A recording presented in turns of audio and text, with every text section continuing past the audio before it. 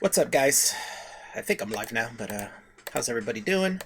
I don't think too many people showed up yet. I see Billy and Jacob in the chat. What's up, guys? Billy might be joining me later. He's on his way home, so once he gets home, he might join me. But I'm gonna do this video on this dude.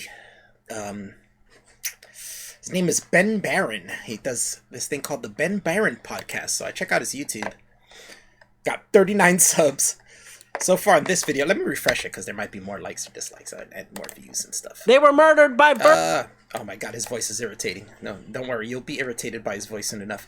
So far he's got 1 like, 11 dislikes, 74 views on this. I'm sure most of them are AIU fans, or at least the 11 who downvoted it were, but I'm sure some watched it and didn't downvote. Oh yeah, let me know if you guys can hear me all right. Deb, what's up, Kairu? What's up, Eoik? Eoik! Yeah, let me switch over.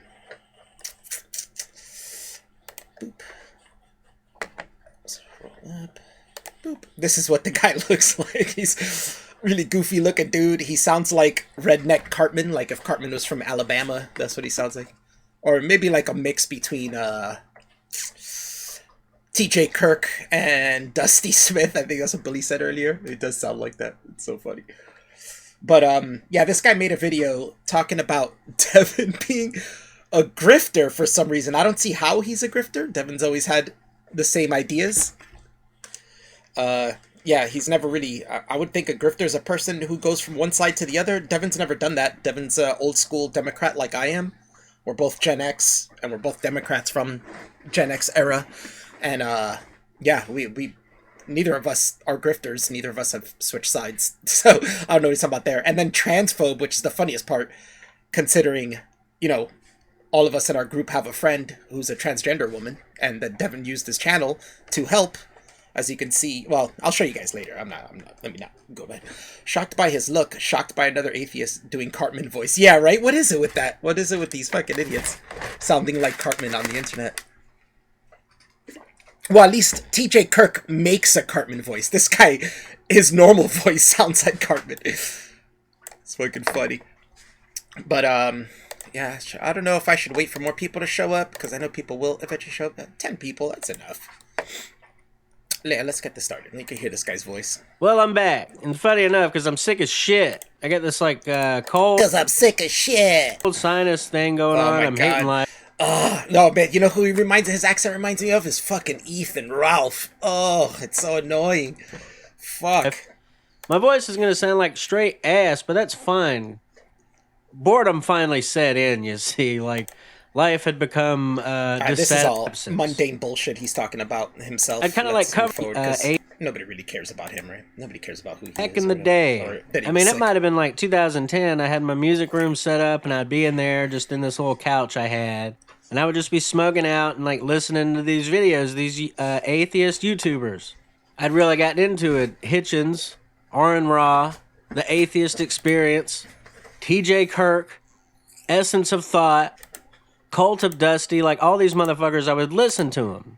And TJ Kirk, also known as the amazing TJ Kirk atheist, he had this like podcast, Deep Fat Fried. No, The Drunken Peasants, that's what it was. This might have been like... Was that a joke, or did he really mess up there? Deep Fat Fried, was that a joke? I mean, he looks kind of fat himself. I don't think he can make a joke about someone else being fat. Like 2012, I don't even know anymore. It was a while back. But I remember there was this, like, tryhard that would come on the show sometimes, and it's this guy... Tryhard. See, it's funny that people, like, they'll watch, like, a video or two of Devin's, and, like, Devin has a long history of putting out videos. Anybody who's been following him for a while knows him pretty well, because, you know, Devin is himself, like, you know, you know, he might be a little louder, or, you know, maybe a little meaner or whatever, and he'll joke around, but I mean, he jokes around in person, but in general, it's him, you know, these are his ideas, they've always been his ideas, he hasn't changed his ideas on anything. In fact, I've heard a lot of people say that he's very consistent with his views, that he's one of the few YouTubers who are super consistent with his views, and, but anybody who's been watching his video for at least, you know, like a couple months understands him. They understand his videos. They understand his humor. They understand where he's coming from. And you have some history. So it's like, you know, for instance, this guy saying he's a transphobe.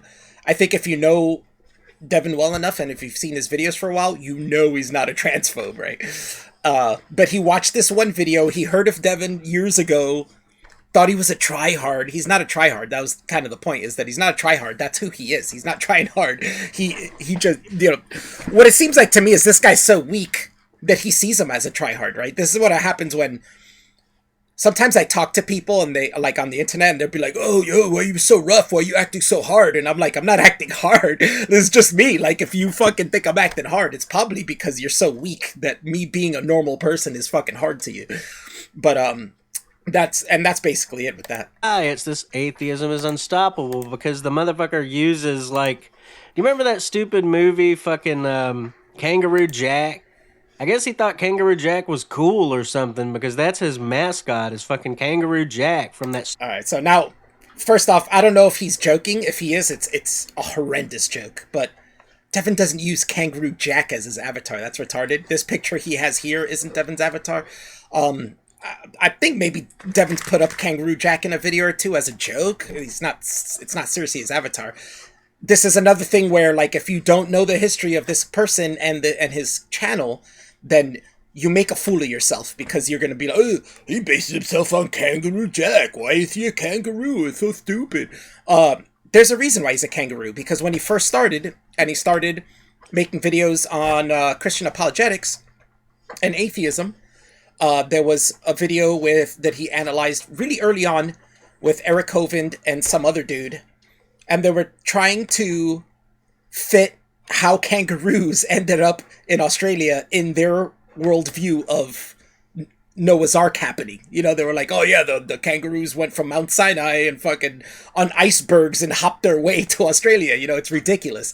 So he chose that as an avatar, as a joke on those people who thought that kangaroos somehow made it from Mount Sinai to fucking Australia. It's because it's ridiculous. Obviously, evolution was the cause of that, not fucking kangaroos didn't get to Australia after fucking from Mount Sinai after the flood. What's up, Devin? What's up, Ken? All right, let's continue. Stupid movie. And he would come on and, like, he was, like, literally trying to be TJ Kirk. He was like, I'm going to out-amazing the amazing atheist. Yeah, I want to say I've been watching Devin from the beginning, and I started watching TJ Kirk first. TJ Kirk was out first. He was one of the first ones I seen. But when Devin started coming out, I started watching his videos more.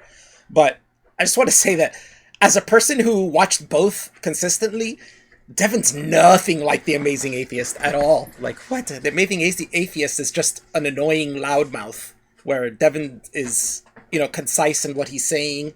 This guy doesn't get it because he's an idiot. There's a part later on where he says Devin said some word salad, but I listened to what it said, and it was completely, understandable. It was concise. I knew exactly, how do you not know what he's saying there? Which back in those days, back in that, like, slice of time. But yeah, I was saying TJ and Devin are nothing alike. That's a weird thing to say, that he was trying to be like him and one-up him.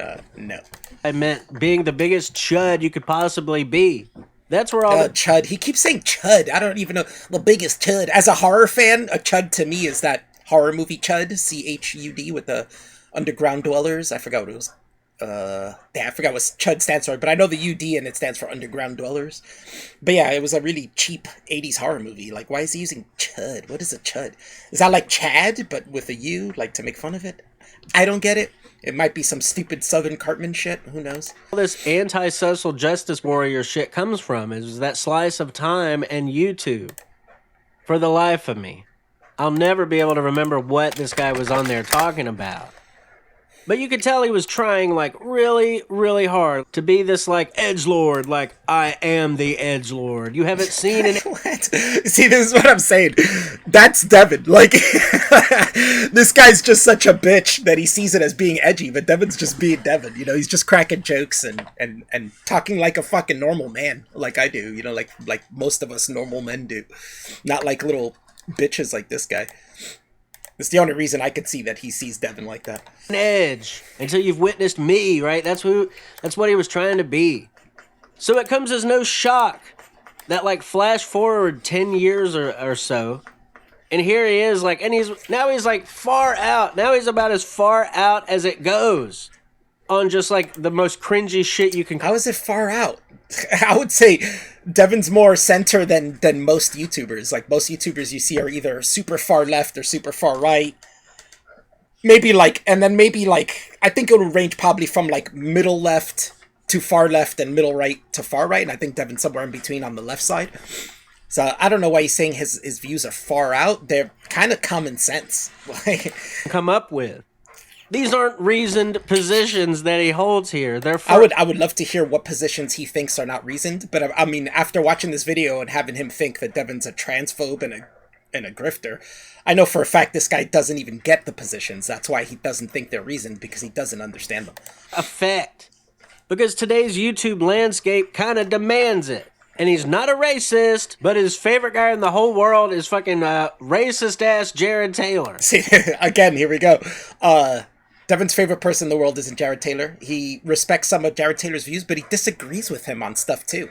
And even when he interviewed him, he pushed back on some of his views and asked questions that would kind of, lead to say, like, I don't agree with you on this, but, blah, blah, blah. But the point is that, his point is Jared Taylor does say some things that are correct, and we should not shut everybody out. You know what I'm saying? That's kind of, you got all these people on the internet like freedom of speech, but then they want to shut people out. That's, why are we shutting this person out? He's some of the things he says are correct and are reasonable. Some of the things go a little too far, but that doesn't mean that you're gonna disagree with him 100%.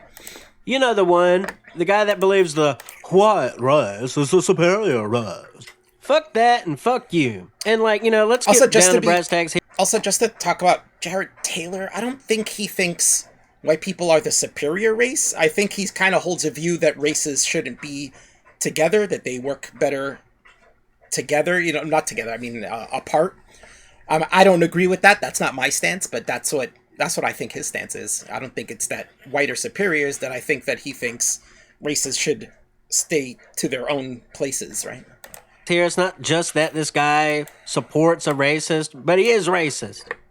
It's not just this guy supports a racist, but he is racist. He's not racist.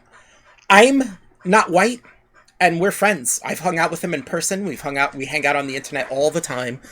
Why would he be friends with me? Good friends with me. Helped me out before, and he's talked to me and given me ideas for stuff, and he asks me every day how I'm doing and shit. Why would he do that to somebody he doesn't like because of their race, right? So obviously he's not racist.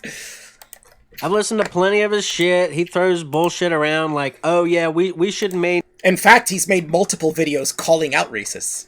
just so this guy knows. Maintain a 70-30 white-black ratio. How the fuck do you expect that to happen? Why would you want that to happen? What's the importance there? He's a fuck that denies white privilege, but get this. He'll sit there and tell you, well, yeah, I don't want to become a minority. Well, why? This guy... He don't want to become a minority. I don't know if... Yeah, there's another thing this guy doesn't know. Is Devin travels around. There have been places where he is a minority. So, what I'm saying? He's been to Brazil. He's been to Argentina. There's places he goes to where he is a minority. And... really, who gives a shit about racist minority? You're a minority if you go to a place and don't speak the language and don't know that culture. Even if you're the same race, you're totally out of place. Like, say I went to fucking Saudi Arabia. No, well, let's not say that. Let's say I go to Mexico. I'm not Mexican. I'm Hispanic, but I'm not Mexican. I'd be out of place in Mexico. I don't know. I'm not big into the culture. I don't know all the food. I know some of it, whatever comes over here to the East Coast. But, Guatemala, Honduras, I wouldn't belong there. I might speak the same language, but I don't have the same culture. And that goes with a lot of things. And he doesn't realize that. Like, say, when Devin was living in Germany, German is not his culture. It's not his, German is not his language. He doesn't understand that. He's out of place there. He's a person out of place. He's in Argentina right now, right? He doesn't speak Spanish. He doesn't, he's not Hispanic, so the culture's completely different from the culture he comes from, the food's completely different. So it's the same thing, he puts himself in those situations, yet this guy's talking about that he doesn't want to be a minority. Why would that be? On top of that, he's talking about, this guy's talking, later on you realize it, but this guy's talking as if Devin lives in the US, as if he's always lived in the US. And, I think all of us who watch Devin for a while know that he travels around. He's not he comes to the U.S. occasionally, but he hasn't lived in the U.S. in a very long time. What would you be losing? The idea you have in your head of why it's so great to be part of the majority? That's called white privilege.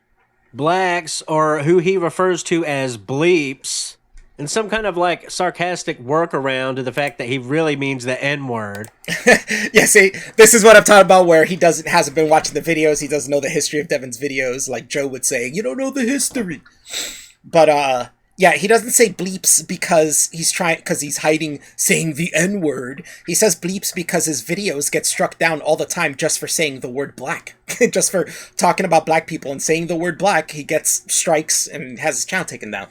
Just like that's why in his titles he writes white as in W-I-G-H-T, because every time he would put white people in his titles, W-H-I-T-E, it would get taken down. That's why he does that.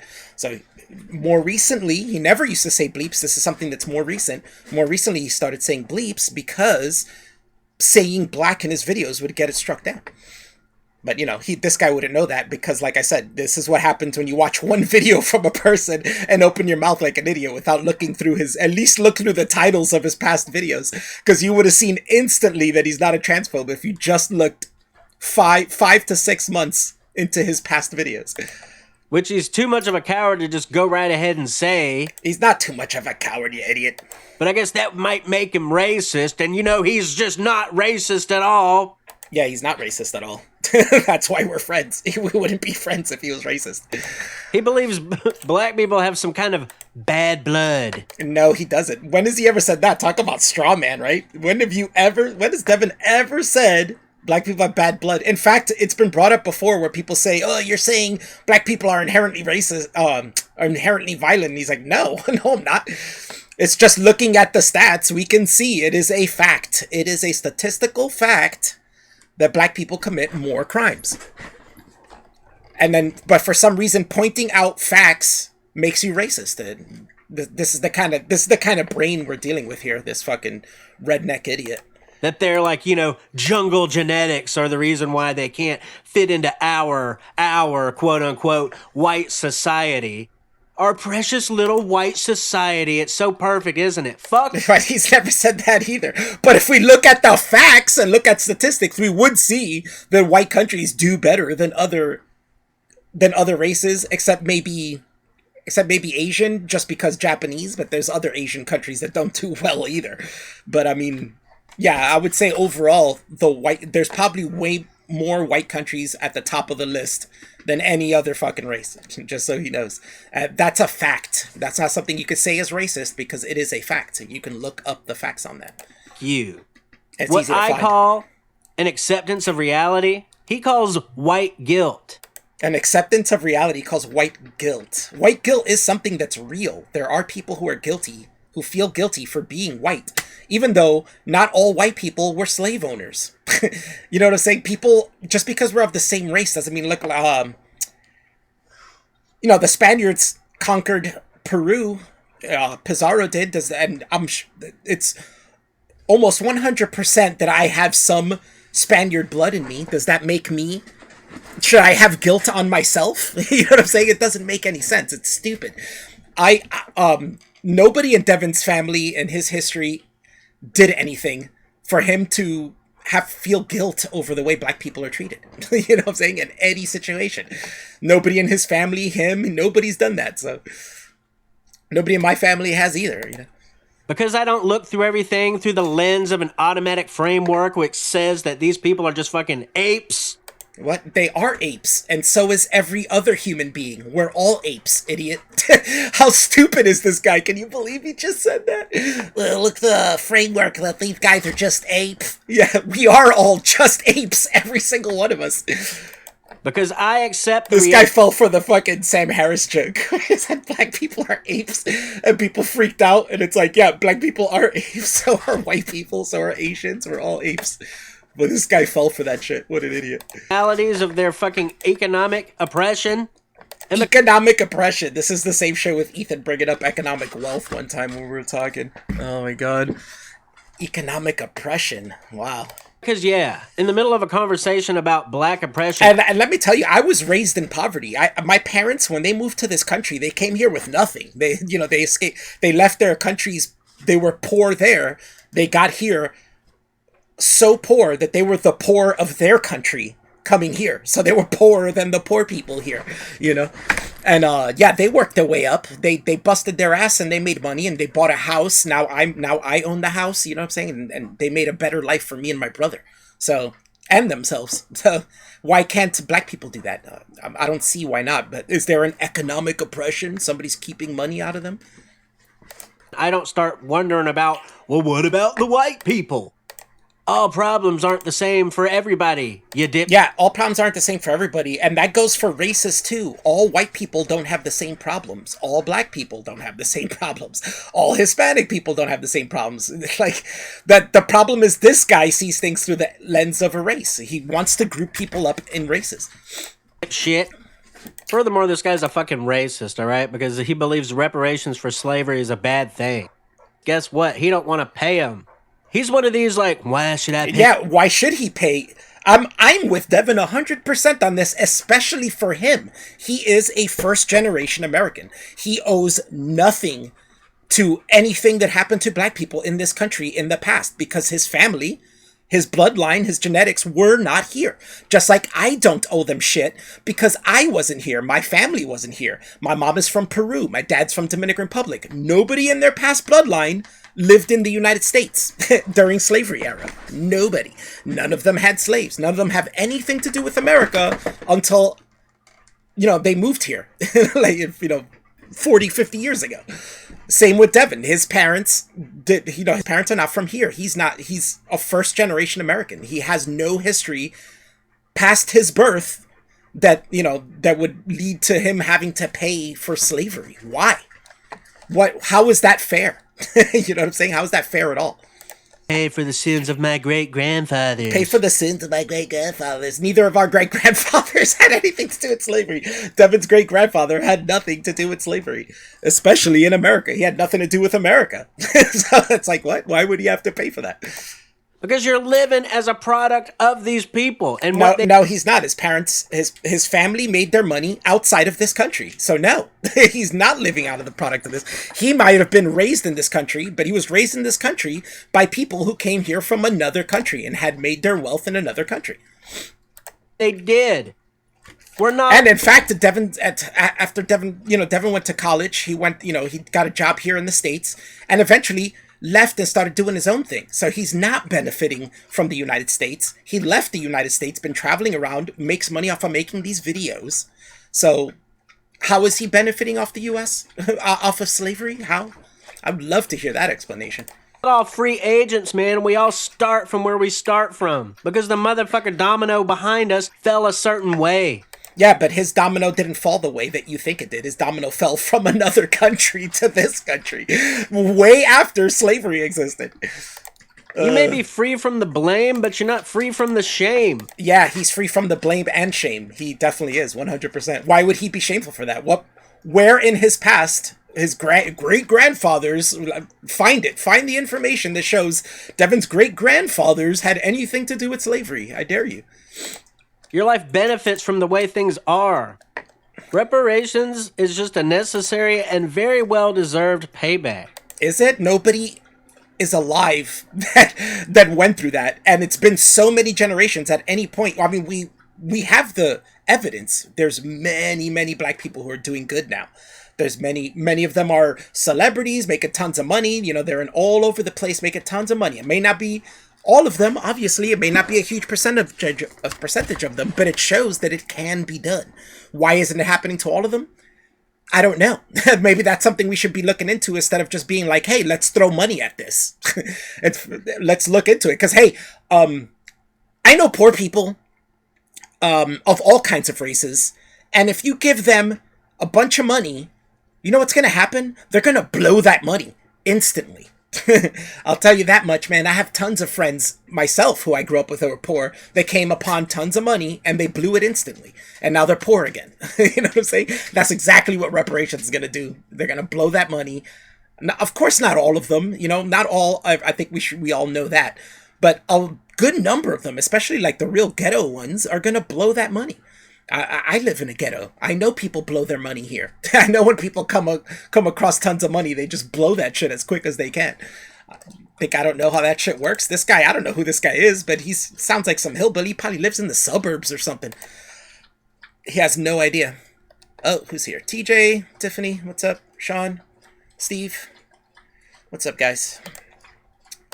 Not only as retribution, but like if there's ever going to be any economic equality, that kind of shit has to take place. There isn't going to be economic equality because money is something you merit. Okay? And not everybody puts in or even wants to put in the amount of work it takes to merit that much money, to merit an equal amount of money to everyone else. So it's never going to happen. We live in a capitalist society where you get paid for what you put in. So if you're not putting anything in or you're putting less in than someone else, your economy's not going to be equal to someone else's. Sorry. It's ridiculous to think we're all going to have an equal amount of money, or at least close to it. That, like an entire country of middle class. Does that work? I don't think so. And how would it work? How would you get that money and just be like, all right, everybody has equal money now? It's just ridiculous. Now, you're right. Bernie Sanders does not support that. And to that extent, I'm willing to disagree with him. But he's also gone on to point out that under his presidency, his stated goal is the elimination of these economic needs, like a place to live or food to eat. Yeah, well, Yang gives $1,000 a month to everyone. That would help too, wouldn't it? And then you wouldn't even have to worry about reparations. And it wouldn't be something that's unfair or something that people are paying into for something that they don't deserve to pay into because they have no connection to something that happened to someone else. So why would they want to pay into that? What would be fair is a UBI system where everybody pays in to get the equal amount for everyone, and everyone gets a certain amount. That would keep poor people right at the poverty line, or at least above, and gives them a good start to build from there. As opposed to just giving a bunch of poor people a huge chunk of cash and seeing what happens. You know what I'm saying? $1,000 a month to poor people is probably going to get spent right away too. Some of them will save it, but at least 1,000's enough that they'll be above the poverty line. They won't be suffering. And, if they have the will to build from that, then they can save it and build up from that. If they don't, then they could just live on that petty amount and live at the bottom. That's up to them. That's not up to us. Or a doctor to go to. Or a school to attend. Or clothes to wear. Like any... everybody can attend school. That's why we have public schools. We have public schools all over America. In every district, everyone can attend public school. It's free. We pay for it with state tax. I guess it's not free in that sense. But the poorer you are, the less state tax you pay. So, the poorer people are paying the least amount for these public schools. So, regardless, everybody can go to public school. That's a weird thing to say, that so everybody can go to public school. They already do. Of that kind of shit that we need to live.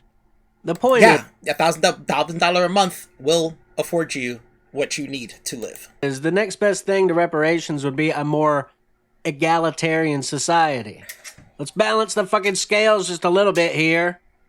We're all just... that's an area of contention, right? Because I feel like it is balanced. I think socially it is balanced. Yeah, I mean, he wants egalitarianism. I agree with egalitarianism 100%. I think we pretty much have it. Product of history, but hey, guess what? Maybe we can have the forethought of just doing something right now, admitting that right now something needs to fucking happen. We can remain libertarian chuds who just don't want to pay. Why should I have to pay for that? I agree. Why should he have to pay for that? He never answers why he should have to pay for that. Well, he did, but his answer's incorrect, right? Because he said, oh, you have to pay for the sins of your great-grandfather, which I already broke down. There was no sin there, so he doesn't have to pay.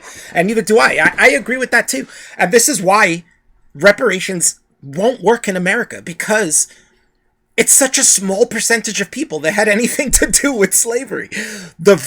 Maybe not the vast majority, but I mean, a huge number. I mean, we can look at the race demographics for this country, right? And it's like 60-something% white people. But you have to also realize that they're not putting into account how many of those white people lived or from a bloodline that was here during slavery times, that even in America during slavery times, we have tons of white immigrants that came here over the last 100 years. Or if they had anything to do with it. In fact, you could probably track down everyone who had bloodline that went down that had slaves. And if you want to charge them, go ahead. But I swear it's going to be a very small percentage of people, and you're barely going to get shit out of it. So, but you could try. But that's why reparations don't work, because not everybody is affected by it. Not everybody was here for that. As I said before, I'm first generation American. Why should I have to pay for something that, slaves that people did like 200 years ago? You know what I'm saying? 100 and something years ago. Why would I have to pay for that? Why should my mom still lives in the United States. Why should my mom have to pay for it? She wasn't even born in this country. You know what I'm saying?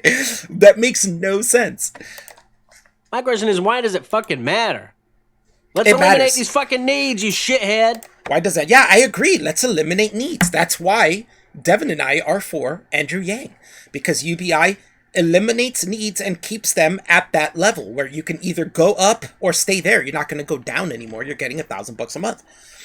That's a way better way to do it. You want to eliminate needs. Giving people a lump cash of money is not eliminating needs. How does he want to do these reparations? Are we giving it to them for life? A certain amount for life? That's not fair either, right? How much is enough? Are we going to give them one lump sum? Then that's not going to eliminate need. They're going to blow that. Some people are going to blow that, and they're going to be back in need again and need more money. And then what? You know what I'm saying? These people they look at it and they're like, oh yeah, black people should get reparations. But they don't think about how that would work. They don't think about the intricate details of it. It's weird. But anyway, I've gone off on a tangent. My whole point of this post, my whole point here is to fucking tackle this chud's video. Atheism is unstoppable. So guess what? Let's dive right in. I'm back, motherfuckers. I don't care what you think. I'm bashing fascists, bash the fash. I'm bashing fascists, bash the fash. Oh, that guitar is so out of tune. I'm a guitarist. I hear it instantly. That guitar is seriously out of tune. This guy is... I don't know. If he's a guitarist, he's not a very good one, because he would have known, let me tune this before I start playing it, because it's so out of tune. Unless he's doing it on purpose as like a joke. I don't know. We got bash the fascist. This particular video is about... Devin's not even anywhere near being a fascist. Why it just doesn't matter if trans people get murdered. The trans community. It's not something they're going to want to hear. It could be potentially soul-crushing. And it is as follows. You aren't special. You're no better than anyone else. You're definitely not better than me. And this thing of yours that you identify with and that you focus your entire life around, I'm going to give you a win on this. Listen to this. I don't care. Now deal with that. Because not only are you not special, you've achieved an even greater status of, I am totally indifferent to you. And I consider you the same way I consider everyone else. As in, good luck, have a nice life, you're a citizen of the country, so you have every right that everyone else has. But your quest and desire to change your body radically and take hormones? I had to stop it there. First of all, like, how dramatic. Like, shut the fuck up with your tone here. Not dramatic. That's part of the... Oh, God. This guy's so retarded. He doesn't get it. You didn't hear the music in the background? That was the point. Was to sound dramatic. It was a joke. How does he not get it? Holy shit. Trans people don't need your permission to exist. He never said that they did. You're an idiot for thinking he did. This notion that you're coming from on high, like, listen up, trans people. I've got something to say. They don't give a shit what you think. So what? It doesn't matter. That's the point of YouTube. You click on things you want to watch, and you skip things you don't want to watch. If a trans person doesn't care what he has to say, they don't have to click his video. Right? It's not like he's force-feeding trans people to listen to him. You know what I'm saying? It's so weird when people say shit like that. Like, yeah, you put something into the ether and it's like, oh yeah, nobody wants to hear that. And it's like, well, yeah, don't. You're a chud. Your favorite movie's fucking Kangaroo. You're a chud. Jack. Even being like 15. I don't get it. Is that supposed to be like an insult or a joke or something? The Kangaroo Jack thing? Like, where does that even come from? That comes out of nowhere. It's so weird. Stoned as shit. I didn't like it. I thought it was lame as fuck. See, and then he starts talking about the movie. Yeah, I didn't like that movie. What? I don't get it. I don't get if it's a joke or not. Like that, it's so hard to tell. It's up there with that fucking Dana Carvey movie, Master of Disguise. It's lame. So There's no weird. getting around it. It sucks, and you suck. And What? What? So fucking, this guy's retarded. really funny that you're all like, I just like don't care about trans people at all. Like, yeah, but you're gonna have half your fucking channel dedicated to trash talking them. What? Half his channel? No, that hasn't happened. And here's where I want to show you guys. For you guys who don't know, we have a friend who's a trans woman who had problems for a while that she couldn't afford. She was in between jobs and couldn't afford her blood work in order to get more hormones. So she couldn't, and without her hormones, she has a lot of trouble. I'm saying she has issues. She sees a therapist or psychiatrist, whichever one it is, that gives you pills. And they told her the best way for her to help herself is to get hormones. But to get hormones, she has to get blood work. The blood work was like $600. She didn't have that. She was in between jobs. She just finished paying rent and bills, and she didn't have $600. So she would have to wait, to get a new job. And then once you get that, once she starts that new job, you always get docked a check at the beginning. They hold back a check. So it's going to be 2-3 weeks before they get paid. If she even gets $600, so she can't pay her whole check into it. She still has rent and bills to pay. So she needed that help. So then Devin made this video. Help me get behind this person. This is our friend Alex, a transgender woman. Devin was nice enough to give her start off, it was his idea to do this GoFundMe because she was stressing out about how am I going to get my blood work. And he's like, why don't you do a GoFundMe? I'll make a video and promote your GoFundMe and help you raise that money. And and Devin made this video, and on the video he shows he gave $100 to start it off. We blew this up on Twitter.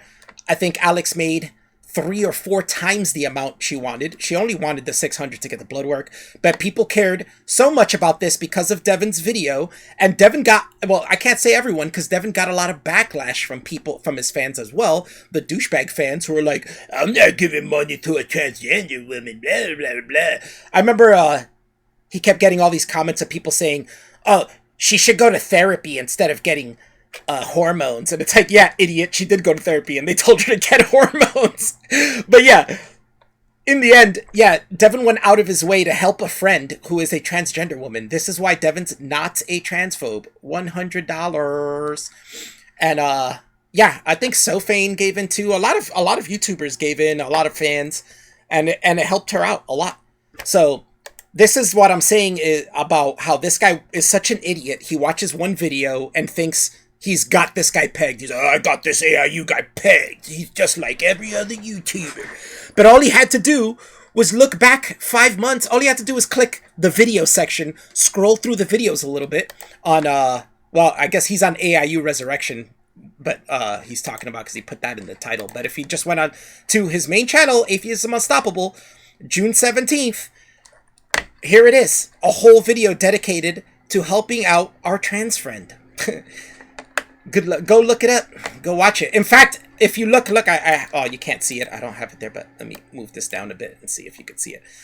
This is how easy it was for me to find this. How do I move this? Look at my search. AIU trans, right? This is how easy it is. I just wrote AIU trans, search. It's the first one. All this guy really had to do was be like, oh, I saw this one video where he's talking about trans people and I feel like he's bashing them. This guy must be a transphobe. All he had to do was type, let me check if he has other videos on it, and type AIU trans, and the first video to come up would have been him helping out a trans person get the medication they need. That's how retarded this guy is. Just remember that. I hope he sees this and realizes and feels real stupid about it, because that's going to be definitely something that's going to make him feel stupid. It would make me feel stupid if I made a video like that. I'd be like, oh, fuck, I'm an idiot. But, I wouldn't make a video like that because I'm not an idiot. Let me lock this in. Let's keep going. When you think about a guy like Kent Hovind and you think about what a fucking... Kent Hovind! A grifter he is, and like what he's selling and what he's perpetrating, you're no different. How is Kent Hovind a Isn't a grifter somebody who goes from one side to the other? Or maybe, like, pretends to be on one side but has views of the other? Or either way, neither of those is Kent Hovind. Kent Hovind's been extremely consistent his entire career. He's just been a straight Christian apologetic the whole time.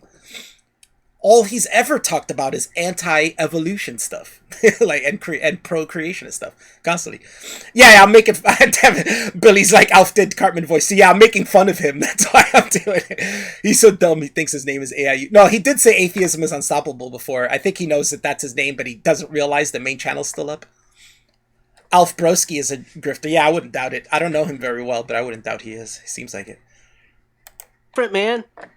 I'm sorry, but like on the issue of like trans rights and this like anti-SJW bullshit, you're the same level. You're out here running apologetics for hate. No, he's not. What he's doing is saying that they're not special. They're people like everyone else and should be treated like people like everyone else. They shouldn't be treated any different than I should be treated, or that Devin should be treated, or this person that's making this video should be treated. We're all humans. We all deserve human rights. This is like how handicapped people will say, not all of them, but, a lot of them will say, I just want to be treated like a normal person. They don't want to be treated special. What? Like, how does that not make sense to this guy? He doesn't get it. Devin even says it in the video, and he listens to it later. We'll get to that. It's That's getting close. It. You're the fucking Ray Comfort of trans hate, all right? No, not even close. He doesn't even hate trans people, so how is he anything to do with trans hate? Really simple, really easy to see through this. And nothing in that video that this guy saw said anything to the point that Devin hates trans people. It didn't even come close. The entire video said, I don't care anything more about trans people than anyone else I don't know. If he knows you, he knows you. He cares about you. If he doesn't know you, then you're the same as everyone else he doesn't know. Regardless if you're trans, if you're gay, if you're binary, if you're black, white, Asian, Arabic, fucking whatever it may be. You know what I'm saying? You're the same as anybody else I don't personally know. Shit. Guess what? I think you've fallen for it. There's a certain group of people out there, there's a certain level of atheist out there. I think you've fallen for it. What did he fall for? This guy's so dumb. Falls for this shit. As long as it comes under the guise of logic, right? As long as I can sit back and tell you why it's logic that this trans person shouldn't be allowed to walk into a bathroom or play Who did he say? What? Shouldn't be allowed to walk into a bathroom? sports, like as long as it... Or play sports. See, this is the weird extreme these people take your points to. Trans people shouldn't be allowed to go to the bathroom? Who has ever said that trans people can't go into the bathroom? Who has ever said that trans people can't play sports? Nobody has ever said that. What they said is trans people shouldn't go into a certain bathroom, maybe. I don't even think Devin cares about that. I don't think I care about that either. I never cared about the whole trans bathroom issue. Like, I don't understand why people are against it. I don't understand why people are for it. Just use whatever fucking bathroom. In fact, I've gone to places in New York that are unisex bathrooms and have a bunch of stalls that the doors close it completely from the roof to the, from the ceiling to the floor. And men and women go in there. Just do that. I don't mind that either. I don't need to go to a bathroom that's only for men. I don't give a shit. Who cares? And then women in sports, yeah. Some trans women are going to have an unfair advantage in certain sports. Yeah, there's some sports that either gender can do, and I don't care if you let women into it. I don't care. Race cars. There's women who race with men. That's a sport that both of them can do, and there's no unfair advantage. Everybody does all right. You know what I'm saying? There's sports like that. Archery, darts, bowling, pool, all the tons of sports out there that can be unisex. But now you want to talk about football. You know what I'm saying? It's funny because if you look at it this way, how come it's only trans women that want to go into women's sports? You never see trans men trying to get into male sports. If a woman this guy, if you watch this video and can respond to me at some point, what do you think about a woman transitioning into a man and going to play in the NFL? What do you think of that? What do you think of this? What do you think of a woman going into UFC and fighting against dudes? Should we have women fight against dudes there?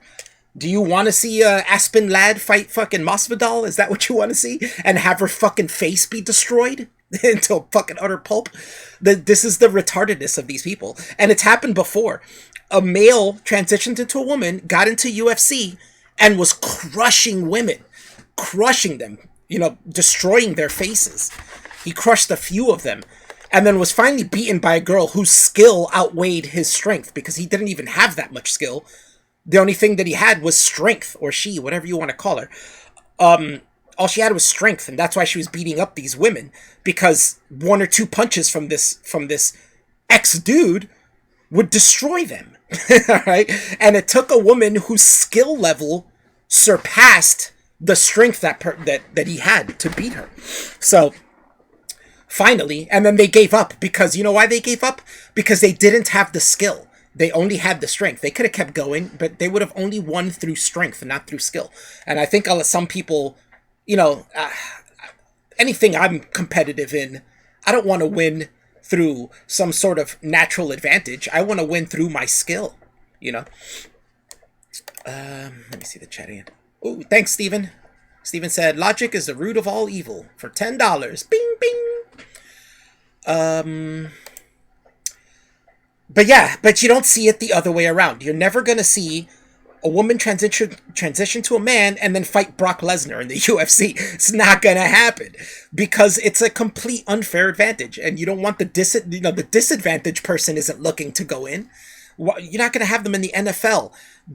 These people in the NFL are fucking monsters. They would crush a woman out there. Baseball too. Women can play baseball, but it's funny, right? Because women play softball. Men play baseball. You rarely see women. Is there a woman baseball league? There's a woman softball league. Is there a baseball? I wonder why. I wonder why a woman baseball league doesn't really exist. Weird, right? Basketball. How many fucking 7-foot+ women are out there that they can go against this huge number of 7-foot+ men? You know what I'm saying? It's ridiculous. And you're never going to see this in reverse. And this is the problem that people don't get. And then, if we want to look into it, men who go into women's weightlifting destroy. They have been breaking records. It's happening over and over again. Men transitioning into women are destroying women's weightlifting records. I personally know a female weightlifter. I've never asked her, but I'm pretty sure she does not want to compete against men. I'm pretty sure she knows and will gladly admit that she cannot compete with men in weightlifting, in the men's division. I don't know if she would want to try. Maybe she would. That's a challenge. It's nice to have a challenge, but I think she knows, she's a smart person. I think she knows that she would not be able to compete. But with other women, she is able to compete and does well,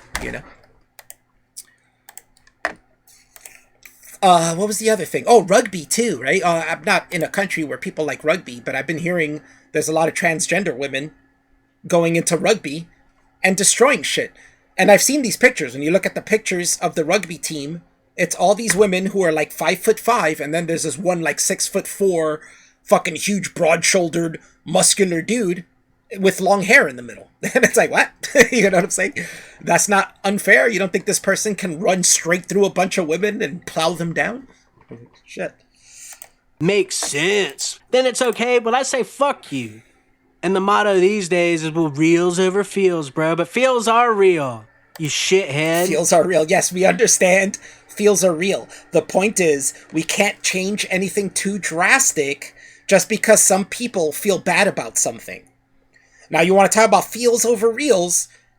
If you want to do that, then we can go and make a survey of the country and find out how many people feel a certain way about something and feel the opposite to that. And I bet you any money, the trans people will lose out. And that's not the best way to do things. This is why we don't go by feels. All right? Because the trans people will lose out. I swear to you they will. There's such a small percentage of people treat them special. Most people are not going to care. The vast majority are not going to care and say, I don't feel anything about that, or I feel they shouldn't do this or that. And they're going to be screwed. We don't go by feels because of that. If you want to go by feels, then you're going to have to agree with Nazism and racism and white supremacism. You know why? Because those are all come from feelings. All right? So that's what you're going to have to deal with. So you're an idiot for thinking feels are real, so we should make changes based on that. Like, you're an idiot, because feels come in all forms, good and bad, not just good. Hey, guess what, pal? If you think this is our one life, which I do, this is our one goddamn life. This is it. There's no heaven, there's no God to go to, there's no afterlife, there's no reincarnation, there's none of that shit. This is it. So why not treat people like people, man? That's exactly what the video's about, is telling trans people, hey, you're not special. I'm going to treat you like people. Just like he said, I'm going to treat you like everyone else. He specifically says that. You're not special. I'm going to treat you like human beings. Create these hierarchical groups. Nope, no hierarchical group. You just made that up. There was no part in his video where he talked about any type of hierarchy of groups. I mean, what kind of a fucking chud does that? What kind of fucking chud? Oh, and by the way, that whole trans thing, the female sports stuff, I mean, if people who are born male try to claim to be now women and then play sports against women, natural born women, that's a problem. That should be banned outright. It's just immoral. It's obvious. It's actually a waste of my time to explain why that's not fair. And if these people have any sense... It is a waste of time. I just did it, but, it was a waste of time for me to say it, too, because I'm sure everybody who's listening to this agrees with me that there's an unfair advantage if men go into female sports. But, like I said, yeah, we can break down if you want to go through every single sport. And sure, there's some sports that both men and women can play, and I don't feel there would be an unfair advantage. Most physical sports are going to have that, especially combative ones, especially ones that rely on strength is going to definitely do that. Like, and ones that rely on height too, like basketball, of decency. This is why women's basketball sucks. People don't watch women's basketball. It's not because they're women. People don't go, women's basketball, I'm not gonna watch it, it's a bunch of women. No, people watch it and go, this is boring. It's not as competitive. Sports need to be highly competitive to be entertaining. If not, it's boring. When you watch two teams that aren't scoring on each other and it's just going, you watch a baseball game and it's just 3 outs, next inning, 3 outs, next inning, 3 outs, next inning. That's a boring game. All right, that shit's boring as fuck. You want to see something competitive, or even still, if you watch a baseball game and it's the 3rd inning and it's 10-0, that's boring too. There's no competition. It's not competitive. You want to see these guys score, go back and forth, show equal skill, or at least close to equal skill. That's what makes sports fun. When I watch UFC, I know a lot of people watch UFC and they just want to see blood and people get knocked out, but sometimes it's cool to see somebody get knocked out right away, but most of the times I want to see an even fight.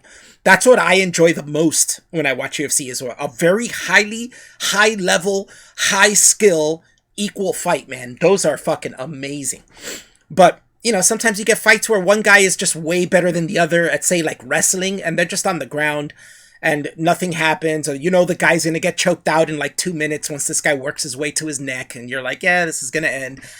That's boring. Or two guys just tapping each other with their fists, they blew their arms out and they're just punching each other, nothing's happening. That's boring.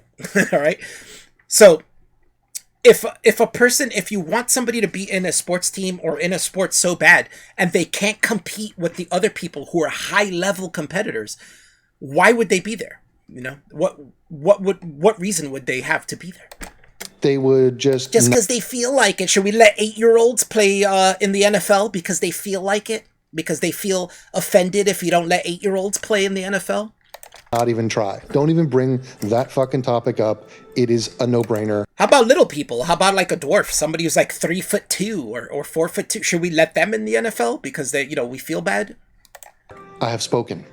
Are you one of these guys that just like assumes his inner bias is correct all the time? Do you let that guide you like a compass through life? Goddamn, have you not thought? I mean, he doesn't need to do that. He is right, and and especially with that video, he's right. And not only that, they should be treated like normal human beings, just like Devin said. That's what he's saying in the video. You're not special. You should be treated like every other human being. You shouldn't be treated above any human being. That's the point he's making. You're such an idiot. You don't even understand that. Too hard about this? Like, there would be no issue. You're coming from some weird place where, like, any man could beat up any woman. Like, no, he's not coming from a weird place in that. But a larger number of men can beat up a larger number of women than the other way around. For sure. It's not 50-50. It's not 50% of women can beat up 50% of men. No. It's like 90% of men could beat 90% of women. You know what I'm saying? It's a huge difference. I'm a small guy. I'm 5'6". I weigh like 130 pounds. I know how to fight. That's the only reason I can be good in a fight, because I'm not super strong. I'm not big.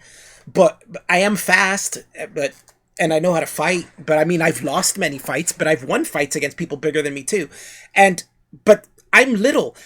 If I meet a 6'4" woman, 6'3" woman who's, you know, weighs like 180, 190 pounds, 200 pounds, she could probably fuck me up. You know what I'm saying? I was talking about a woman I know who's a weightlifter. She's fucking strong as fuck. Maybe with my skill, I could be able to fend myself off against her, but she's strong as fuck. She could probably pick me up and chuck me. You know what I'm saying? Across the street. You know what I'm saying? So I understand that there are women who are stronger than men. But when you're talking about sports, these are top level men who work their whole lives for this and built their bodies in a way that women cannot, that the vast majority of women cannot. How do you not get that? Like, did this guy even think about this before he made this video? It's like he just listened to Devin's video and just straight on went on his first thoughts and didn't even like do any critical thinking at all. Do you not realize how stupid as fuck that is? I'm not a mind reader, but I know the picture in your head, man. And it looks kind of like this like big... Tony said, I will outbox any chick. No. There's chick boxers. They would all fuck me up. Any woman, and I swear to God to this, any single woman in the UFC will most likely kick my ass. I don't think there's one woman I could beat the shit out of in the UFC. These women have skill. They train to fight. I'm a little dude. But if we made this equal and I trained as much as they did and I worked out as much as they did, I would kick their ass. All right? Because then we would be at least, you know, I would probably be stronger than them. I know women that are bigger than me. I work in a physical job where I lift heavy things. So there's women that are bigger than me, look stronger than me, and they can't lift what I can lift. They can't, or they can, but with a lot of struggle, you know, and they're like, you know, and they're struggling hard, and I have to be like, oh, hold on, let me help you, you know, because they can't deal with that. Meanwhile, there's nothing at my job I can't lift, you know, I lift all of it. And sometimes I lift more, you know, like, you know, we lift boxes, so sometimes I stack two together and lift that. And those girls will look at me like, whoa, you're stronger than I thought. And it's like, yeah, I've been doing this physical job for like 10 years. You know, this is nothing. I'm skinny, but I am kind of cut. Like, you know, I have biceps. I have a pretty decent bicep for my size, but I'm skinny. Like, and I'm sure any one of you can wrap your hand around my wrist easily and touch your fingers on the opposite side. Because I'm thin. I'm super thin. I'm just built this way. I've never been able to gain weight. I can get cut, but I can't gain like that bulky muscle. I probably can if I worked out really hard. But, you know, just doing regular physical stuff, and which I consider my workout because I'm lifting shit all day and walking all day, I've got cuts, you know, some decent cuts, but not, you know, I'm not like fucking Bruce Lee or nothing, obviously. Alf carries the forklift home right now. We don't use forklifts. I could probably kick your ass. I don't know, Nina. Do you fight? I don't know. The only reason I can say I could kick most women's ass is because most women don't know how to fight. I know how to fight. Most women don't know, so I would be able to kick their ass. But if a woman knows how to fight as good as I can and is maybe a little bigger than me, a little stronger than me, then she could probably beat me. I'm not too proud to admit that. You know, I am who I am. I'll stick curves to the left. No, it curves down, actually. Alf needs to eat more protein. Oh, that sounds gay, man. Nah, no thanks. Brutish man. Oh my God, look at his big pecs and shit. And he's fucking hard as iron. This man's man. Well, I mean, that's the way you see him, so that says more about you than it does about Devin. And the woman in your head is this petite, frail, oh my God, help me. No, not at all. That's like, how is he trying to say what's in your head? You know, I love that. That's so funny. Oh, the woman is petite, blah, blah. Like, what? I don't think he even knows that your girlfriend's like tall as shit. Like super tall. Not only that, Devin's an MMA fan. He's seen bulky women. He's seen women who are not petite. He's seen women that can kick ass, and he's fans of some. Like, so he knows not all women are these petite things. Oh my god! Guarantee it. And he said, "I guarantee it." That's what he guarantees, that Devin's vision of women are all this little petite, frail thing. That's funny. Those two people against each other, it wouldn't make sense, would it? But they wouldn't make sense if even if they were the same gender. That wouldn't make sense. They account for height and weight and shit like that. In these sports, in MMA, they have a weight class. Yeah, exactly. But you don't have women against men, even within the same weight class. There's a reason for this. And almost every woman in MMA, in the UFC, I've seen many of them say this. Ronda Rousey has said this. Many women in MMA say they cannot compete with men. They will tell you that. Most of them will say they don't want to compete with men. They don't think transgender women should be in their league. They'll say that, man. And you can look it up. Most women in MMA, in general, not even just UFC, in general, and all women in UFC will tell you they do not want to compete with men. They don't think they can. So this guy is trying to tell people who do this for a living that they can do something that they say they can't. You know, how ridiculous is that? So you don't have some like fucking huge fucking guy going against this fucking toothpick. They would still have to fucking meet the criteria to compete against these. Well, Devin said in the chat, the whole point of weight class is to make sure it's fair. But that's within the gender, right? Because a man who's 130 pounds, they're not going to put him against a woman who's 130 pounds. That could be unfair. You know what I'm saying? That's why we have weight classes. We have gender splits in sports.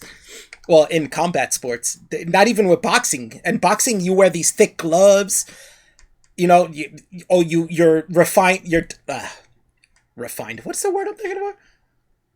Well, either way, you're stuck to certain rules. You can only punch certain places. You can't, you can't kick. You can't slam. All you're doing is punching with these really thick gloves. Even in that, they don't let women fight men. Even in that. But you can take a very skilled woman and a very unskilled man in boxing, and you can have them fight. And the woman might win. But the point of that is, we're talking about high-level sports. These people are high-level. They've trained for high level. They have high skill. Their bodies are at peak conditions. You know? It's like, this guy doesn't get it.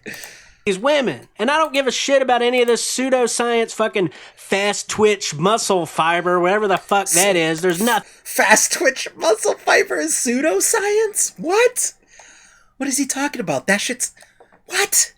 That's scientifically proven. That's a fact. What is he talking about? Does he not realize that there's a reason why some sports are dominated by black people? Does he just think that they try harder, they work harder than everyone else? Is that's why they're skilled?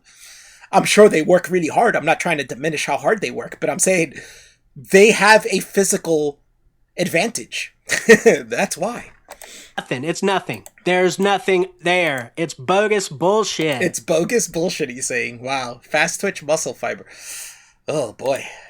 Did you just, like, assume that since you figured out there wasn't any God, that, like, everything else must just be like a piece of cake? And wherever the first place your mind went, there was the truth? Because you're just so fucking brilliant? Kangaroo fucking Jack. So here's a video that was posted on his thing. There was something called Trans Remembrance Day. It's kind of like Veterans Day, but we just remember the trans people because the trans are so special. Holy shit, they're special. Oh my god, that's so cringe, dude. Oh, I can't believe you did that. This is the extent of his comedy. Make That's like a baby crying noise and just saying the word That's not the extent of his comedy. Devin's funny as fuck. This guy would have no idea how funny he is. Me and Devin laugh all day long when we're talking. In fact, the whole group of us, we're all pretty funny. We all just crack up when we talk. But Devin gets tons of compliments on his humor in his videos. This guy just took one thing and said, but it's, crying like a baby, it's kind of a joke, but it's not meant to be hilarious funny. It's making fun of them. Like, I'm going to cry about this. I do that all the time too. And I don't do it to make people laugh. I do it to make fun of people. Like, what? You're crying about this? I'm going to cry. Devin's a transphobe. It's just a way of mocking someone. Trans people, trans people. Wah. Hang on, let me try it again, and maybe you'll get it this time. Wah, wah. Meanwhile, this guy hasn't said one funny thing at all. In fact, there's things he says that I'm not sure if he's joking or not. That's how bad it is. If he's even trying to be comedic, I could be wrong, and he's not trying to be comedic at all. But if he's not trying to be comedic at all, then why even bring up someone else's humor? Because you're not funny. But, yeah, this guy with fucking 39 subs is gonna tell someone with a high number of... Not that it's like a game of, like, you know, who has the most subs, but it's funny because it's tried and true. If you have a large number of followers, then you know that you're doing something right. You know what I'm saying? And maybe it's not something you're trying to do. Maybe it's just you. But, you know, if you just happen to be a funny person, you're a funny person. People are going to sub to you. Devin's been cracking me up for years. Just to let you guys know, since he started. That's the reason why I stuck to his channel more than any of the other atheist channels. Because, you know, he just cracked me up. Every video he put out, he would... At least once throughout the video, I would die laughing, you know?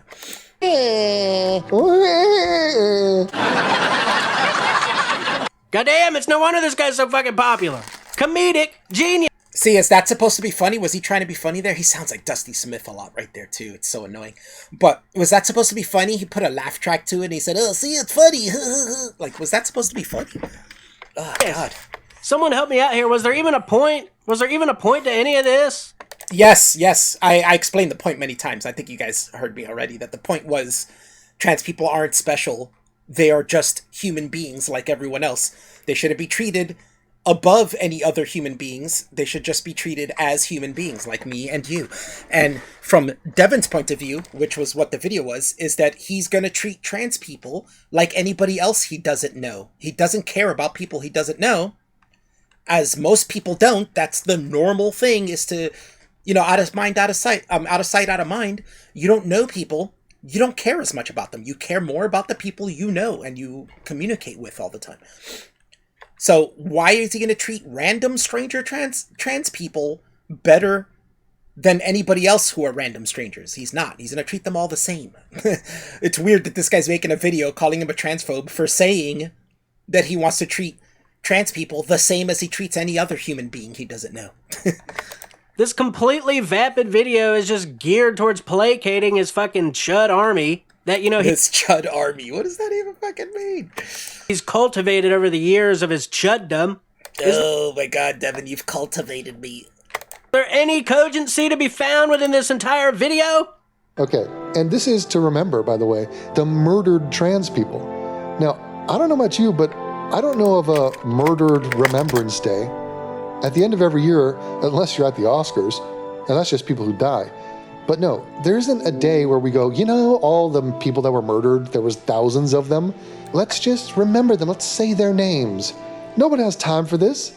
But apparently the trans community think that they deserve their own day, their own hashtag, to remember the murdered trans people. Well, hey, I got a murdered cis person. Yeah, fuck the murdered cis people. Who cares? They're not special. Can you imagine wanting to make a point so bad that you just, like, let your brain just ooze out this word salad and you... That's the part where he says that it was a word... What about that? Let's go back. What about that was a word salad? Everything he said there made absolute sense. Tag to remember the murdered trans people. Well, hey, I got a murdered cis person. Yeah, fuck the murdered cis people. Who cares? They're not special. Can you imagine wanting to make a point... Well, how did... He did make the point. The point was, why are we treating these people special and giving them a day when we don't have anything for anyone else? The point is to treat them the same as everyone else. Putting them up on a pedestal is treating them special. That would mean that we treat trans people better than we treat anyone else. You know, that makes no sense. That was what Devin was saying. It was not word salad. It was concisely explained. I don't see what's so hard about understanding that. This guy has to just be a complete fucking imbecile to not get what he was saying there and think it's word salad. This is what I was saying about this guy, how he thinks Devin's a super edgy chud. The reason he thinks that is because this guy's a weak bitch, and that's how he sees Devin, because Devin's just being a normal dude. from our generation. I mean, I feel like me and Devin kind of have a similar way of acting. We don't, I don't consider it acting tough. I consider it acting like a normal man. You know what I'm saying? This is how I was raised. When fucking I was a kid and people wanted to fight me, what would happen? My dad would stick his head out the window and be like, punch him in the face! Punch him in the face! You know what I'm saying? Be a man. You know what I'm saying? This guy was not raised that way. This guy wasn't raised with his dad telling him, yo, go punch that guy in the face. You know what I'm saying? His dad never told him that. He was probably raised to be a pussy and stayed home all day in his room playing video games or something. Didn't roughhouse, didn't do anything that men do, doesn't act like a man. And I'm not saying you have to act like a man. I'm not saying act like a man's man, but it's a normal personality trait.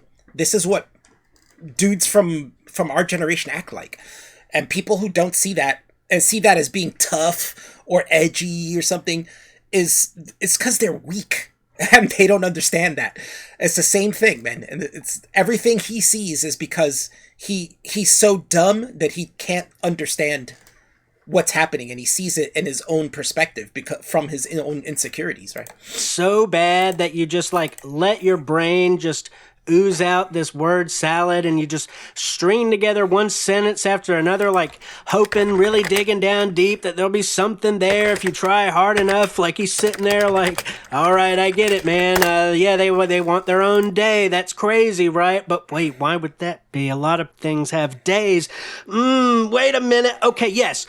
Yeah, if there's a trans day and it's a remembrance of trans murder. I mean, look, I'm Hispanic. I don't want a Hispanic Remembrance Day. I never even used to go to the Hispanic parades. We have, my area is very Hispanic. We don't just have a Hispanic parade. We have a parade for each nation that's here, right? Well, there's Dominican Day Parade, there's Puerto Rican Day Parade, there's Ecuadorian Parade, Colombian Parade, Peruvian Parade.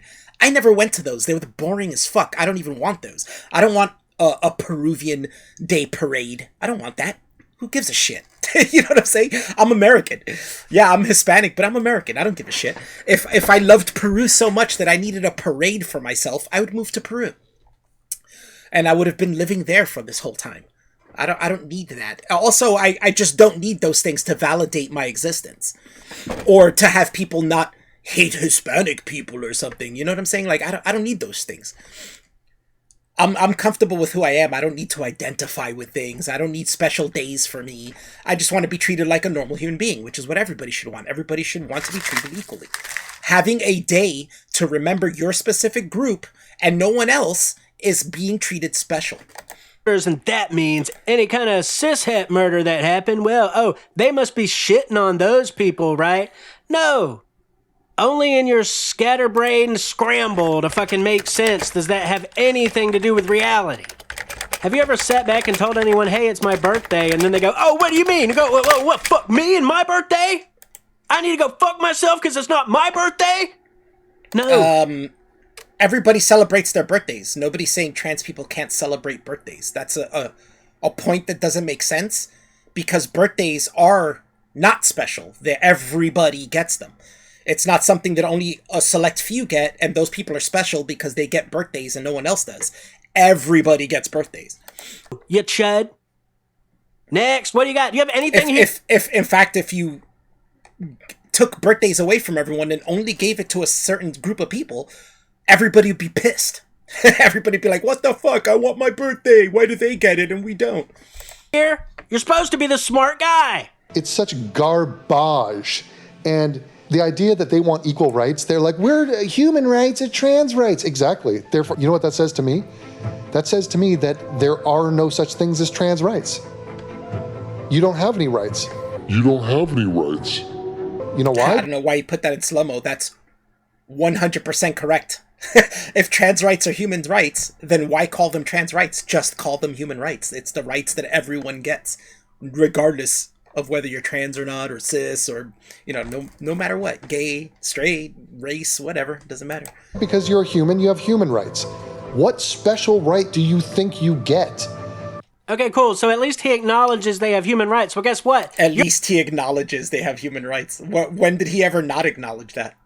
You're just too stupid that you think he's a transphobe when he's not. He just told you right there, and very concise explanation that he is not a transphobe. How can you have listened to that explanation he just gave and think he's a transphobe when he just said trans rights are human rights? It's only human rights. They get all the rights that every human gets. How is that being a transphobe? How did he get transphobe out of that? You're not accepting them. What? When didn't he accept them? When? Point that out. I would love this guy. See, he just said you're not accepting them. Where in this entire video did he show or prove that Devin is not accepting of trans people? And I've already proved he was by showing you guys that he did that video for Alex's GoFundMe. He helped a trans woman get hormones. If it wasn't for Devin, Alex wouldn't have had her hormones for a long time. She would have had to waited very long, been depressed, felt suicidal, because that's what happens when she's not on hormones. She feels suicidal. So yeah, how is that being a transphobe? There's no special right they're looking for. They're looking for people like you to accept the rights that they should already have as... He already said that. You're yelling about, they just want you to accept them to have all the rights. That's exactly what Devin said. Where did he say opposite to that? He didn't. He exactly said, trans rights are human rights. Therefore, there are no trans rights. There are only human rights. Every single person, every single human being gets human rights. People, do you see how that works?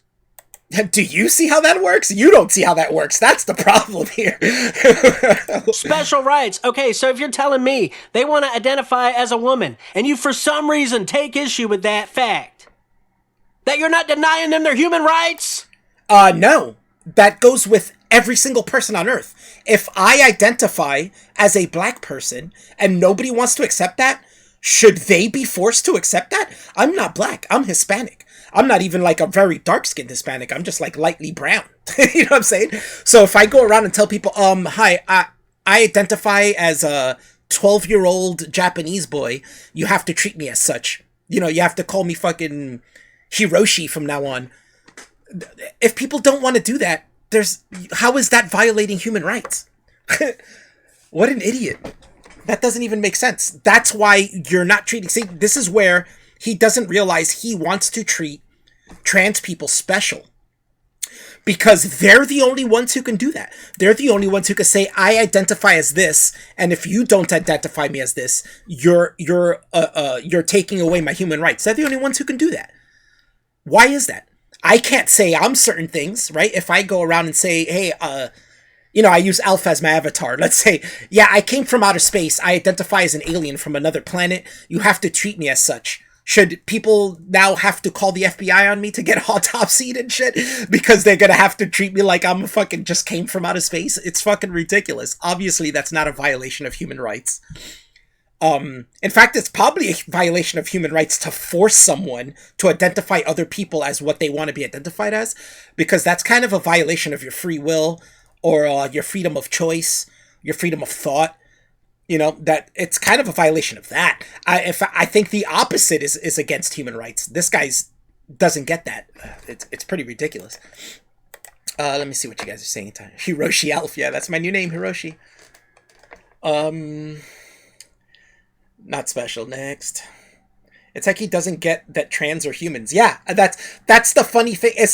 That's what it is. This guy's so regressive. In his mind, this is that white guilt that he said is just accepting reality. It's not, he's like, oh, it's not, what you call white guilt is me accepting reality.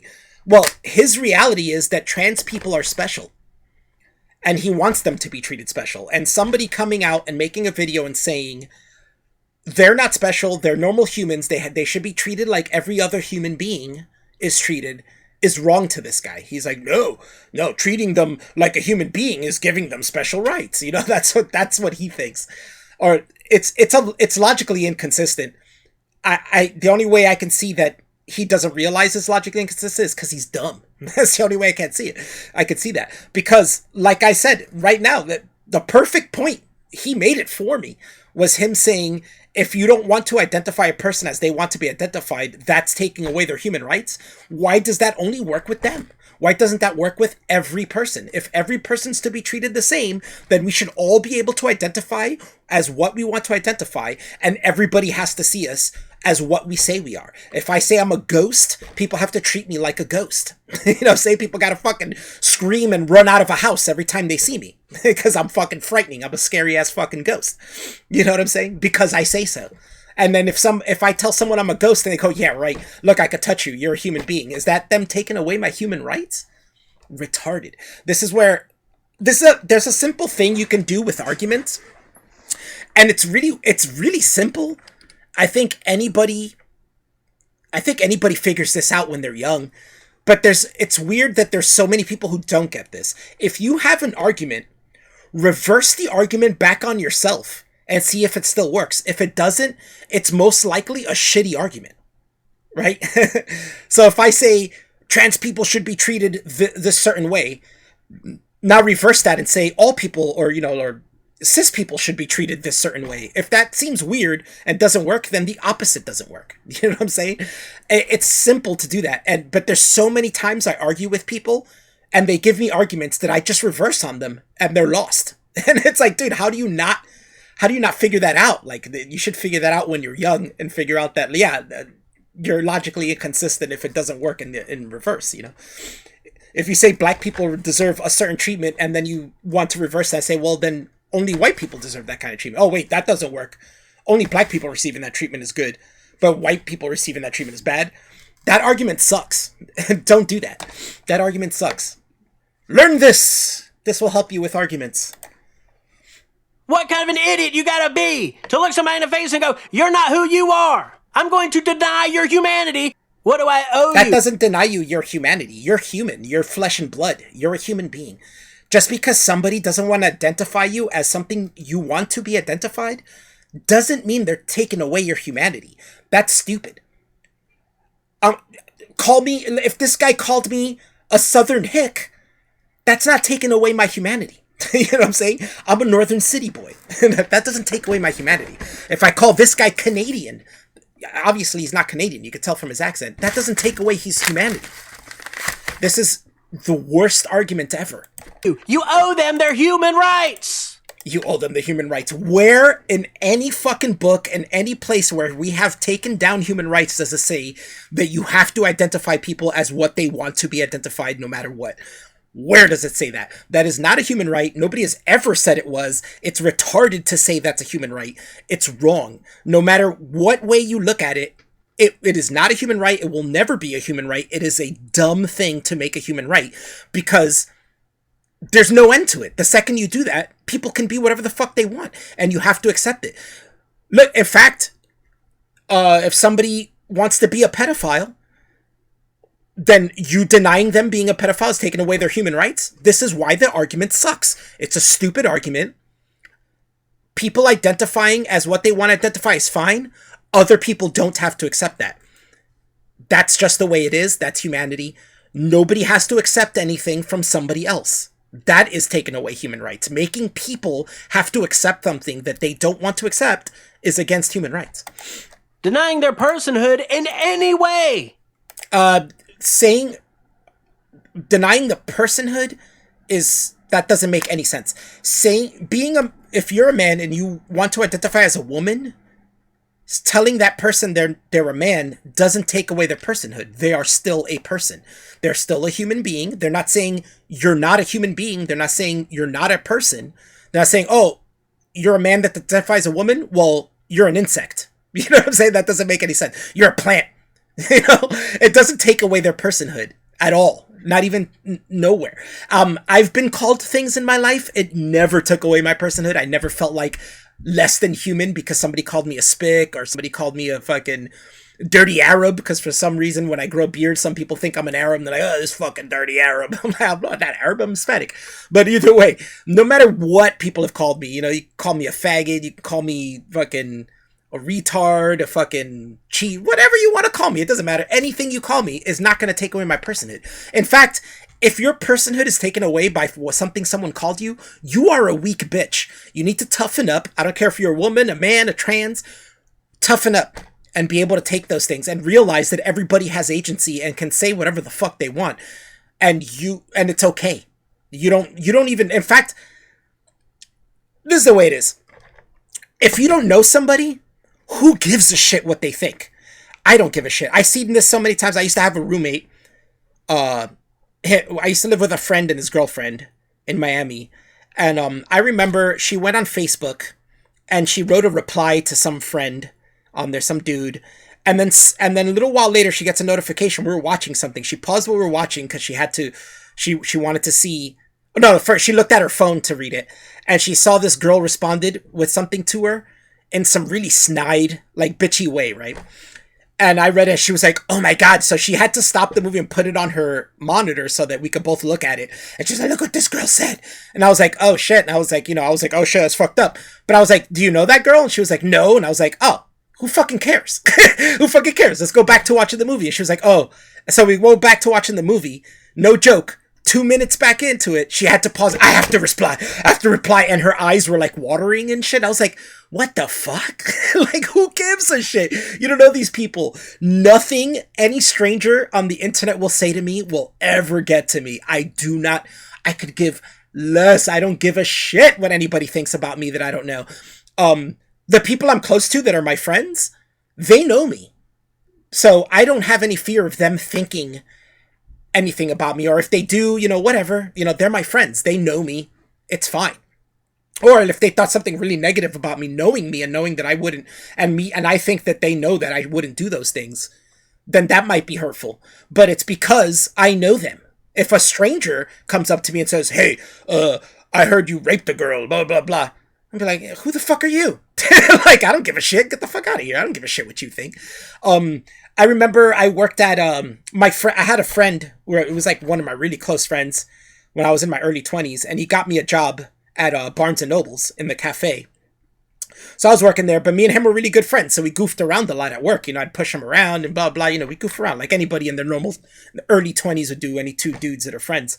And, but people started thinking we were gay for some reason, right? And my other friend, he's like me, he don't give a shit what other people think, and he thought it would be funny to say, "Oh yeah, we are gay, we're together."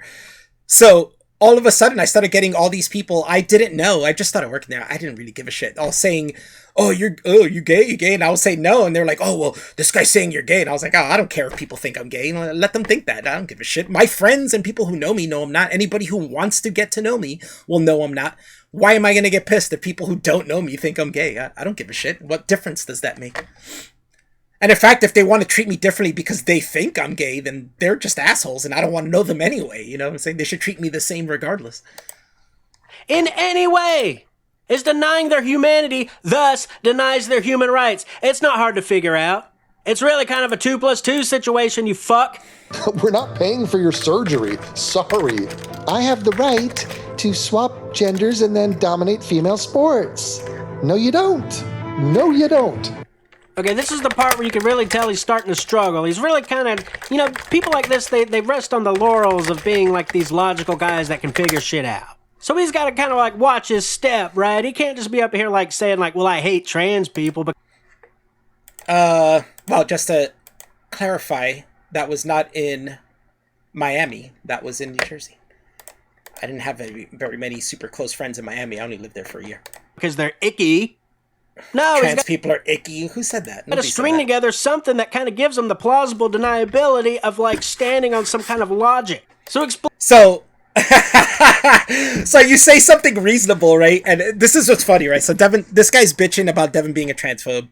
He's listening to the video. Everything in the video is saying Devin's not a transphobe. When Devin says something that makes absolute sense, and he probably agrees with, he says it's word salad. Now Devin says something else, makes sense, he agrees with it, and he says, "Oh, he's only saying this because, he needs a logical backbone to stand on to say the other things he's saying." It's like, no, that's what he thinks. You probably see it the same way, except you don't realize you want them to be special, where Devin's saying they're not special, they're like every other human being, let's treat them the same as everyone else. Explain to me then. Explain to me why you would deny them their surgery. What? When did Devin say he was denying them surgery? Because he doesn't want to pay for it? It's denying them surgery? Nobody's denying them surgeries. Nobody's even saying trans people shouldn't have surgery. I've never even heard anybody say that. I've heard people say that they should talk to a therapist first, or, you know, get mental treatment first to make sure, but I've never heard anybody say trans people should not have surgery, that we should restrict that. I've never heard that. Nobody's ever said that. Quote, like, this idea, like, I'm not going to pay for it. You're not. Yeah, why should he? Why should I? Why should anybody pay for that? If I want to get a nose job, should you have to pay for it? Why would you? Why would you want to pay for that? You know what I'm saying? Cosmetic surgeries should not be. Now, I don't mind paying my taxes for the healthcare of them to, like, get hormones or, you know, like, treatments to stabilize them and make them feel better or whatever before they have surgery, because they can't afford it. While they're raising up surgery, they can take these pills. Either way, you can't just go and have surgery right away. Either way, it's a long process. But why should we pay for the surgery? Medicine's something else. You know, if it's medicine to help deal with the dysphoria, that's fine. I don't mind that. But to pay for them to have a cosmetic surgery? Why? You can say that for anything that's cosmetic. I don't feel comfortable being a man. I want to become a woman. I want surgery. I don't feel comfortable with my ears. I want them shorter. I want you to pay for that. I don't feel comfortable with my hair.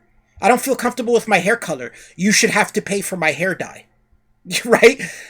Where does this end? Because you don't feel comfortable as a certain thing, people should have to pay for you to cosmetically change yourself? That's stupid. I don't feel comfortable with small breasts. Somebody should pay for me to get 36 double G breasts.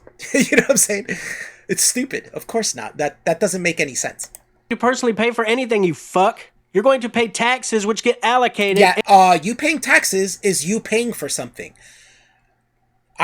People talk about this. This is the thing. The only problem I have with Yang's campaign is that he says, I'm going to give you $1,000 for free. It's not free. Everybody pays into it. You are paying for other people to get $1,000 each. I'm cool with that. I'm actually love the idea of chipping in for everybody to get $1,000 a month. I'm 100% down with that. But for chipping in for everybody to get cosmetic surgery, no, I'm not down for that. That's different. Any way they see fit. You're completely separate from that situation outside of your vote. And outside of your vote, that's the whole point. That's the entire point, is that he wouldn't vote for that. I wouldn't vote for that. Most Americans would not vote for that. And at this point, is it really up to you? But yeah, you paying taxes is you paying for things. I pay for public school. I pay for the police. I pay for firemen. I pay for the infrastructure in my city. I pay for all those things when I pay taxes. I am paying for those things. We all are. Everybody living in the city that pays taxes is paying for everything in the city, for all the public services. Anyway, even in that form, we have an insurance situation going on right now, buddy. We don't have fucking Medicare for all yet. What cloud are you living on? Yeah, and Devin's 100% for Medicare for all. So, yeah. That would be between the trans person, their doctor, and the insurance company. You're not a part of that at all. Your 2 cents on that issue, worthless. But, back to a Medicare for all situation, where at least your point, your anguish, because give me a break. Like, what a try-hard fucking crybaby. That's the real bitch baby position. Is anguish? What anguish? This guy, the video is lighthearted. It's funny. You can tell Devin's not upset. Like, where is he getting anguish from? It's just like, it's so weird. Okay, You can't make a video criticizing something without being in anguish over it? Like, fuck, what an exaggeration. To pay for this guy's surgery, I don't like that. I don't want to pay for other people's cosmetic surgeries either. I don't like that. Too bad. If it's something that's like, for certain things, yeah, if they burnt their face off in an accident, yeah, I'm cool with you getting skin grafts to their face, paying for that. If it's something cosmetic because you don't like something about yourself and you want to change it, it's not from an accident, it's not from some malfeasance or anything like that, some fucking government problem that caused you to fucking, maybe police broke into your house, is the wrong house, and they flash banged your face. Yeah, those things can be paid for. That's fine. But something that's cosmetic is just you saying, I don't like the body I'm in. I want to change it. That's up to you. That's not up to everyone else. It's not everybody else's responsibility to pay for you to change yourself because you're not comfortable with the way you were born. Too bad. Do that yourself.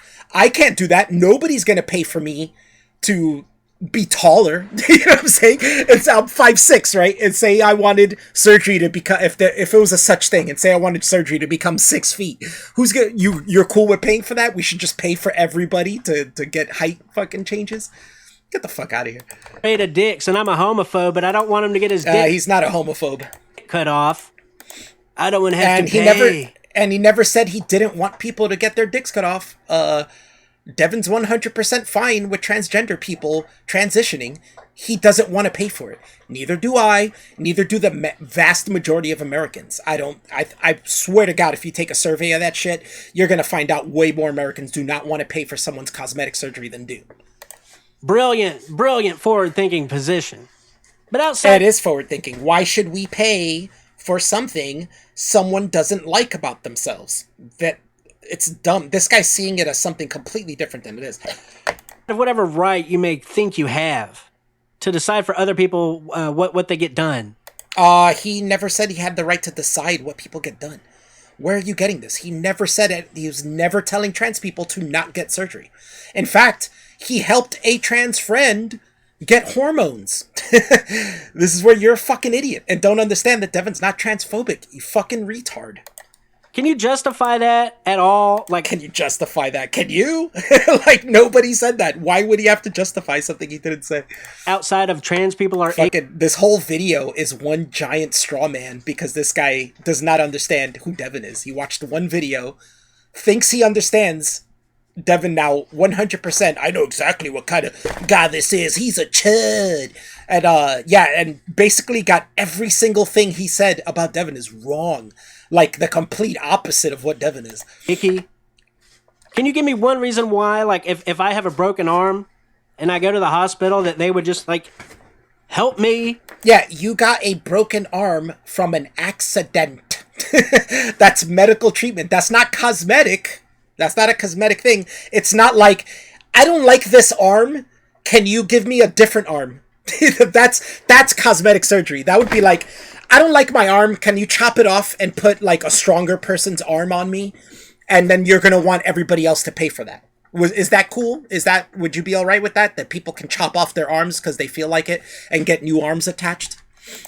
And I wouldn't get a bill for no reason, not because they broke it or anything. It's just because, yeah, I don't like this arm. I never felt comfortable with this arm. It's a weird. It's just funny looking. I don't like it. It's like my left arm, but it's the opposite because it's the right arm, so it's pointing in the wrong direction. I want two left arms. You're gonna pay for that. You're gonna pay for me to have two left arms. I wouldn't have to have a copay because this is Medicare for all, motherfucker. This is great. Your precious Andrew Yang ain't gonna get us to that situation either. Why not? He might not win. He's not all the way high up. But if, say he did win, why wouldn't he get us there? What is your reason to think that Andrew Yang would not get us Medicare for all, even though he touts that's what he wants to do, but for some reason you don't think he'd get us there? But on top of that, the $1,000 a month he'd get us will help in that aspect anyway. By the way, boy. But backing up... You're precious Yang. Ooh, you're such a chud. Yeah. If I go there with a broken arm, what's the problem? They see me. There's no one else. Yeah, but that arm is broken. That's not a cosmetic thing. It's a broken arm. A transgender. Are you saying transgender people are broken? Are you saying their bodies are broken? Out there's no edgelord making videos about me and my Are you saying we have to chop off their dicks because their dicks are broken? They're not broken. They just don't want it. That's a totally different thing. Not wanting something and something being broken and you wanting to fix it is two totally different things. Arm, and we're not going to pay for that. So what's the goddamn difference? What's the difference? Well, I just explained what the difference was. You want to call it a mental illness, but you don't want to cure the mental illness. Yeah, we can cure the mental illness. I'm totally down for that. That's why I said I'm okay with my taxes going towards getting them medication. I'm okay with that. We still haven't fully proven that transitioning does cure the illness. Most of them are still suffering from the illness after, changing something about you physically, more likely than not, or more often than not, is not going to change something about you mentally.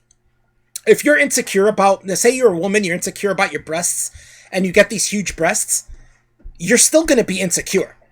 This is why you see a lot of these women get breast implants, and then they keep getting bigger and bigger and bigger, and, we've seen surgery addicts out there. These are people who have massive insecurities about their physical bodies, and they will never feel happy with it. They think they will. They think, oh, if I could just change this, I would be so happy. Then they change that. They might be happy for a little while, but then, maybe if I could change this too, I would be even happier. They change that.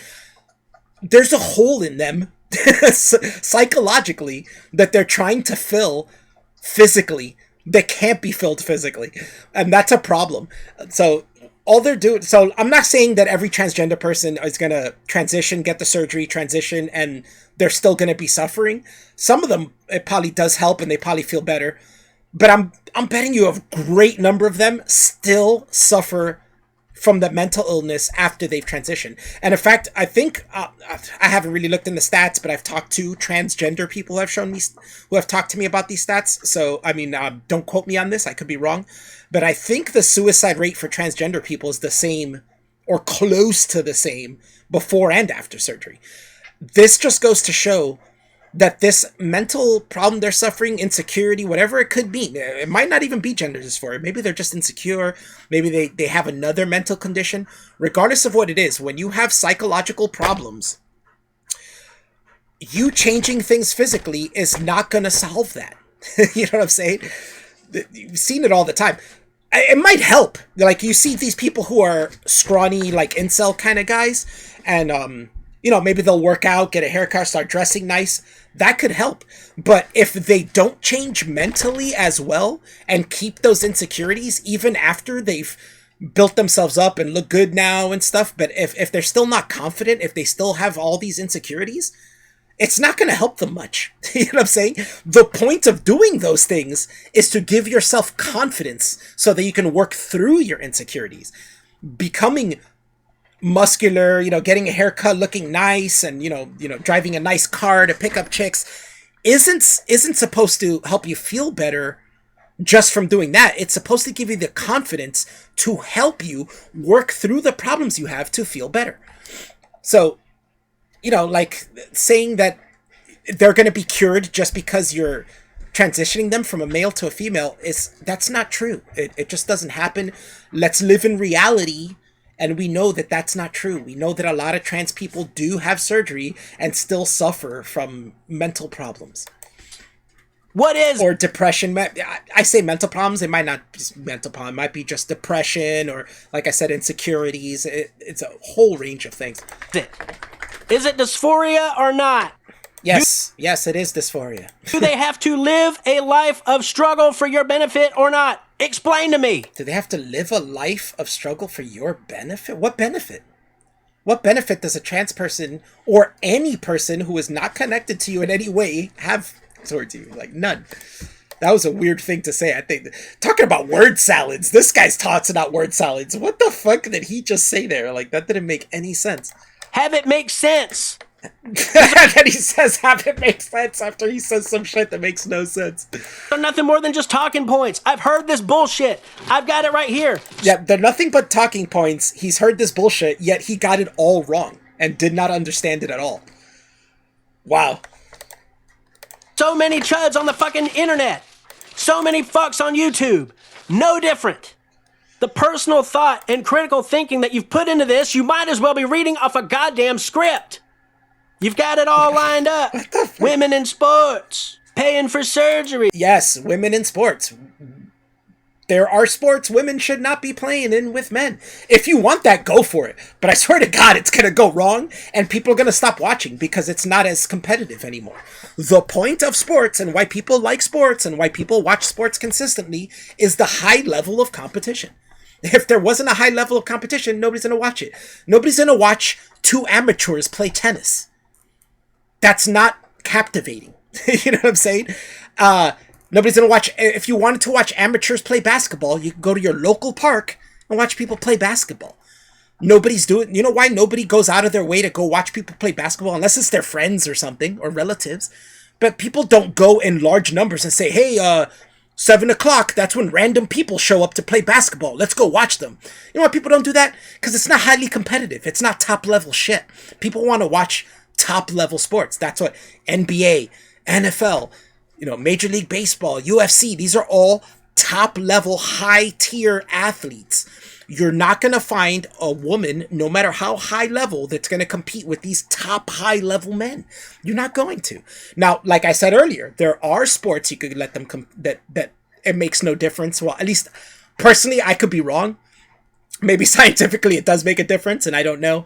But personally, I think, or even if it did make a difference, I think it's negligible for certain sports, like race car driving. We've had Danica Patrick was a race car driver. She raced with men. That's fine. She became famous for it. That's fine. Women can be race car drivers. Perfect. Fencing, even some martial arts, like point-based martial arts, like karate competitions, taekwondo, stuff like that. Even those, they'll let men and women compete because it's one hit stop.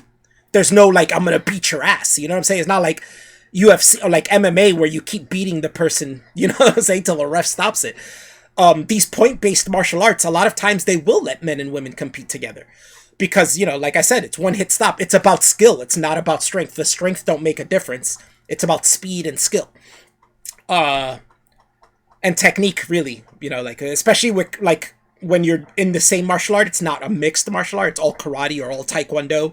Then it's more about who's better at technique. You know what I'm saying? Which male or female can be good at. It's not a strength-based thing. There's no physical advantages that it's negligible at that point, right? What else? Like fencing, fucking pool, bowling, maybe even polo. You're fucking riding a horse, hitting shit with a stick. Sure, let women do that. There's even finesse to it. Like, it's not even like you gotta hit the ball super hard. There's a finesse to it, So there's plenty of sports that men and women could complain together with a very negligible difference or advantage or disadvantage. But there's some it's just not going to happen, man. Good luck.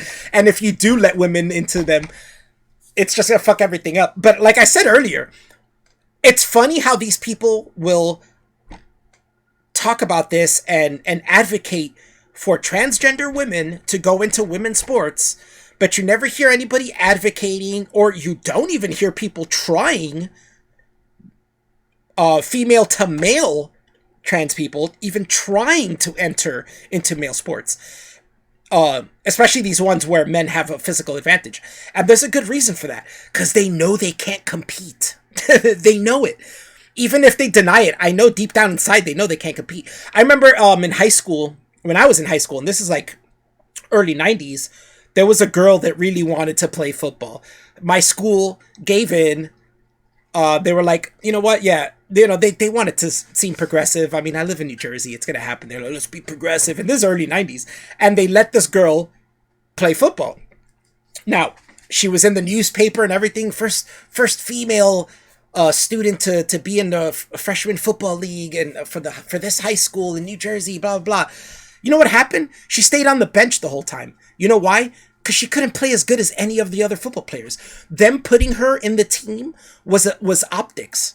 She was never meant to play. They knew she was never meant to play. She knew she was never meant to play. She knew she couldn't play. She wasn't even a big girl. She was way smaller than me. She was like 5'1", probably 100 pounds wet. And they let her in the team. She never played. She went to all the practices. Yeah, she trained with everybody else. She couldn't keep up with them in training.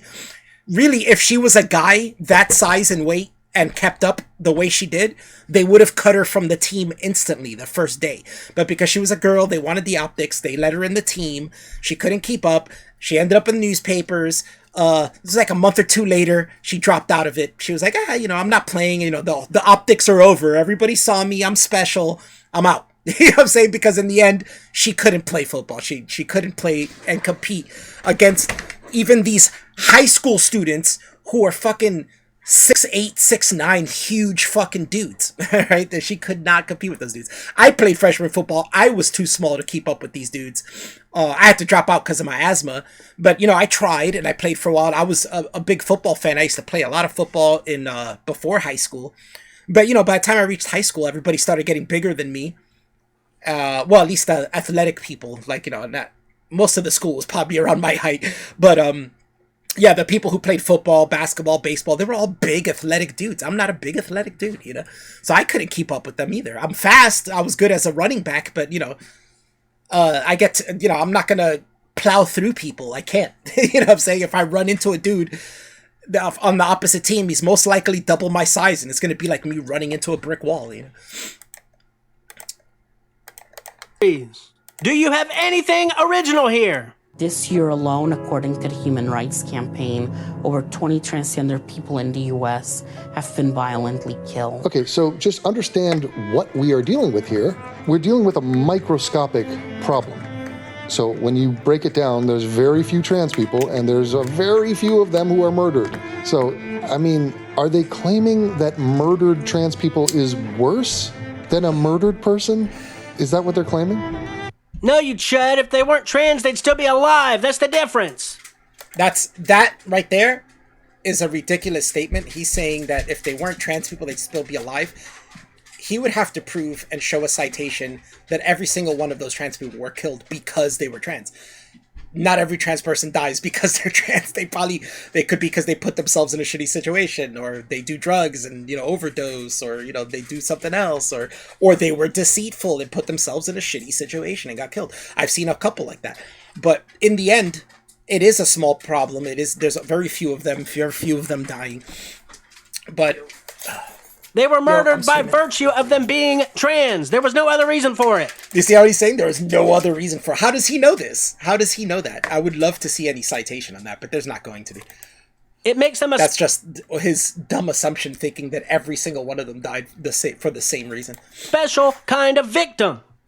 Where if there wasn't this transphobia rooted in homophobia, if that shit wasn't there, if there wasn't ass licks like you making videos explaining why it's normal to fucking hate these people. That never happened. Nowhere in his video did he explain that it's normal to hate these people. In fact, he said they should be treated like everyone else, and that's normal. It's normal to treat every human being the same. That's what he's saying. Not what you're saying. That's complete opposite of what his video said. You're an idiot.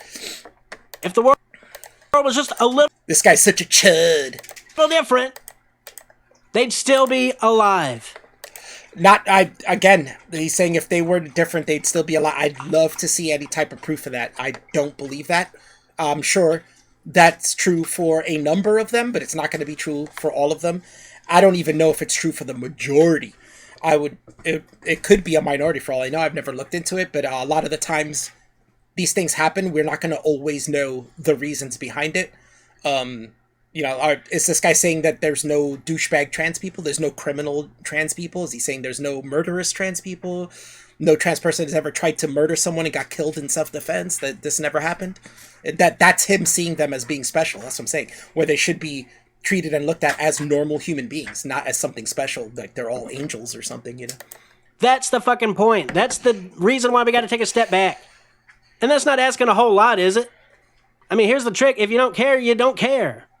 You care, but... That was the point of the video. He said, here's the point. If you don't care, you don't care. Yeah, that's exactly what he was saying. For the wrong reasons. But he's not saying he don't care that they're dying. He's just saying he doesn't care to have a special remember. That the whole point of the video was for a special day for them. That was the whole point, where he's saying it shouldn't be. We should treat them like normal human beings. And if you're going to give them a special day, then you got to give everyone a special day. That's the point. Holy shit, this guy doesn't get it. You care for the clicks. Because you care for the clicks. You stop getting letters from Chud. I love, it is true that certain people, when you see that on YouTube, you could say, yeah, they do things for the clicks. You could tell. It is true. But it's funny because most of the times you hear someone say that about another YouTuber, a YouTuber say that to another YouTuber, the YouTuber saying that usually has hardly any clicks. That's the thing. So this guy's got 39 subs, 74 views, and he's talking about Devin only doing things for clicks. It's funny how they say that, but I could. I've had this conversation with Devin before that it's like, yeah, when you reach a certain amount, you feel a certain responsibility. So I'd love to see this guy reach like 100,000 subs and see what happens. I bet you he starts doing shit for clicks. Even though Devin doesn't do that. Devin speaks his mind and in fact has done things contrary to his audience, has had views that are contrary to a large number of his audience, and has said those things and had a large number of his audience go against him because of it. And he doesn't care because, hey, I'm speaking my mind, you know? It's talking about, oh my God, your takedown of this Jew was great. Or, oh my God, your takedown of that black lady was just... Takedown of his... Does this guy know that Devin is pro-Israel and pro-Jews? That he's not an anti-Semite? He's actually has made tons of videos against anti-Semites? Awesome.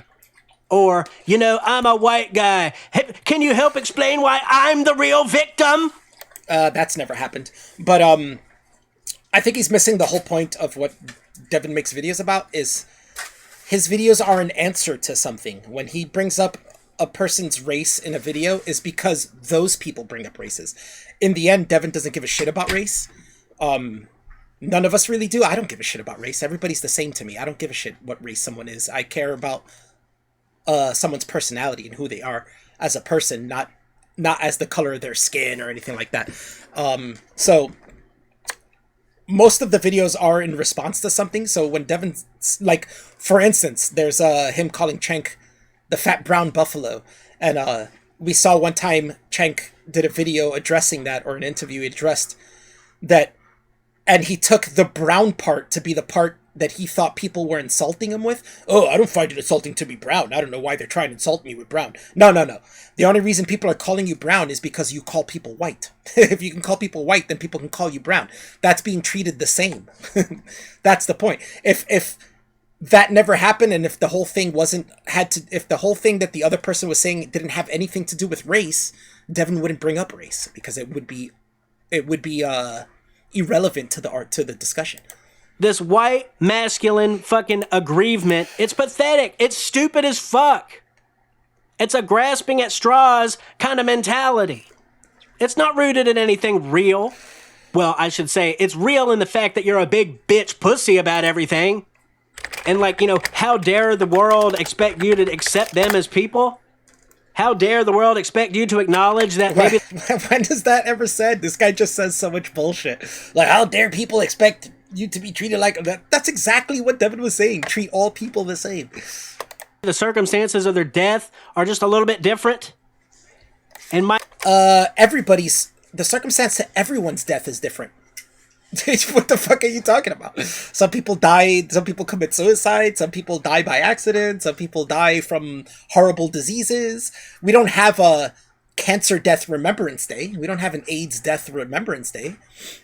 You know what I'm saying? So it's because you know, their ailment is more special than any other? I don't get it. Might need a little investigating. Might need a little hyper focus. Well, you might need a little critical thinking because you don't understand what arguments are. You're putting out arguments that are, if reversed and put into other categories, they completely make no sense. So, they're trans people who are murdered. That's what the conversation is about. Yes, there are cis people who are murdered. There are black people that are murdered. There's white people who are murdered. There's gay people who are murdered. You know, all kinds of people are murdered. There's no person who is free from murder. There's nobody who at any point cannot be murdered. You know what I'm saying? So how does that make any sense? This whole like routine where you dance around and go, well, why don't you talk about cis people? That's not the conversation. No, that's not what he's saying. He's not saying, why don't you talk about cis people? He's saying, why are we treating these people special? Why aren't all people treated the same? That's what he's saying. You yourself talked about egalitarianism. How is this egalitarian? How? It's not. You're talking about treating people special. Devin's point was, if you're going to treat trans people this way, why aren't you treating cis people this way? Because everybody is the same. We're not special. That's the all lives matter argument. No, man, we're talking about black lives. We're talking about trans people. But since you're talking about those things and treating those things special. That's the point. You're this big, strong, tough cishet. You just can't have that. You make no... No, you don't have to be a cishet to not have that. There's trans people who agree with him. There's trans people who agree trans people shouldn't be treated special. No sense. And there's people of all shapes, sizes, races, ideas, genders that believe that trans people shouldn't be treated special. I'm really towards the end here, because I think, thank God, this asshat has like 15 more minutes left in this video, and I swear to you, it's nothing more than like he's making fun of their names. He reads their names in a very sarcastic tone. He doesn't get the inside joke. Oh my God. He didn't get the Phil joke. That's fucking hilarious. He's reading their names in a very sarcastic tone. Hang on. This is what I'm talking about. And what's funny is, he doesn't even have to go back months. If he just watched maybe like 3 weeks worth of Devin's videos, he would have seen that this was an ongoing, like, inside joke for his fans who understand what that voice is and what the name making fun of names thing is. Goes by the name of, like, we all know this. We do this all the time. We all do it because it's all about a certain person who does that, right? He doesn't get it. Yeah, that's it. That's what's funny. Let him look. Dude, did this guy have a script? You hear him, like, moving papers around? This guy put thought into this and wrote it down? I really thought he just kind of scanned the video and did a cursory thought over of it and just started talking. If he wrote this down, that's even worse. Like, I only went through half of this video, so now being towards the end and hearing that, I'm like, holy shit, this guy seriously wrote this down and thought it was good and thought he was right. That's what gets the like button these days. Hang on, let me just at least... Now, you know what gets the like button these days? Good video quality.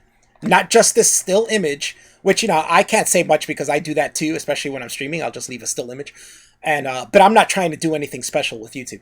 But if you wanted to have good content, you do what Devin's doing and be a good editor and edit things together, put visually aesthetic things in your videos and make it look artistic. Put music and all this kind of stuff. He doesn't even have music in the background. So, he's bitching about, this is what you do for clicks. No, what you do for quick clicks is do high quality video work. That's what you do. Demonstrate for you. Chanel Scurlock. Check it, Chanel Scurlock.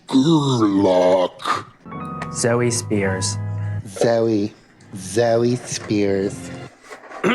Now, see, there he wasn't making fun of the person's name. He was making fun of the person, the way the person talks. Zoe Spears. It is kind of funny. Too bad. Deal with it. Nothing? Anybody? Yeah, you know why you're not laughing? Because you don't get the joke. You're not in the joke, so you're not going to get it. You watched one video and thought you can understand everything that somebody about a person who's had a 6-year career on YouTube. You know what I'm saying? He makes videos for the people who watch his 6-year career. Maybe not all of it, but I mean, there's ongoing jokes that go on. There's recurring jokes that happen. It's happened for years, and it's a big thing that people have liked. And things that people don't even know Devin started, like hashtag not all. That was started by Devin. Fat Brown Buffalo calling what's his name? Hassan Piker calling him Brown Fabio. He started that. Now everybody says it. Now everybody calls him that. Everybody calls Chang Fat Brown Buffalo. Devin came up with that. You know what I'm saying? So these are ongoing jokes. People don't know that and use it now because those people don't keep up with the video. So they don't understand that these are recurring jokes that start from one video and then keep going because people find it funny. He finds it funny. He's going to keep doing it until it gets old and then it stops, But there's been so many throughout the ages, Oh, the fucking Skull Punisher guy, he probably wouldn't get that either, And a lot of people wouldn't get it if it comes out of nowhere. Skull Punisher pops up in a video, you've never watched any of his videos before, and he starts talking, you have no idea who Skull Punisher is. You're like, what? I don't get it. Hello? This laugh track shit he puts in is fucking ridiculous. How is that funny? What makes it unintentionally funny is that he's putting that in there as a sarcastic way to make fun of Devin saying, "Oh, you're not funny. Here's a laugh track. It's so funny." But you don't even know what's funny about it. You don't understand the joke. You're out of it. Scurlock. Yeah, see, he put in a laugh track to it. Yeah, we all did laugh at that like that. You know why? Because we're in on the joke and we understand what the joke is, and it's funny. Ah, there it is. Didn't know it was funny without the laugh track. Oh, man. Yeah, you just didn't know it was funny, period, because you don't get the joke. Jesus Christ. This is some cringe level 5 bullshit. I mean, this guy has earned the rank of Thunder Chud. Thunder Chud. It was so stupid. What the fuck, dude? Yeah, so that's it. That's about it for this video. But there's like one last little tidbit here. There's one last suspicious nugget. Because if there's one thing these chuds are good at, it's projecting. I got a little evidence here. You be the judge. I'm not going to say one way or the other. But let's just hear it. Because there's something here that's got me scratching my goddamn head. What is the point of this video? Milady or my dude, whatever you are, I'm not going to murder a trans person. So who are you talking to right now? Hi, sweetie. I'm glad you said that. You were worried? Oh, I said Yeah, see, that shit's funny. It's like you were worried. You thought I was gonna murder a trans person.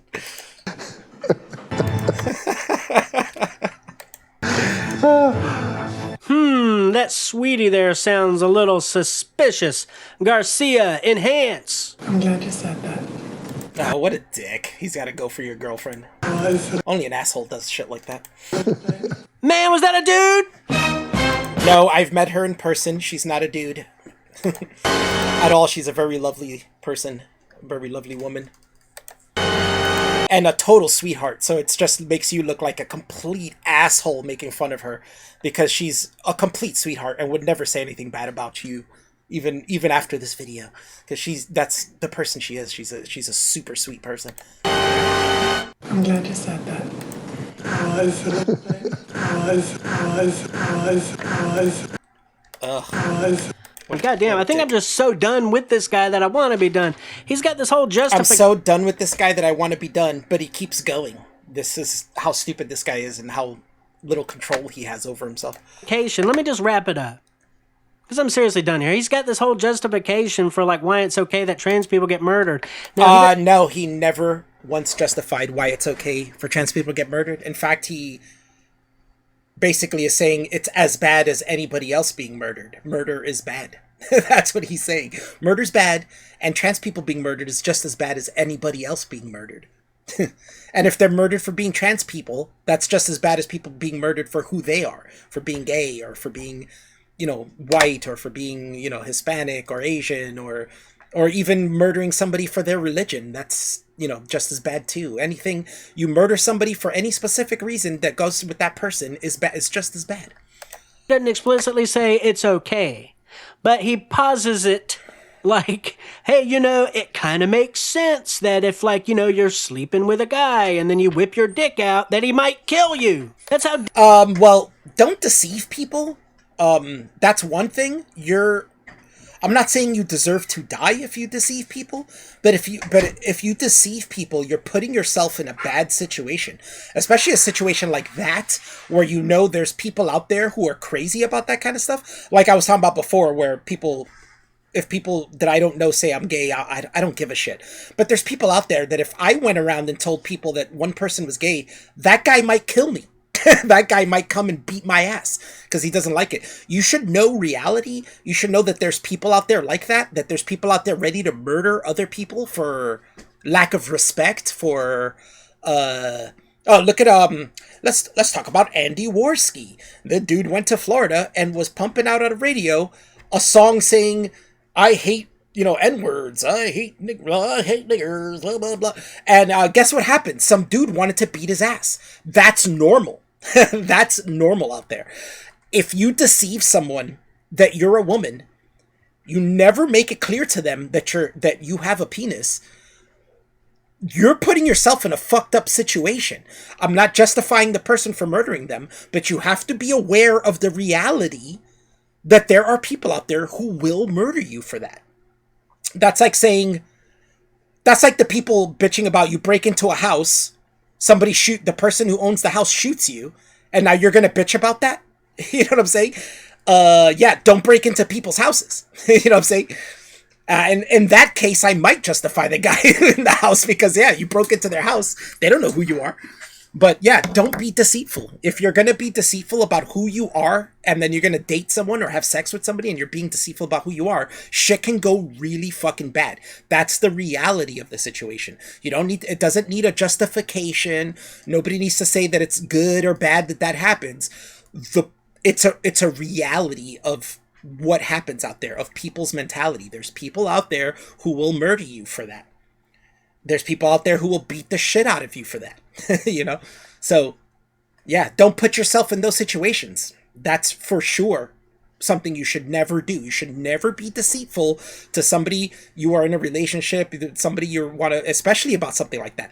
Something that they're going to eventually find out. Why would you be deceitful about that? That's ridiculous.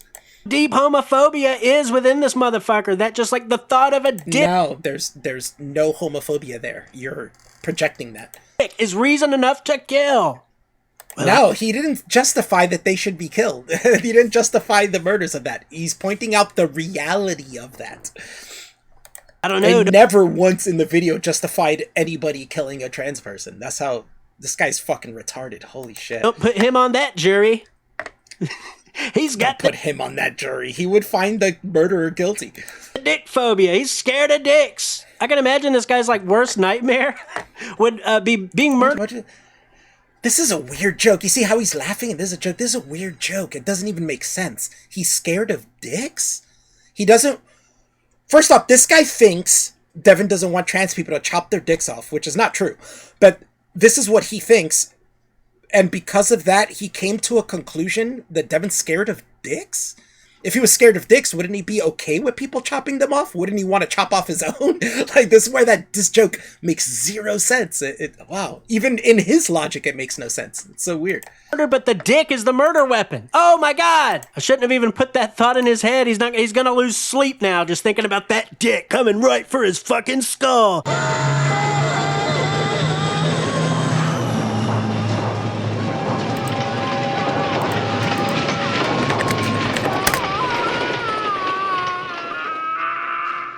Anyway, I'm done. I need to give my fucking voice a break here.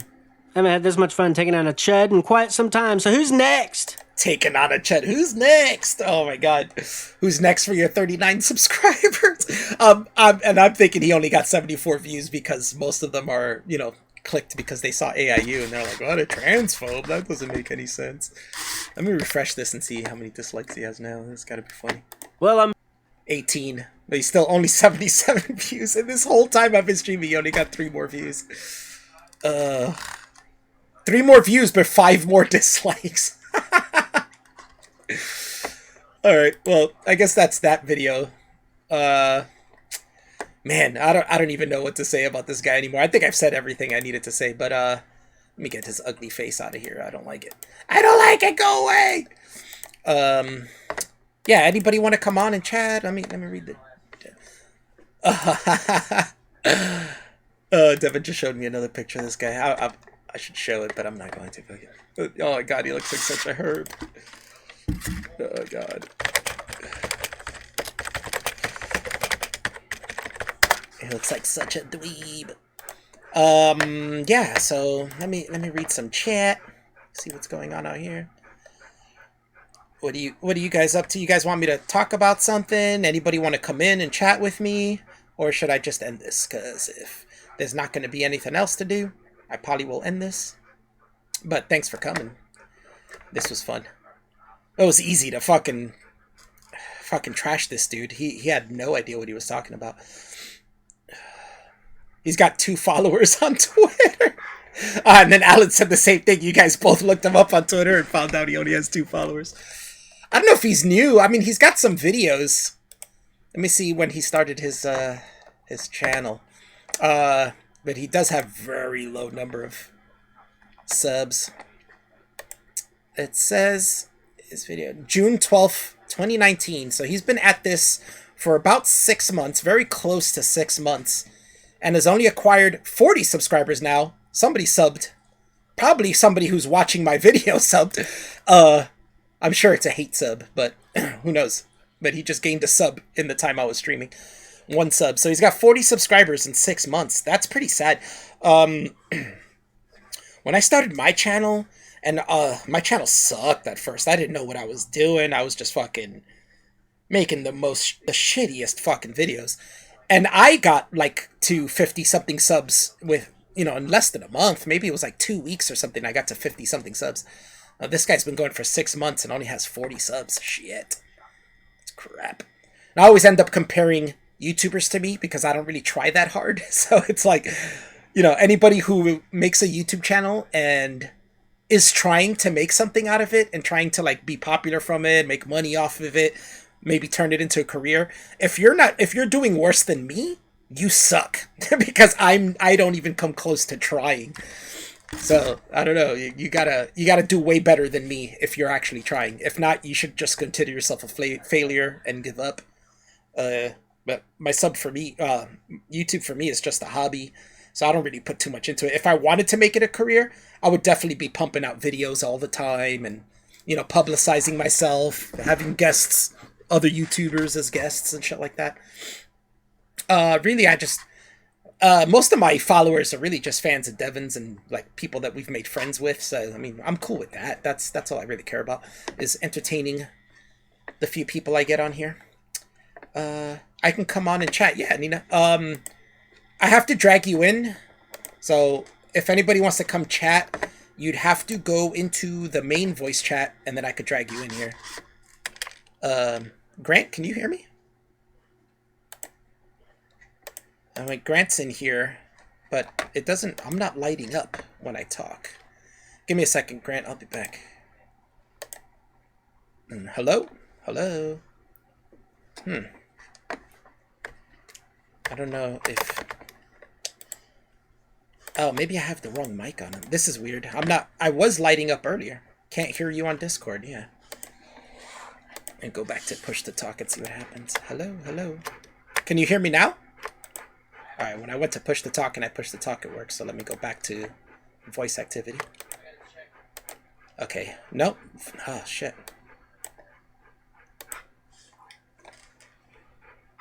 Oh, I see why. Alright, I figured it out. What'd you do?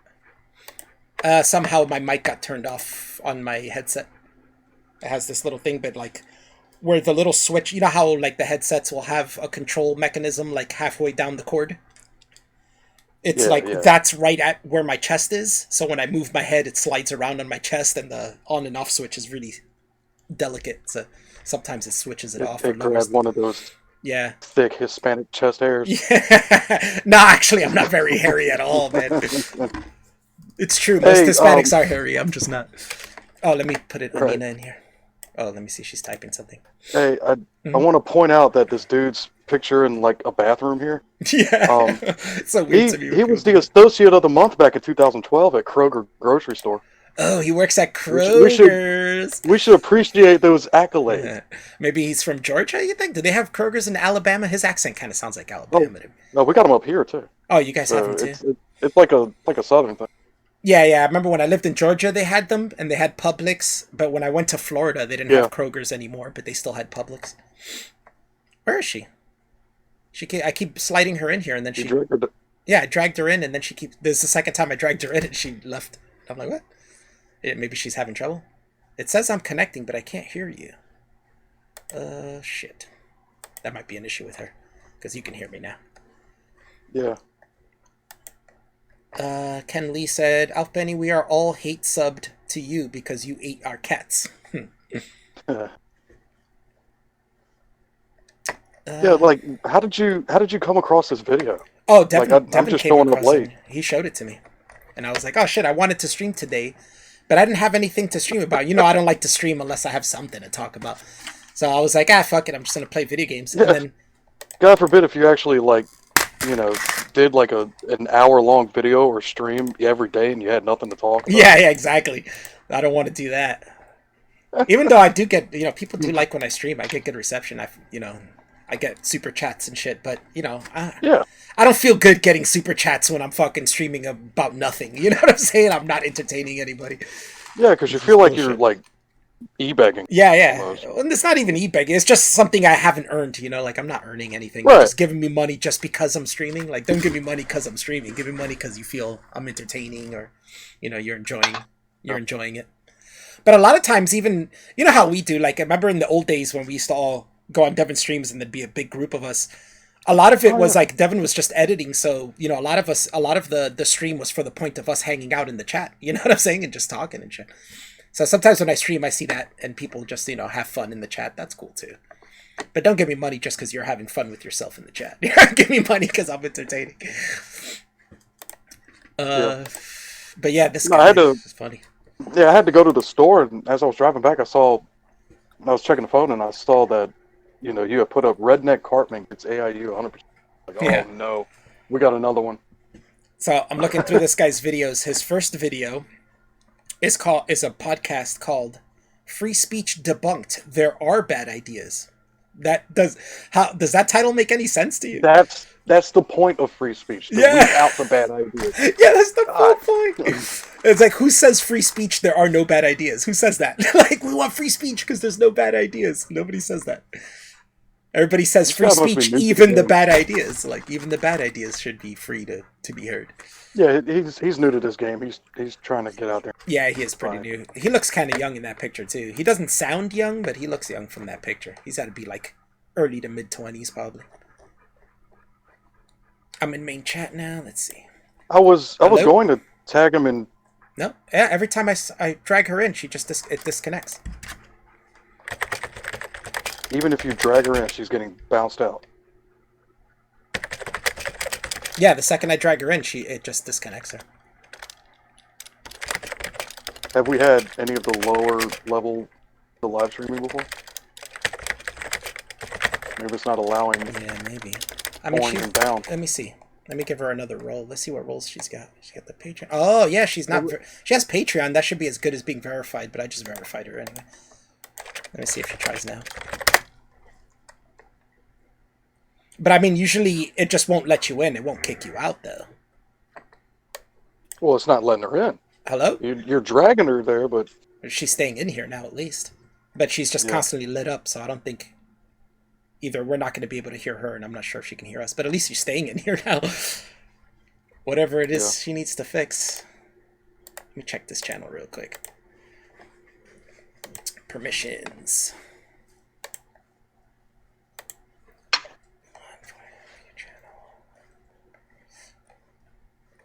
Oh, yeah. Hold on. Okay, I can fix this. Give me a second. I can fix this. I might actually as you're fixing that, I think I'm going to end up just making her a mod. I mean, Anina's a nice girl. She could be a mod.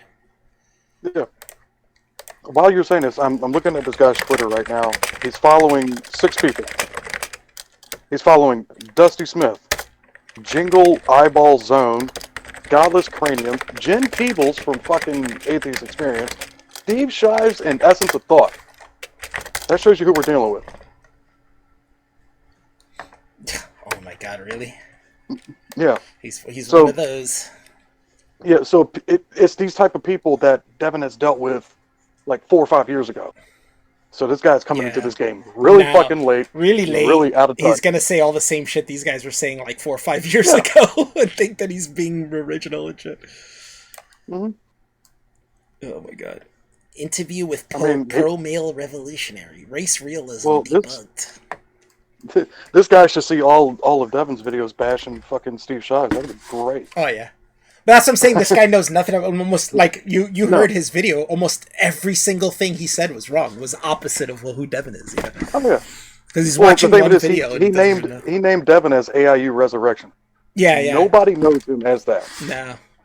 But that's where the video was, so I'm guessing he took it from that video. But he did say atheism is unstoppable, so I'm guessing he knows about the main channel as well. But the video he was talking about was on that channel, so that's probably why he did that. But then he said he also put in the title, in the thumbnail, that Devin's a grifter. Not once in the... Well, but then the only time he brought up grifter was when he was talking about Ken Hovind, who he called Hovind, he called. But oh god, he's new to the game. Yeah, if he's calling him Hovind, he's definitely new to the game. How is Ken Hovind a grifter? He's been consistent the whole time. Like, if there's one thing you could say about Ken Hovind is that he's consistent. Dude has been consistent. Well, usually the a lot whole of time. these creationists are. They don't change their minds. Yeah, exactly. That's kind of the problem, right? Is that they don't change their minds. They, no matter what you tell them, no matter what facts you show them, they stay consistent to their views. I would say a lot of them don't have minds to change. I don't think he knows what it is, or he thinks, which happens a lot. A lot of people think Devin's right wing, so he might think that's why he might be calling him that. But, you know, maybe he doesn't know Devin's never been right wing. Devin's always been on the left. He's the same Democratic left that we are, that grew up in our era. You know what I'm saying? Yeah. You know, I was going to tag this guy earlier when I asked for his Twitter, and I saw that he only had like 2 followers. 2 followers. I left him a comment telling him I was going to stream about him today. I was kind of hoping he would show up in the chat, but he didn't. No, he'll just make a video on you. Which I'm cool with too. That'll be funny. Which it won't get like 4 views on it. I told him on his last video that he shit the bed on it. Yeah. Yeah, he's fucking... We might have to go... We might have to get the crew together and watch some of his videos. Maybe keep track of them and bust on his videos. But I mean, if that's what he wants to do, then it can be done to him, right? The racism of the tomahawk chop and free school lunch. You remember that? Chop.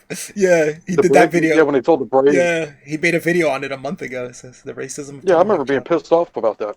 Yeah. Because that's been an Atlanta Braves thing. Years. But I mean, how is it racism when it's something that those people are proud of? The people doing the tomahawk chalk is because they're proud of their team. They're proud of that. You know what I'm saying? And it's a sign to show, like, yeah, we're proud to be the Braves or, you know, the Indians and this and that, you know. Well, I mean, it was from the guy that complained about it was playing. He's a pitcher for the Cardinals, who they happen to be playing in one of the division series to go to the World Series. Mm-hmm. And now, mind you, they're both in the National League. The Braves and the Cardinals have played each other more than twice throughout the season, but now it's a problem. Now it's an issue, and now he's got ties to the Cherokee tribe, which is crazy because the Cherokee tribe is like mainly based around like the western part of North Carolina, and he's from Oklahoma. So, sorry, got to call you on that one. You're full of shit. Yeah, but yeah, I think Anina's thing is messed up, probably because of her phone. You see how it stays lit up in here? You know, obviously it's only supposed to capture her voice, but it's just her logo's just staying lit up the whole time. It's not staying lit for me. No? Oh, for me, I just see it constantly lit. Yeah, it doesn't stop being lit. No. It's like she's not talking or anything at all.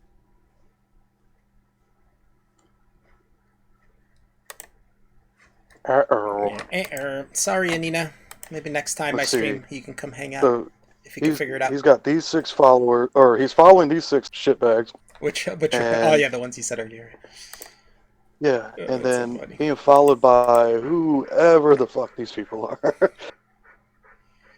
I can't imagine this guy blowing up, but you never know. You seen that guy like Vosh and shit like that, like some of these far left. Oh, he even calls himself that. He says right here, description, far-left ideologue Ben Barron deconstructs right-wing propaganda and rhetoric. Which is funny because he just did one on a left-winger, because Devin's on the left, not on the right. Devin is not right-wing, and for that reason, he would never do right-wing propaganda. So. Nor does he do any propaganda. Steve, you got to remember, this guy just said far-left.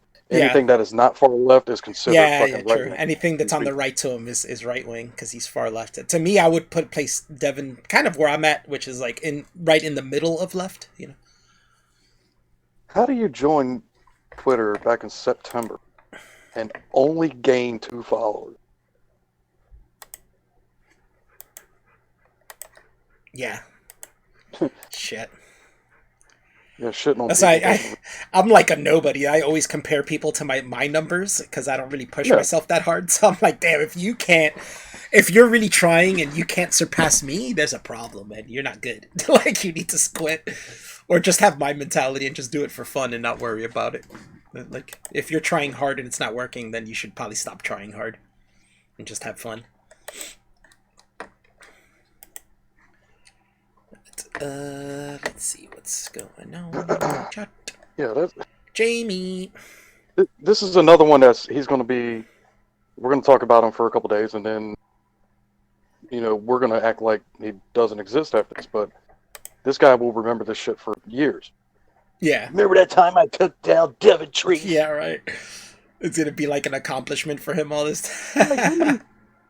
Like, this guy was in middle school when Devon was handling these fools. Yeah. Yeah, he looks like a kid, but I mean, he doesn't sound like it. He sounds like Ethan Ralph mixed with Dusty Smith and TJ all rolled into one. Oh shit. So our friend Sam made a video game. It's a video game coming out on Steam in a few weeks of Andrew Yang. It's like a fighting game where you go and he fights his way to the presidency, basically. It's like a fun game for fun.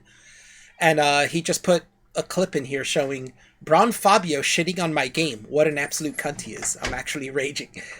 Let me play this on here. Let me see. Yeah. Let me pause it so I can show it on the screen. So our buddy, explain it again, our buddy Sam, I think he's from Scotland. He's been working on this game for a while. He used to come in here a lot back in the day, but he's kind of been gone for a while, but he's a friend of Devin's. As you can see, he's a mod. He's a mod from back in the day. And yeah, he's been working on this game for a while. I actually saw this game being passed around on Twitter like 2 months ago when it was in early development. I had no idea it was Sam working on it. I was like, oh shit, that's cool. And then it was like a day ago, I think Tristan figured it out and posted it and said, hey, there's a game Sam that's in this server's working on. I was like, what? Sam really made this game? Like, oh shit, I didn't know that. It's too big. I gotta shrink this. Maybe if I do it like this.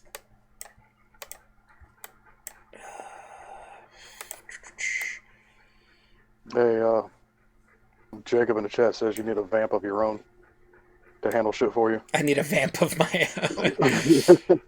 If Blossom wasn't busy, I'd just commandeer her, but she's always pretty busy. She's doing school and does her own shit. Commandeer him from them.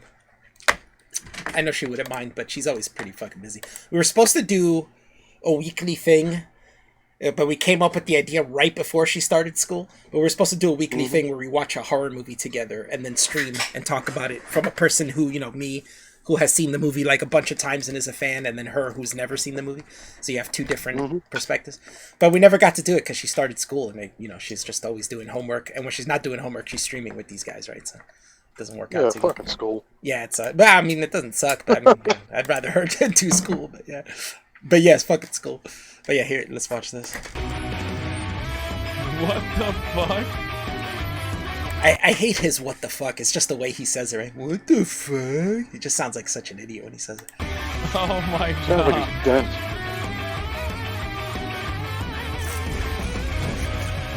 Video games cause violence, and so do I. Freedom! That looks funny. Looks like a fun game. I thought all the Andrew Yang is appealing to the alt-right stuff. Appealing to the alt-right. Narrative was like frustrating and overblown. But how is he? Oh, man, already this guy's an idiot. It's like he's saying, how is he appealing to the alt-right is overblown. He's not appealing. Wait, he just said that as the dude is fighting some dude in a MAGA hat. Now he's in the White House. Yeah, fighting, and he's making the game's making fun of Donald Trump, saying video games cause violence, as do I. Making fun of him saying that video games cause violence, but he appeals to the right wing, to the alt right. What an idiot! Shitbag. But after seeing this video game, I'm 100% convinced that Andrew Yang is exclusively catering to incels. Okay, I don't know about the alt-right. He needs to stop talking. Andrew Yang didn't make this game. Like, he's talking as if Andrew Yang made the game, right? Like, he didn't make the game. This is a person who made this video game plays this video game. No, he found a reason to try to unironically shit on fucking Yang. And a person who made this video game or plays this video game unironically has never fucked. You can see from the video, it's meant to be taken lightheartedly. It's not meant to be like a serious game, right? Like there's jokes in it. Like, what an idiot! Nobody's playing that unironically. Like it's the whole point is it's a joke, and most likely or meant to be fun. I'm not gonna say it's a joke, but it's meant to be lighthearted, right? It's lighthearted fun. Yeah, literally never fuck. Literally never fuck. Meanwhile, I'm pretty sure Sam is fucked. He's an older Scottish dude, and I'm pretty sure he's had his time. BFAB is an incel, yeah. I don't know. Chicks find him attractive. I don't know why, but there's some chicks who do. I mean, he probably gets laid. I don't think he's an incel. He does have that incelish type personality, though. No, look, if he was huddled in the corner in the fetal position at one time, yeah, he is a bitch. That's for sure. Yeah, at the very least, a bitch. Yeah, he's a bitch for sure. He's a little pansy bitch. So he can't sit there and try to act like he's, got any semblance of toughness. Sorry, not buying it. I'll tell the person making it approve. Yeah, Jacob, I will. I don't know if he's watching right now, but he's in the Discord. Does Sam even know we're doing this? No, yeah, maybe not. I'm going to tell him.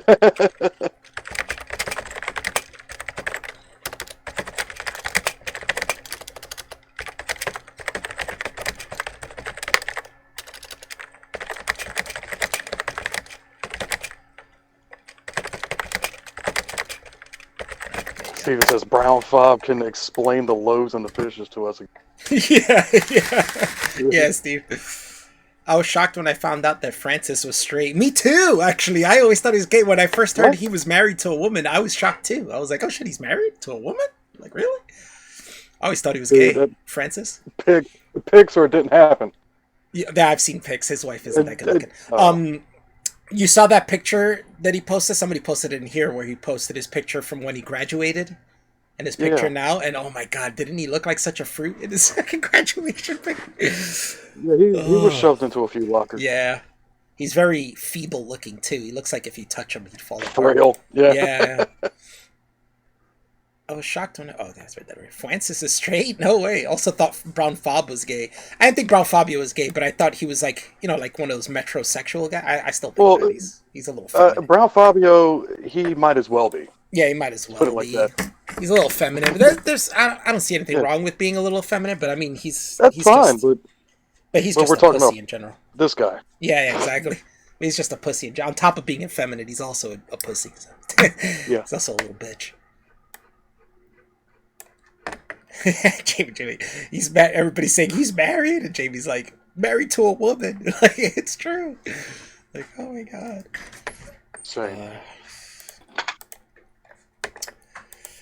Yeah, I can't believe. I'm willing to bet that Mrs. Maxwell probably ties the shoes for him. Yeah, I wouldn't doubt that. Changes his diaper. I wouldn't doubt that she wore the pants. She wore the pants. Make sure he gets his bottle every. Mm-hmm. I mean, she probably makes the money too. How much money do you think Francis can possibly make from doing YouTube videos for TYT? Like, he doesn't even appear on the show anymore, right? I haven't seen that's the thing. Him appear on the show at all for the longest time. I mean, they still technically work for TYT, so I mean. Yeah, but they're just making YouTube videos. I mean, even Hassan sometimes at least still shows up on the show. Francis, I haven't seen in like a year. I mean, that's my point. I think Jenk still dictates. Yeah. I think he pays them pretty well. Unless they're getting something from all the ads with Facebook and all that shit, or does that shit go directly to TV? Yeah. Yeah, so I'm saying, like, that's where they're making money from those videos being monetized on like Facebook and Instagram, but they're not going to get the whole wad of that. They get a percentage of that, right? So I mean, how much money could it be, and how much of the percentage? I don't know. I feel like he makes money, but he doesn't make like that much money, Yeah, you can't be making. I mean, because look at Hassan's apartment. Whenever you see it, it's empty. But even Hassan does a lot of other things, so I can see Hassan making more money. Well, that's my point. I mean, his uncle owns the business, first of all, so he probably makes more money from that than Francis does. But then, he does Twitch, he does his own Instagram, not just the TYT type videos. He does his own stuff on Instagram too, and Facebook and shit. So, he does a lot of his own stuff and makes his own money as well. Obviously, it's still from nepotism, because the only reason anybody knows who he is because he was on TYT. But, but at least he's doing his own stuff, too. Like, Francis, I only ever see make videos for TYT. I don't see him do his own stuff, right? I could be wrong, though. I don't really look into him that much. I only see him really when Devin makes videos on him. So I could be wrong. I mean, I just assume that yeah. I mean, they're making enough to get by, but they're not really well off. Yeah, I could see I mean, Hassan having a bit more. I think somebody said how much he made, and it was actually a decent amount.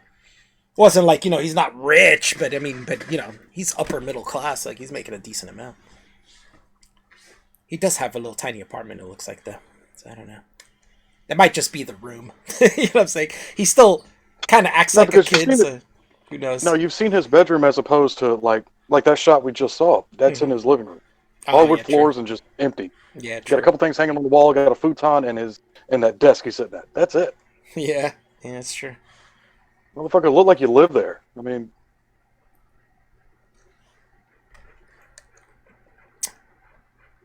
my nepotism senses are ringing. Jacob said, "Yeah." Yeah, it's nepotism because to Jank's credit, he saw that, hey, my nephew here is really going to make it out there. Go ahead. Yeah, he was like, He can't make it on his own. Yeah, he's not doing anything. Let me give him a job. My sister's begging. I wonder if his sister asked probably. him. Yeah, I bet his sister was like, please give Hassan a job. He wants to move to LA.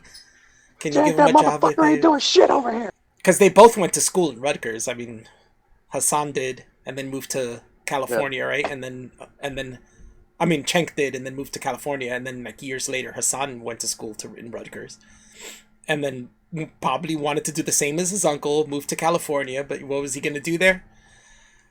Probably moved there and did shit for a while, and his uncle was like, you need a job. You need a job. You've been living with me and my wife for a little while. You're gonna need a job and get your own place. I bet that's what happened. So he hooked him up with a job so he can get his own place. I remember someone showed it to me, but I remember he was posting pictures of Hassan on Instagram. Cenk was. It was either Instagram or Facebook, but he was posting pictures of him when he first moved to LA, and he looked like a young kid, like early 20s, probably like 20, 21. Yeah. And he was like, oh, look at my nephew, isn't he so handsome, blah, blah, blah. It was probably not too long after that he hooked him up with a job. Must be nice. Must be nice to have an uncle who owns a pretty successful internet news organization, if you can call it that, and get a job there. Francis Maxwell grew up in a small town named Clydebank on the outskirts of Glasgow. Prior to moving to Los Angeles, Francis juggled playing professional soccer. Wow, I'm even surprised he did that. While studying acting at Edinburgh College, from which he obtained an HNC qualification in the art. So acting. Funny. This is where you get the whole story. He moved to LA to be an actor, and look what he's doing. He's not an actor. He's not an actor. In 2010, he moved to Los Angeles after securing a place at Whittier College to study sociology and film, graduating in 2014, and since he has gone on to pursue acting full time. Oh, he's definitely he's pursuing it. I haven't seen him in anything, so he hasn't really pursued it very well. Hasn't been successful.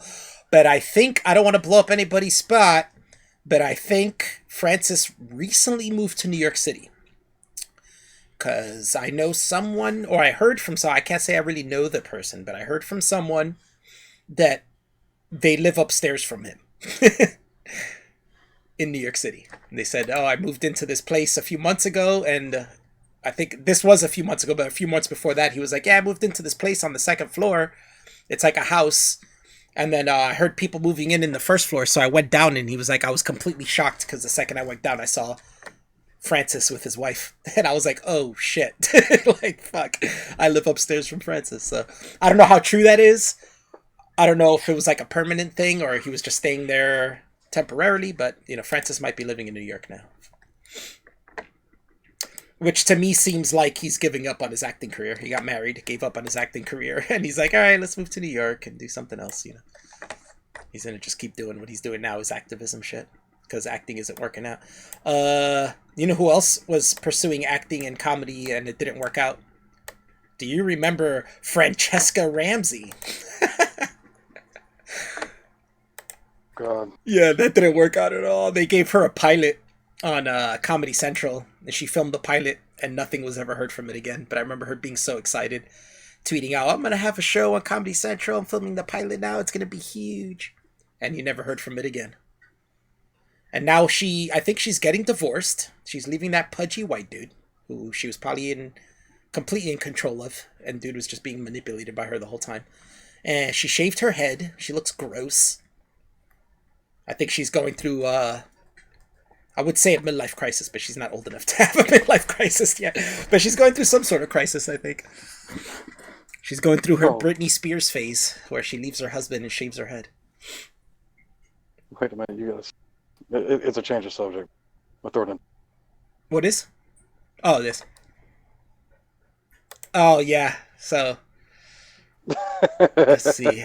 So I'm going to read this as a tweet. Sam Harris tweets, not sure if you've read anything this misguided in my life. Why America needs hate speech laws. Then he replies to himself, says, one irony, of course, is that any attempt to implement such a law would require that we ban the Quran. Right? And which makes sense. And this Ben Barron guy that we were just making, that was just making a video on, says, we get it already, you hate Muslims. Like, that doesn't even make sense. Why did he say that? He was saying the irony of making a hate speech law is that we would have to ban the Quran. He doesn't realize that Sam Harris is against hate speech laws. Like, he doesn't want them. So he's saying not to ban the Quran. You know, this... Basically, it's weird. I'm going to go out on a limb and say that this guy... He's not very bright, is he? Just came out of religion and just came out of, like, say, a conservative family. And instead of going... Yeah, so you're surrounded by the shit, so... When you grow up in that shit and you want to get away from it, you will go the full opposite that you can. And I think that's what this guy did, and it's probably within the last year or so. Mm-hmm. Because that's almost like the normal default to do that. Whenever you come out of something like this, your normal default is to go to like the farthest left you can. But at some point, you got to catch yourself. I'm sorry, and he didn't. I went on Twitter. Actually, Devin tweeted out this stream, and then what's his name? Liquid Demons posted the picture that we were looking at earlier of this dude. Yeah. And Devin says, "Who's that?" And you responded with, "He's the Associate of the Month in 2012 at Kroger. Show some respect." Associate of the Month. Show some respect. Yeah, show some respect. I'm the Associate of the Month. Okay. Of 2012, that's an old picture. Of 2012, yeah. So maybe he's not that young. That's like 8 years ago almost. So he just looked young. Yeah, that's him 8 years ago. So he's probably like in his 30s now. He's balding too. You can see. You look at the top. You see how it's like the peach fuzz, but it's all like patchy and shit. Now, where was this picture found? I don't know. Yeah, leave it to Liquid Demons. Who knows how he finds shit? Yeah, no shit. He probably found him on like. Now you go down to the very bottom of his Twitter feed, September 30th. He puts up a podcast and he tags Steve. The next one he puts out, he tags Essence of Cunt. He's fans of all these whack ass fucking YouTubers. And then the next one he puts up, he tags Jen Peoples in it. Oh god. Oh, here we go. The next one he tags Kevin fucking Logan. Oh my god. No joke, I was waiting for you to finish so I can say I bet you he tags Kevin Logan at some point. That's funny. I was gonna say Kevin Logan and Christy Winters, but Kevin Logan's good enough. So basically he's trying to get into that group. He'll do a podcast on Podbean, whatever that is. Probably a podcast site. And he'll tag, each one he puts up, he'll tag certain people. Tim Pool. Oh, he's trying hard. Yeah, he's trying to build something. But, dude, if you only got 2 followers within fucking 3 months, you're doing kind of shitty. And his YouTube only has 40 subs in 6 months. That's not good. 40 subs in 6 months? Shit. Well, maybe he should, find the name of an actual podcast out there and, rob the name from it, but kind of twist it a bit to make it his own. Yeah. He'll be raking in the fucking subs in no time. The Roe Jogan experience. Yeah. We call it the Ben Barron experience. Yeah. As if Jimi Hendrix didn't fucking have it 50 years ago. That's what you got to do. Yeah. Like, remember when Sam Harris had, Waking Up? Yeah. And then someone else took that? Mm-hmm. Yeah, this guy's not very bright. I think that's... Nah, that's the main reason. I got a feeling that he's going to be embarrassed. Mm-hmm. And it's funny. Now that I think about it, it's really funny because he starts the video calling Devin a tryhard. But as we've seen now, he's the tryhard, right? He's tagging all these people. He's trying really hard to like get known and seen. And... I think what he's going to end up doing, he's going to disappear because I think he's one of those that he wants to be in the game. He wants to have a voice. He's got something to say. He wants to put himself out there. Mm-hmm. But when he catches a good backlash, I don't think he'll be able to handle it. No. Because he's been talking all this shit. He's been trying to get the attention of, Dusty Smith, Jim Pete. But he hasn't really faced a backlash. No, not at all. I mean, and I don't think he hasn't been able to handle it. He hasn't been big enough to face a backlash, and nobody cares to have a backlash it's not on somebody with 40 subs, Yeah, I wouldn't say he's not big enough to get a backlash, but I mean, we've seen people try with small sub channels, try to go after others, and they get taken out by pretty much the followers. Mm-hmm. They basically get harassed off the internet. Yeah, I mean, Steve said in the chat, he said he's kind of stupid. It's all projection. I was like, yeah, that's basically what it is. Well, it's not really what I think is that one, he's trying really hard, so he's looking for these things, right? He's actively on YouTube looking for certain things and certain videos to make videos on, right? He's trying really hard, probably. So he's motivated. So he ran into this video. He remembers Devin from years ago, but doesn't know much about him. And I heard him rustling papers, which really blew my mind. Because my initial thought was he gave the video a cursory watch, and these were his first thoughts that came out, right? He didn't think too hard about it because he's trying hard, right? He's just like, oh, I'm going to do this. Let's do it fast. And he's not really thinking deeply about it because he just wants to, he's trying so hard. I mean, but after hearing him rustling papers, I'm like, wait, he actually wrote this down and thought about it? Like, shit. He's not very bright. That's the thing. It's one of those where he doesn't really have it down yet in terms of style or how he wants to do it. I mean, just like you said, he sounds like a mix of Dusty Smith, TJ, and yeah. Well, that was just his voice. Just trying to be like in your face and yelling and all that shit. Man. Which is funny because that's what he was saying Devin does, right? But he's the one doing it. He's the one yelling and being like, blah, blah, blah, you're fucking blah. All this shit. Devin has never yelled. Like, not seriously, at least. If he does it, it's for dramatic effect. If there was a yell, it was probably once, and that was after one of the channel bans. Mm-hmm. When he finally made a video on all of it and was just fucking hot about it. But other than that, the dude does not yell. I mean, no. Devin's a pretty evenly toned dude, pretty soft spoken. Yeah. Yeah, he's pretty chill. That's what I was thinking. The yelling thing was cool and all, 10 years ago. Yeah, that's what I'm saying. I was explaining Devin earlier and saying, these people see Devin as being aggressive because they're bitches. Because when I've never seen Devin as being an aggressive person, I've never seen him. I've heard him get loud in videos, but you can tell it's a speech, right? It's for dramatic effect. It's for the passion of what he's talking about. It's not that he's actually angry. It's not that he's trying to puff his chest. You can tell. You can tell because we can tell because we're normal dudes. I'm saying we're not bitches. This guy's a bitch. So when Devin talks like that, he sees it as, oh, this guy's posturing. He's trying to show how tough he is. You know why? Because guys like him do that because they're pussies and they need to be loud and need to puff their chest to try to prove that they're tough, But only bitches do that shit. Only bitches puff their chests and are all aggressive and shit. Speaking of bitches, did you text? You said that you commented to this guy. Yeah, I left him a comment. I left him a comment with a link to I called him an idiot for thinking Devin's a transphobe, and I left him a link to the video where he was doing that GoFundMe for for Alex. And I was like, yeah, you're an idiot for thinking he's a transphobe. This is his friend that he did this, made him promote it and tried to help him, and try to help I this totally trans forgot person. about Yeah. that. Yeah, Yeah, the second I saw the title of that, Alex said, raised like $2,000. Yeah, Devin. Alex got like triple or quadruple what she was asking for. She didn't even want more than $600, but she like quadrupled it because people cared so much. They saw the video from Devin, felt bad about her, and was like, "Yeah, here," and helped out. And on top of that, Devin did face out of his way. On top of that, Devin faced some backlash for that. And if you remember, Devin faced a big backlash for that. There was a bunch of people in his live chat. And he was telling them all to fuck off. You know what I'm saying? Yeah. Yeah, we remember banning all those quote-unquote transphobes that this guy likes. Yeah.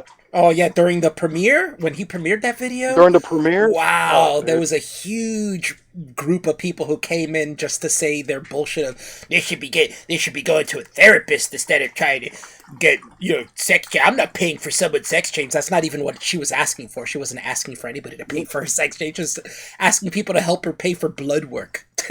Fucking idiots. But yeah, we banned them all. And Devin was saying ban all these people because Devin's not a transphobe. It's obvious. It's so weird to think that. Yeah, Nina said that video was good too. A lot of effort. Yeah, it was a good video. It was funny. Yeah. Devin explained the whole thing and then let Alex explain her position that she's in. And like Devin always does with us, he picked on her. Yeah. And on top of that, I was there. I was there when this was proposed, and we were hanging out in the Discord. I'll explain it for the people who weren't there yet. Grant was there too. There's a few of us. We were hanging out in Discord. Alex comes in, as she does every once in a while. When she comes in, Devin likes to poke fun of her and fuck with her. They're friends, Alex is cool with that. Alex knows that he's just joking around. Alex jokes around back, and but yeah, it got to a point where we weren't joking around anymore, and we were just talking normally. And Devin's like, "Oh, how are you doing? Honestly, how are you feeling? Everything okay?" And Alex said, actually, I left my job and I'm going to start another job, but I'm in between jobs right now. And it takes a little while before I start that other job because the job I was in was fucking me over. So I couldn't stay there. And, but I need blood work to keep getting my hormone treatments because I have to get blood work every couple months to see how much the hormones are taking effect and stuff. And they can't give you more hormones without keeping track, right, of how it's affecting. Yeah, I mean, it's not like they just hand the shit out. Yeah, they can't just be like, well, we've been giving you hormones. Don't worry about the blood work. Here's more. They have to keep track of your blood and make sure how the hormones are affecting you. So she couldn't get more without the blood work, but the blood work costs $600. She just finished paying rent, paying her bills. She was pretty broke for like 2 weeks before she could start another job, and she couldn't get her blood work. It wasn't her idea. Devin, being the good friend he is, said, "Hey, you know what? Why don't you make me a little video explaining this, and then I'll make a video with that in it, and I'll start a GoFundMe for you, and we'll try to get my audience to get you the $600. It's not even a lot of money. You know what I'm saying? Everybody throws in a few bucks, you'll reach $600 in no time. It's not a lot of money. It's not a big deal." Alex actually didn't want to do it. She was kind of embarrassed. She was like, no. Devin's like, "All right, it's up to you. If you want to do it, I'll do it for you. I don't mind. You're my friend. I'll help you out." And Alex eventually said, "All right," and made the little video, and Devin put the video together. Yeah, total transphobe. Yeah, but he's a transphobe, right? Even though he went completely out of a way and used his channel to promote a trans person who needed help and got him. Not only got her the help, but got her 4 times the help she needed. You know what I'm saying? That's how nice his fans are as well. Of course, there's some shitty ones. We deal with that. Wouldn't it be like 5 times though? Because it was at $2,000, and she actually put a stop to it. Yeah, she did stop it. She kept it going longer only because we had a few friends who said, "Oh, can we wait till this weekend? Because I want to give money too. I don't care if it's past the amount she wanted. I want to help her out." So I personally, people were contacting me, and I personally had to DM Alex, and she was about to take it down the next day. And I told her to keep it open till the end of the week because there were people who wanted to donate. So she was like, "Wow, that's really nice. Yeah, I'll keep it up so they can donate." And it ended up that even more people than had contacted me kept donating throughout that time as well. But it was actually the person who wanted her to wait so they could donate actually has friends in the trans community who are trans activists who wanted to help out. She was like, "I know a lot of people who are in the LGBTQ community that they help out with stuff like that, and they would love, they love when things like this come around. They love to help with this, and I would like a chance to talk to them and see if I could get her some money, and it worked out. But but he's a transphobe. Yeah. Yeah, but Steven said it's funny in this situation because it's rare that you have actual proof that someone is not a transphobe, and we actually have that for Devin. You know what I'm saying? We actually have solid proof that he's not, like, in his actions that he's done before anybody even came up with calling him a transphobe. There was already proof in his actions that he's not. Usually it all ends up being a subjective thing where you just say you're not. You know what I'm saying? The other person's like, you are, and it's like, I'm not. But we actually had proof. That is funny. It's silly because he didn't have to do much research. Like I was showing earlier, I think you came in late, right? You weren't here from the beginning? Yeah. So when I first started, when I came in earlier, when he first brought up the trans thing and I started showing the video with Alex, Devin put in $100 to start it off. He shows that in the video. But all he had to do, he could have either gone on Devin's main channel and scroll down 5 months and he would have seen that video. Or what I did to find the video, I knew where the channel was on. I could have just scrolled to a channel. But what was even easier is I just went in the search bar and wrote AIU trans. And it was the first video to pop up. That's all this guy had to do, was be like, watch this video and go, oh, I think this guy's a transphobe. Let me check out his other videos. Let me see what other videos he's done on trans people. And type AIU trans. And the first video that came up would have been the one of him helping out a trans person. Helping Alex, yeah. Yeah. Is this a fucking stream? Yeah, I guess so. We're just talking shit at this point. Yeah. But I'm having fun, so I didn't feel like stopping it. And I just got Grant in here. Billy was supposed to come in too. I guess he changed his mind. Yeah, I pointed out he only follows. Why don't you come in, Devin? Oh, he came in here. We didn't unmute. Why don't you unmute, Devin?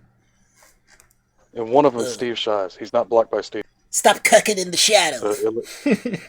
It lets you know who you're dealing with. Yeah. Oh, damn, look at the asses on those chicks he posted. Step up like a man. Oh, my God. Those are some butts. Don't fuck with the Associate of the Month at Kroger. The 2012 Associate of the Month at Kroger. Yeah, that dude is such a nerd. You can tell. Yeah. Nerds.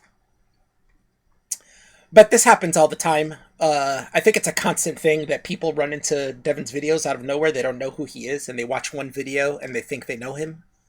But it's like, I think I heard Phil say this one time, that he said one of his favorite things about Devin's videos is that it has a recurring thing. Like, there's recurring jokes. Yeah. Like the guy, I don't know, were you here for that? Where in the video, the guy pointed out the Phil voice? Oh, yeah, the Phil voice, yeah. And he was like, how is that funny? I was like, yeah, it's not funny to you because you're not inside the joke. If you have been watching Devin's channel for like 2-3 months, you'd understand the joke. You'd get it. But you don't get it because you're not there. That's the thing, is that you have to have a history. I could get if he was making a video on Devin after seeing a bunch of stuff. Mm-hmm. Great. After a bunch of years or so, but he referred to him as AIU Resurrection. Yeah, which is the channel he only posts on when he So it's like he just happened to stumble across this one particular video. Oh, is that? And now he's referring to him as Kangaroo Jack. Kangaroo Jack. Yeah, I didn't get that at all. I was like, what? Is this supposed to be funny? Or does he really think that Devin got his avatar from Kangaroo Jack? Like, he did a whole spiel on it. I was like, what the fuck? I was like, it's obvious. I mean, I explained why he has a kangaroo. I think the people who've been around from the beginning know, but most people don't. I've explained it to a lot of people on the way. Oh, and I've explained why he has the name Atheism is Unstoppable for a long time, too. Because people who just come in don't know. But he's made a video explaining all those things. That was just, like a year or two ago. You guys grope? Yeah, we're groping. We're groping, man. We're a bunch of gropers. Oh, man. But yeah, it's funny when this happens. Because it's so easy to just show how wrong it is. I think everybody in here knows. But I mean, if I really wanted to go into it, I could probably... It's just a lot of work, but I could probably go through all of Devin's channels and clip out things that would totally destroy everything this guy's saying and make him look stupid, but obviously that's a lot of work. And, I'm too lazy for that. What was the other thing? I wanted to do... Yeah, but I don't know how I could do it in here. There was a it's not Jezebel. What do they call it? What's that channel called? Jubilee. There's this channel called Jubilee. They tend to put opposite minded people together. Like they'll do Christians and atheists, and they'll put them in a room together and they discuss stuff. Yeah. But I saw one that was recent that I wanted to do a stream on. That was what was it? Oh, men's rights activist versus feminist. And man, that shit was funny. That was such a weird shit. But both sides had points here and there, but both sides said stupid shit as well. And it's just like there was this one incel kid in there. He's all like nervous when talking to the chicks and shit. I'm like, oh god. And you look at this kid and you're like, this kid just stays home all day on his computer. He doesn't, talk to chicks. This is why he doesn't get laid. This is why he's an incel. And he's all like trad life and shit. He's all like, I just think, we would be happier under a patriarchy and blah, blah, blah. What? Yeah, that's what he said. It was so weird. He's like, if we go back to our traditional values, we'll be happier under this and that. And it's like, oh my god, really? He's an internet kid. That's the same shit everybody says on the internet, right? Like it's just straight up internet talking. Yeah. And we would be under a patriarchy. Yeah, the patriarchy. Let me see. You down to watch that? Because he's not man enough himself, so he's got to ride the coattails of manhood that's around. Yeah. Men being stronger, men being, more it's in a leadership role. He has to ride the coattails of that. I think people like him who I think are people who aren't getting women, and they think that if we went back to the old ways that they would get women. They think that they're not getting women because of the way society is now. No, I look at it. It's not. That's I not look what at it it the is. same way, like when we watch Mike and they'll scream the pro-white shit because they have nothing else to offer themselves. Ride the great things that whites have done in history. So they'll just ride that, and they think they're better than everybody because of that. But they have it's one thing to say, yeah, whites did this and this and this, but you can't ride that. It's like, hey, blacks still holding on to slavery, 150 years ago. The same shit. It's like those people who say that people should be forced to stay together if they get married, and it's like, yeah, that's because either you can't get married or you got married and someone left you, and now you're like, I would have preferred if they were forced to stay with me. Like you're a fucking idiot. There was this is another thing I can't figure out with them. They think that they pick the decade of the 50s as like the prime period for trad life. They think that women didn't cheat on their husbands. They didn't think that teenagers didn't do drugs or anything. They're like, they think that everything was nice clean cut yards, perfect houses, parents slept in separate beds. I know, get fucking real. Things were going on in the 50s as well. Yeah, that's the thing. Just because you don't see anything of it, all you see is My Three Sons and Dennis the Menace on TV. Yeah, exactly. They got that rosy tint glasses on when they look back there. They don't see the shitty shit that was going on or the hidden stuff. Like I was arguing with somebody about that, and they were saying, in the 50s, everybody was married and they were happily married and stayed married. It's like, they were happily married? Are you sure about that? Like, I think it was more that people stuck together off of some principle and were hating it, saying the whole time. And could have caused problems with their kids. They were really good at hiding it. Yeah, they're really good at hiding it. I mean, anything that went wrong, they were really good at hiding. That's like how people are like, we're accepting of gay people now, and people think that there's more gay people now, and they're like, oh yeah, people are getting turned gay because it's acceptable, and it's like, yeah, that's stupid.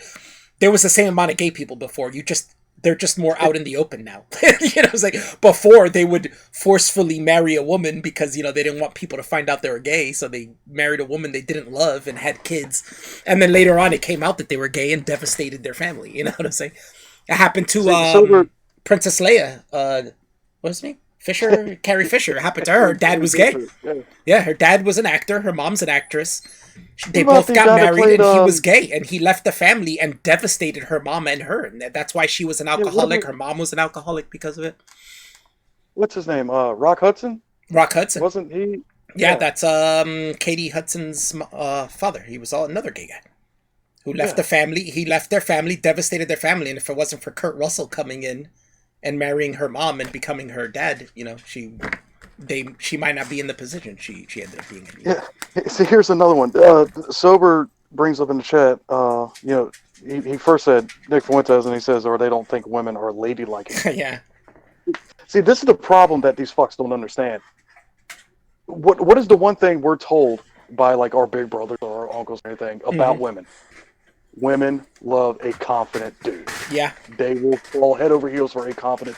These sons of bitches ain't fucking confident at all. Women see that and just snicker at them. There's two Yeah, right. hypocrisies I think I see in that mentality. One is that these guys all tout about freedom, right? Oh, we got to have freedom and this and that.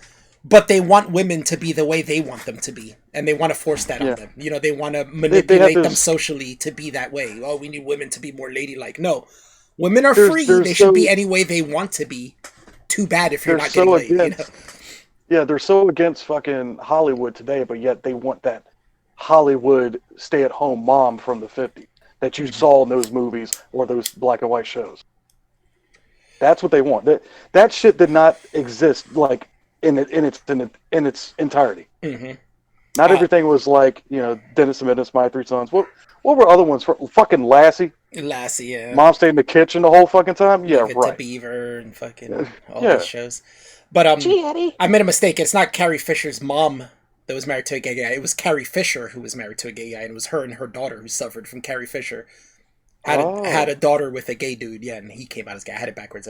Mike in the chat just said, you got it wrong. It was her husband that was gay. I was like, oh, yeah, it was her. And it was her daughter who dealt with it, not her dealing with her mom, yeah. Liberace. Yeah, Liberace was obviously gay. But look at all these guys and that we didn't find out were gay till way later, even if we assumed they were, but they didn't come out of cause till later, like Freddie Mercury and all these people. They were living a lie in How life. did you not know? How did you Yeah, not I don't know how people didn't know, but there were a lot of people who did not know. Same thing with George Michael. He gave a ton of clues. Same with George Michael. He gave a ton of clues as well. Oh, George Michael and Wham, even before he went solo. Wham was the gay as shit. Like, how did people not tell that both the guys in Wham were gay?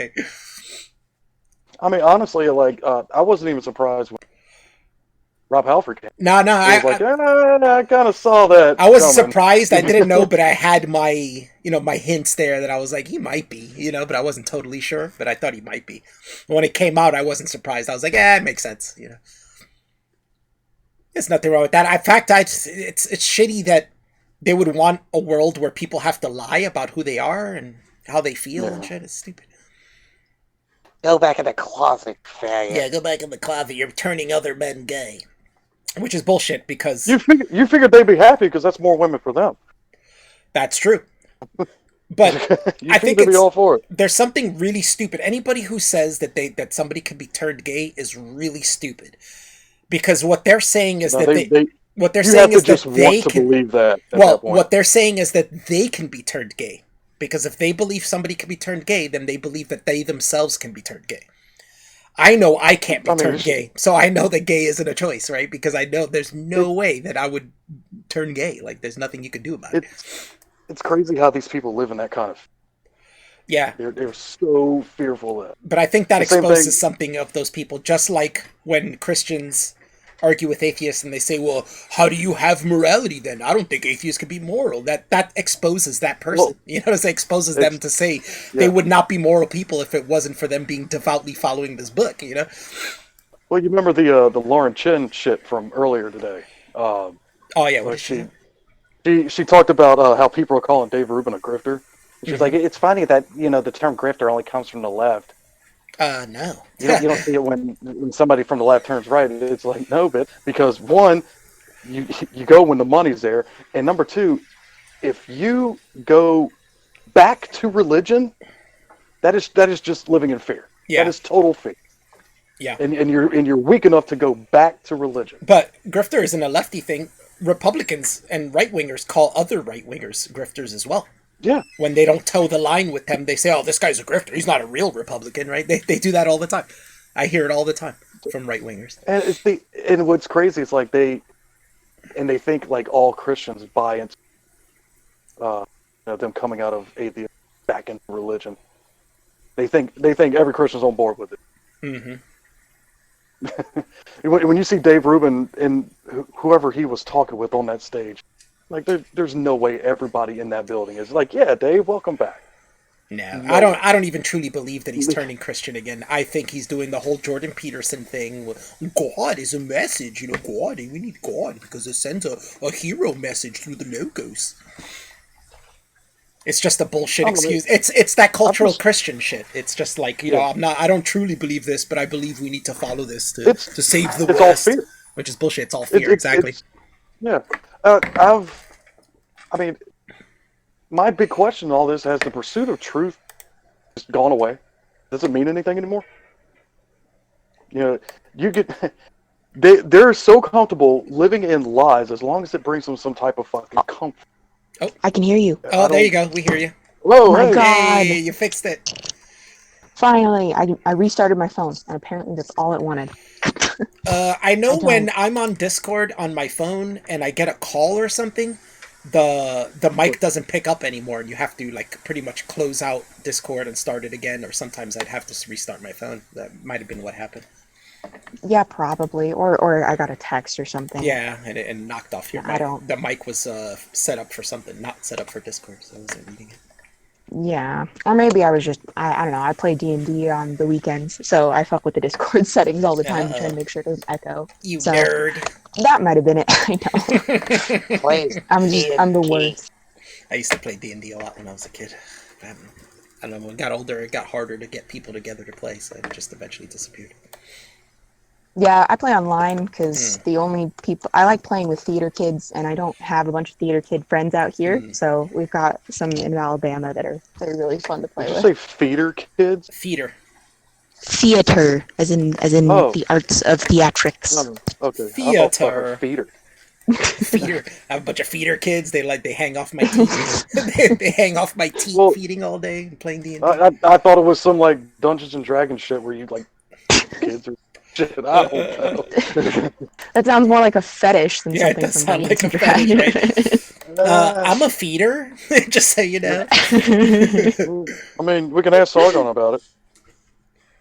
Yeah, he probably. He shared enough porn. He's got to at least have stumbled across something like that. I mean, that's kind of like those people that are like I'm gonna eat as much food as I possibly can to try to get fat. I know that's a fetish. Yeah, that's a weird one. And there's people who enable that. They have like husbands that keep feeding them and stuff. I've seen that. There was that's chick. like that strange addiction shit. Yeah, I saw that. I think I did see one on that where the lady wanted to reach a certain weight. I think she wanted to reach like 600 pounds or something, and her husband was making her like 5 people's worth of pancakes every morning and shit. I was like, wow. Oh, God. Yeah, and he was a skinny dude like me. He was taller than me, but he was like thin, like I am, thin frame, and she was huge already. I think she was like close to 400 pounds at that point. But she's like, yeah, I'm gonna try to reach 600 pounds. It's like, you're crazy. You're gonna die. I was going to say, speaking of My Strange Addiction, if you've ever watched the show Botched, that is a perfect example of why nobody should get plastic surgery paid for from somebody else. Oh, yeah. Any kind of cosmetic surgery. Botched is ridiculous. Yeah. It's not just addicting.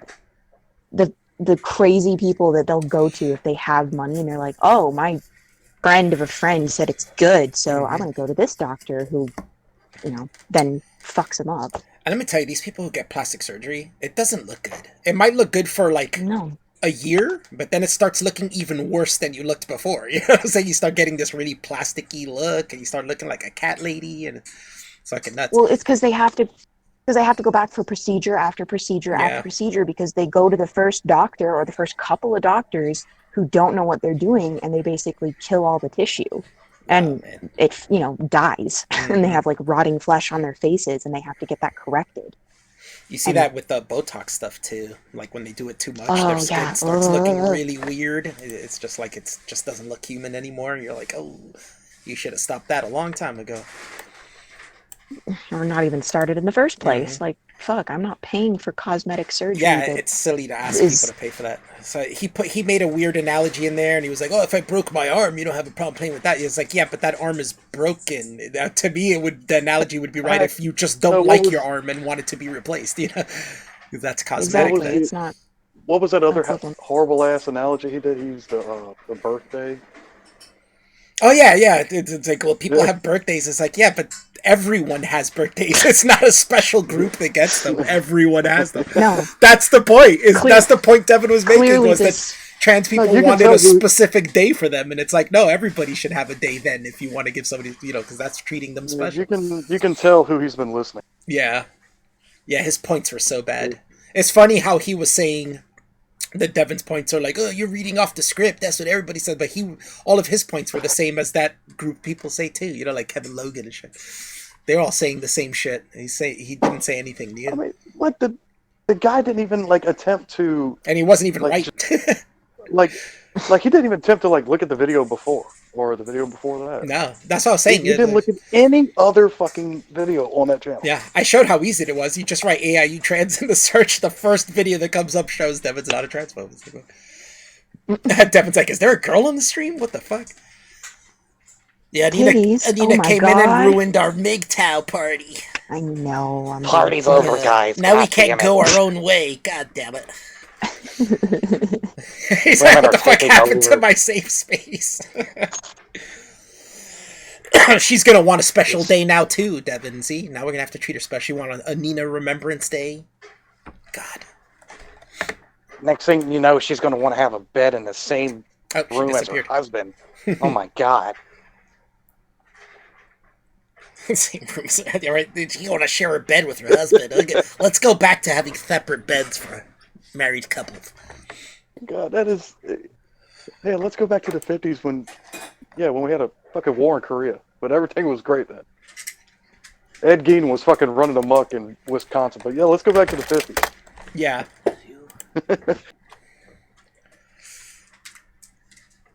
It's so weird, but I always bring this up, and people don't realize that in the 50s, well, what happened right after the 50s was the whole sexual revolution thing. Yes. And that all comes from the repression of the time, how people felt socially locked into things and they couldn't be themselves. You know what I'm saying? So what happened? Everybody fucking raged out and was like, no, well, you know what? Well, now I'm going to fuck like crazy and do drugs like crazy. You know what I'm saying? That's what the 60s were. 60s and 70s was straight up free love and drugs and shit.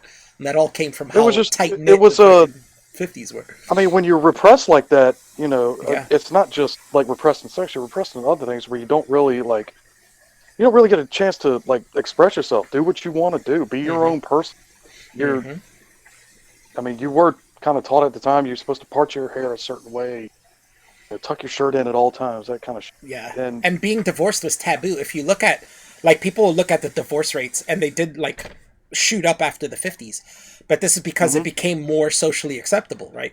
So, but what people don't realize is if you're looking at 50s divorce rates, you don't realize that a lot of people just left. They didn't get divorced. Yeah. You know what I'm saying? They just left a lot of times. And like I said before, when they did get divorced, they hid it. Yeah, they hid it. They didn't do it legally. They just got separated because they didn't want people to know they were divorced. You know what I'm saying? They're going to add well, divorces didn't happen. Okay. Try again. Yeah, it's weird. That's what you were talking about before, how people look back at the 50s with these rose-colored glasses. They don't really see behind everything that was out front. They're only seeing what was out front, right? You're not looking behind. No, they only saw what was on TV. Yeah, what was on black and white TV. Yeah. I mean, nobody asking for the 50s actually lived in the 50s, so was even alive at that time. All these people saying that you see are people in their 20s, young kids and people in their 20s. They have no idea what it was like living in the 50s at all.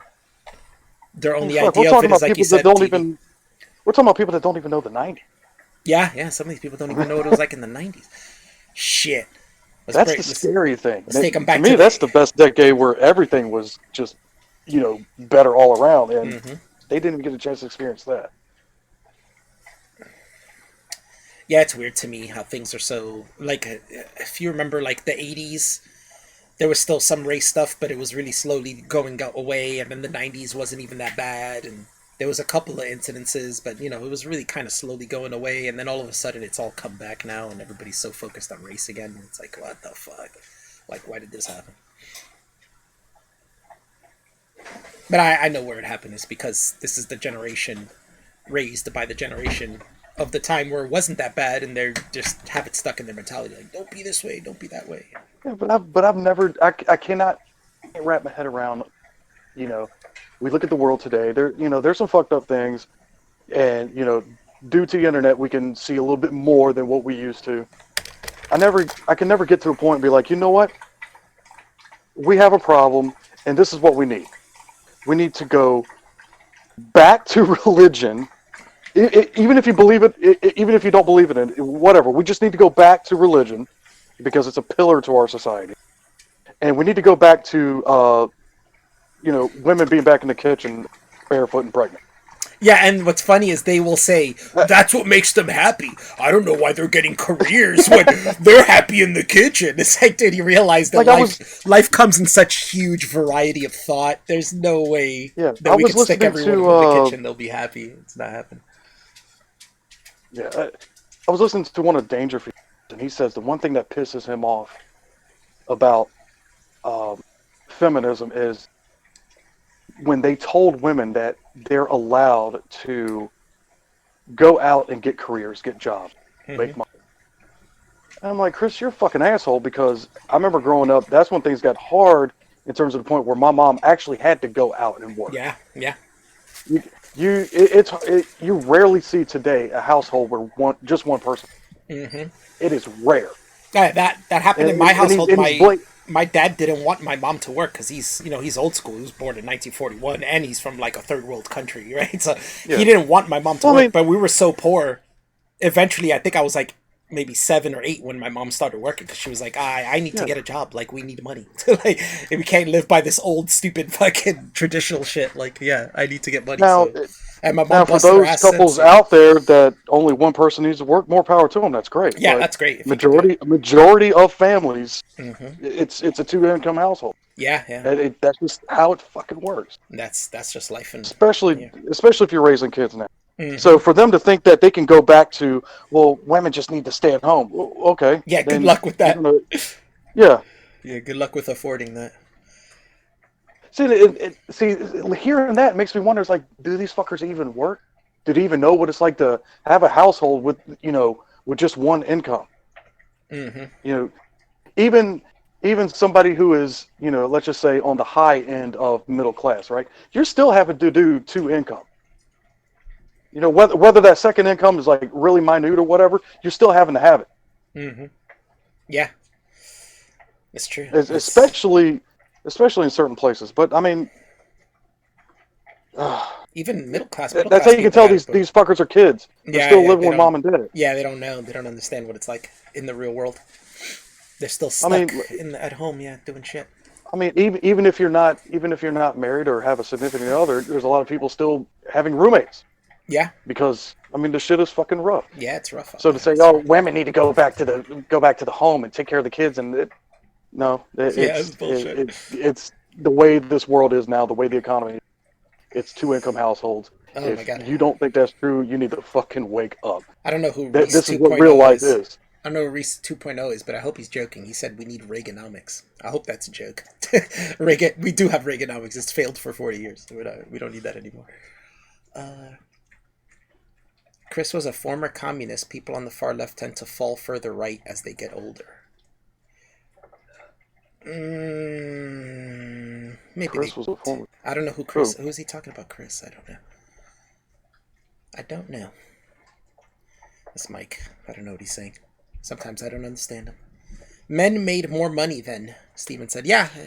Well, also I don't know. Things were different. Things weren't as expensive. Now it's like you're paying an arm and a leg to live anywhere. Now the patriarchy is gone. You need 2 incomes. So that's horseshit. Okay. That Reese dude said he was messing around. I was like, okay, good. I was like, I hope he's joking. Sounds like it, because who the hell wants Reaganomics? I think we've realized now how much of a failure that was. Now that the patriarchy is gone, you need 2 incomes. See, the thing is, the trickle down shit worked in its inception, like when it first began. But then, here we are 30 years later, we're feeling the effects from it. Yeah. We're feeling the hard effects from it. He was talking about Chris Dangerfield. Yeah. He said Chris Dangerfield was a former communist, and the older he gets, he's turning further right. Yeah, that's a weird one to me. I don't get. But Chris is also weak in the fact that he says we need religion. I'm sorry, I cannot. I can never. I cannot wrap my head around it. I can't take anybody seriously that says that when they are people that flat out do not believe in a divine creator is perfectly okay with other people thinking so. Yeah, that's and running things thinking so. I cannot wrap my head around that. And I noticed especially that people that know it's bullshit. I noticed a lot that it's these European people are big into that. They're big on the cultural Christian thing, but I guess we, even though we are, we need Islam to fight Christianity. Yeah, that's what it is. But that's what has sold the we need ball one. on it. We need one, backwards ass bullshit to beat off another backwards ass bullshit. Mm-hmm. Oh. Alpha, you gonna vote for Chank? I don't live in that district. Definitely, but even if I did, I definitely wouldn't. But yeah, I live in the complete opposite side of the country. With Andrew Yang, we just need a place to spend our cash. Okay, not sure what that means. But yeah, I think I like Andrew Yang. I think his UBI is a good idea, and it would solve a lot of the problems that these people have arguments about. With people being poor. For those of you that haven't watched Alfie before. Yeah, but that would help that. It's weird that a guy like the guy who I was just talking about, it's weird that he would say, like, Andrew Yang's not going to do that. It's like, what? No, I mean, what he's proposing would help a lot of people. You'd think somebody like him would be for a guy like that, It's weird when I hear that they're not. But it's because they're all convinced that somehow he's got the alt-right on his side? Like, what? No. The people they think are alt-right, it's not that they're alt-right, it's just people who became, what it is people who became disenfranchised with the left and voted for Trump because they were disenfranchised with the Democrats. They were pissed off at the Democrats. They've realized they made a massive mistake, and they're like, oh, this guy is somebody who's not like the other Democrats. I can agree with this guy. I'm going back to the left. He's not appealing to alt-right people. He's appealing to people who were left in the first place and got disenfranchised because of the DNC, and now they're coming back, Which they always were going to come back. See, a lot of things with the alt-right that a lot of people don't realize is the alt-right has a problem with Republicans themselves. Yeah, that was the point of them being an alternative. Right? Yeah. That's the whole point. Alf, would you smash Anna? I would. Yeah, I probably would. She's not all that great looking, but she's not disgusting to the point where I wouldn't bang her. Get a few drinks in me. I wouldn't, and you know why. Yeah. I get a few. You get a few. If I went out and I seen her at a bar and I had a couple beers in me and she came up to me and was hitting on me, I'd be like, yeah, I'm going to smash this. What do you guys think of Ruben leaving atheism? I don't believe it. I was just telling Grant earlier. I don't think he literally is becoming Christian again. I think he's one of these, he's doing the Jordan Peterson thing where he's going to toe the line and be like, oh, well, we need Christianity for this. It's not that God is real. It's the hero story that we need. Oh, stories are religion. He thinks money is going to make up for everybody viewing him as totally weak. Yeah. Like, not just physically. That dude is mentally weak as fuck. He's in fear of being broke. That means he will... And somebody that doesn't want to stand firm in their positions and is willing to sway at any instant just for money, I'm sorry, it's the biggest form of faker. To be honest, he's always been like that. It's just the first time we saw it, we didn't realize that that's who he was. It's because, he was with TYT, and then he completely changed his mind and left, right? And then he did his own thing. He still denies it. Yeah, but he's still denying that he's going after the money. But the whole time, it was just the first thing we saw was him leaving TYT. So we were like, oh, he's smartening up. Awesome. Yeah, this guy's cool. But when you keep following him, you see him constantly changing his views and constantly changing who he is. And we're like, hold on. When he left TYT, we didn't think that, down the line he was going to go. Yeah, exactly. That was the all first. The way to the fucking right. That was the thinking, first okay, he's going to hit the same left, and that'll be fine. Mm-hmm. Finally, we're watching someone that is, a popular name on YouTube actually, move into the correct position. Yeah. We didn't think that he'd keep going and going and going. Mm-hmm.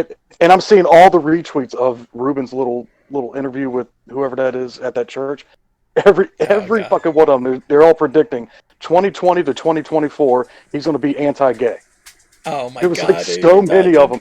And what's the fucked up thing about that is, it's more likely going to happen if it puts more money in his pocket. You can't doubt it. Yeah, that's what it is. You just can't doubt it. Like, I mean, I can't trust him on any position anymore. He's weak on every position he has. But he is a huge Jordan Peterson fan. He loves that dude. That's why. Because that's he saw why how I much see money it. Peterson was making. Yeah, that's true. But that's why I see him saying he's Christian again. He didn't give a fuck about Peterson beforehand when Peterson was doing all this stuff with psychology and everything. Yeah. It's only when Peterson started making a little money, becoming more famous. I think Devin pointed that out, 2 years ago? Like, yeah, he sees Peterson, now he's just fucking, squeezing his ass cheeks along the way. And we all know Peterson's an atheist. We all know that. But Peterson's also weak because he's somehow fearful of a world without religion. Oh, yeah. That's what it is. I mean, we know he's an atheist because we know he doesn't believe in God. He's admitted that much. He just says, oh, but you need the story. That's what he calls the logos, right? What's he's like, the you need the story. Blah, That's blah. the problem. He has taught a group of fucking incels that, hey, pursuit of truth doesn't fucking matter anymore. I forgot what he said. He said something about words. The biggest problem, all of it. He says something about words. Oh, words have power and blah, blah, blah. It's like, oh, God. Yeah, true words have power as well. Yeah. Yeah, the truth has power. It's like, what the fuck are you talking about? And then when you see people start riding, the Peterson coattails. Again, I'll bring up Dangerfield. Dangerfield's big into fucking Jordan. Like, dude, come on. Yeah, God, I don't get it. Of course, I can see why, because, I mean, we're talking about an ex-drug addict here. He's got a lot of weakness in him. Yeah. So he's gonna fall in line with the Peterson stuff. Yeah. Because really Chris's dad fucking somehow was out of the picture. It's funny because the meme is true.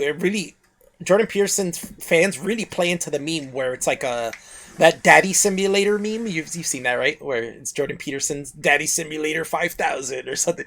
And it plays into that meme. Everybody you can look at who's a fan of Jordan Peterson, they all seem like insecure people. Like there's something missing from their lives. And they're looking at this guy like a daddy figure, right? It's true. They're all weak people. They're all people who have issues, underlying issues they don't know about and they don't know how to fix and stuff. Yeah. Dangerfield has been through trauma, seeks adult supervision. Many others are like that. Yeah, that's the thing. We're talking about grown ass people that they can't figure their shit out, and they need somebody else to figure it out for them. They still need dad in their life, in their 20s, 30s, and in Dangerfield's case, late fucking 40s. Yeah, that's nuts, dude. And meanwhile, my whole life I've been the person who never looks up to other people. I always wanted to find my own way. You know what I'm saying? Like I've had my parents tell me, don't do this, it's bad for you. And you know what I do? I'm dumb for doing it, but I mean, that's just who I am. I always want to do things on my own. Go out and make a mistake. And I go out and make that mistake and feel the fucking suffering from that mistake. So I know, like, oh yeah, they were right. Let me not do that. Then you're like, oh shit, I'm not going to do that again. Yeah. But you know what? Sometimes my parents were wrong. You know? And then I don't need some fucking Canadian clinical psychologist to tell me, hey, you know what? Drugs are bad. I don't need, to tell me, clean your room, bucko. Like, you couldn't figure that out. Well, you couldn't figure out that you need to clean the fucking mess in your head. You couldn't figure that out. It's very simple. I don't get it. It's like, what the fuck is happening? Grown-ass people that need their dad and need this clinical psychologist from Canada to tell them that, hey, you know what you need in your life if things are bad, just go back to religion. Even if you think it's all horseshit, just go back to it. Even if you don't believe it. You need that community. That's the only community you need. They view stability as a good thing in a chaotic life, yeah. Well, it is. Stability is a good thing, yeah, but it's like, they're looking at other people's... You don't need this guy to tell you this shit. Yeah, but you don't need this guy to tell you that. But on top of that... You can get up off your own ass and go handle it yourself. You don't need... Especially in your adult years. What they were doing is they're looking at Jordan Peterson. They're saying, this guy's got it together. He's stable.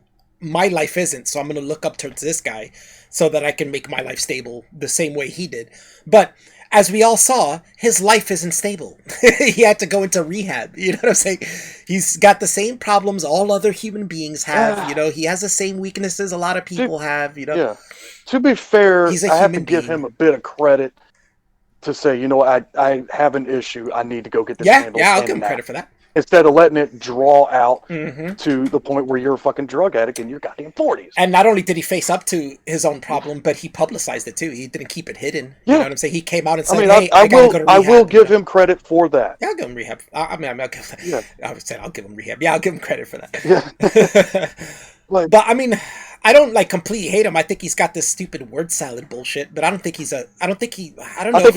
I think he's full of shit. Yeah, he's full of shit. That's probably what it is. He's full of shit to the people that are willing to pay him. But guess what? If you see somebody who you think is full of shit, they most likely are, and they probably have underlying issues you don't know about. So people should have seen this a long time ago, like the rest of us did. When Jordan Peterson was getting popular, we're like, yeah, this guy's not a normal dude. Like, he's talking bullshit and word salads and shit. And so we're seeing people treat him like a lot of the conservatives treat Reagan. They think he's like this poster for everything that is correct in life. Fucking Reagan was an actor. No. Like these guys who Reagan was an asshole. I can't believe people looked up to Reagan. I remember that Reagan youth, man. Yeah. There was a lot of them. There was a lot of Reagan youth in those days. We even had a term for it. Like, man, but yeah, saved by Jello Biafra. Reagan fucked a lot of shit up. Yeah. Yeah, I remember he had a song about Jello Biafra and Dead Kennedy's California Uber Alice. It's a part of it. Yeah. I think it's in the third verse. He talks about Governor Jerry Brown, who was the governor at that time, became governor later on again after Arnold Schwarzenegger, which is funny. But when they do that song, when they did that song live a couple years later, was when Reagan was in office, and then they changed the name to Reagan because it basically was interchangeable, right? Saint Reagan, yeah, I didn't get that, and I was a little kid then, and I was looking at people like, these guys like this guy? What the fuck? I think that was, I was born, I think Jimmy Carter was president, but I mean, I was like 2 when Reagan became president. Watch Dusty say the N-word, did he? Yeah, actually, now that I think about it, I think I've heard Dusty him say it multiple times. Dusty has said it many times. Yeah, I think now that I think back, I'm like, I can hear his voice saying it in my head right now. I'm like, oh yeah, I've heard him say that multiple times. He said it, he titled one of his videos, Atheists Are the New That. Mm-hmm. Yeah. And he kept saying it over and over and over. And I think it's still out there somewhere. Oh, yeah. It's probably not on the channel anymore because he has to butter up the shives. But this guy, Reese 2.0, says, are all right-wingers racist? No, of course not. No, that's ridiculous. I liked Reagan after he developed Alzheimer's. That's a good one, Steve. I mean, just even not in like policy or anything like that. Just something like ignoring the AIDS epidemic at the time. That was huge. That was a huge fuck up. Oh yeah, it was that. He completely fucked up the economy, lied to people about it. Yeah.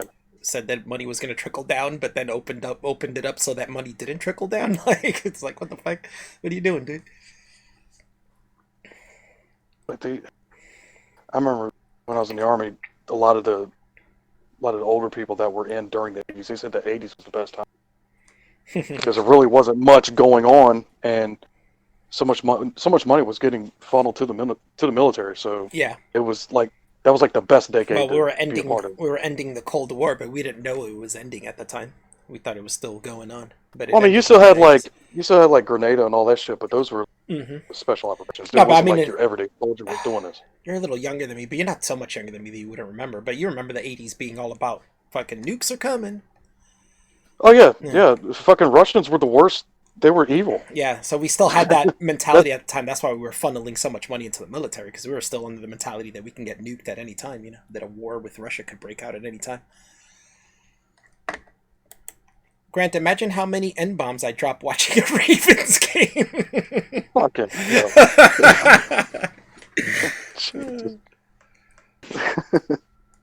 somebody's asking him if he's a Baltimore fan.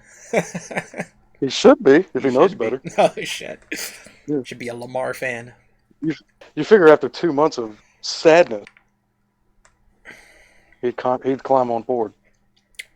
Red Dawn. That was a good movie.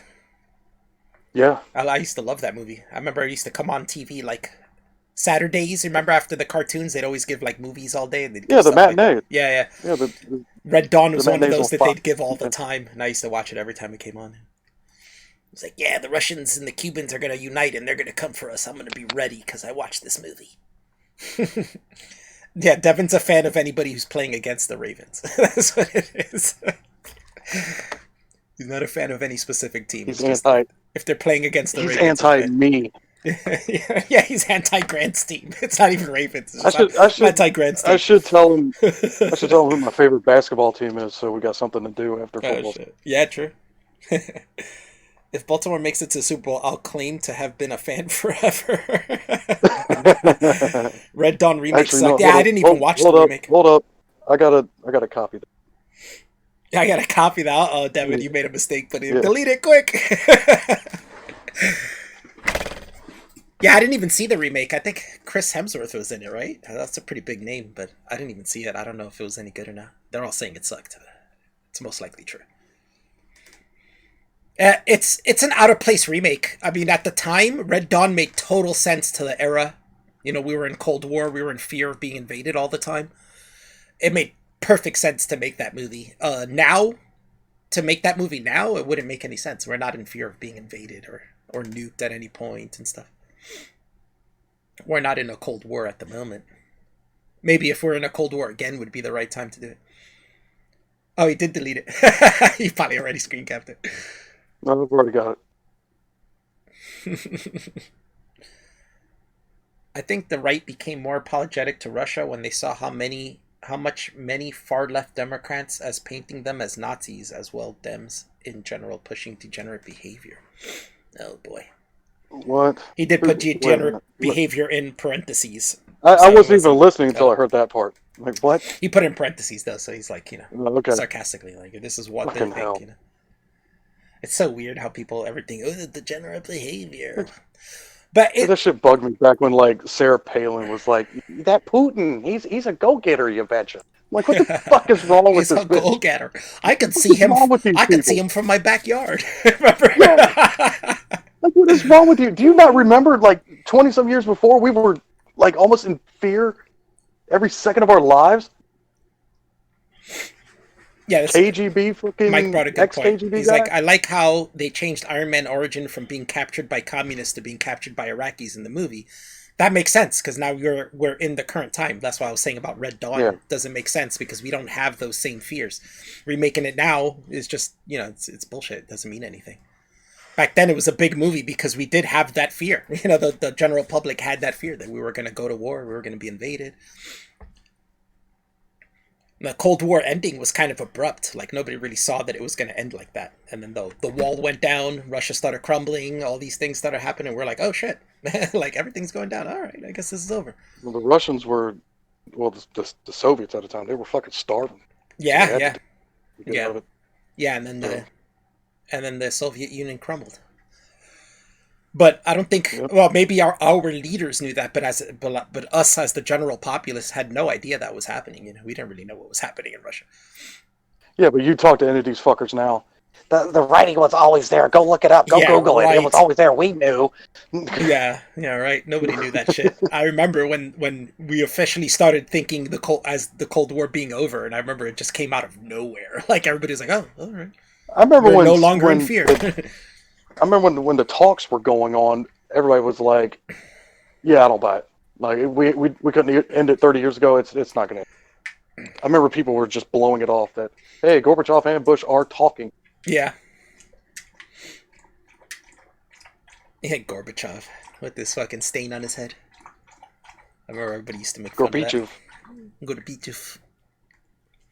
I remember everybody was like, I think it was like in Living Color or Saturday Night Live. One of them did that, and they had the stain on his head, and everybody would laugh at it. Yeah, I think I remember it. It was the stain on his head was like the map of Nicaragua. Yeah, something like that. Yeah. Was it Saturday Night Live?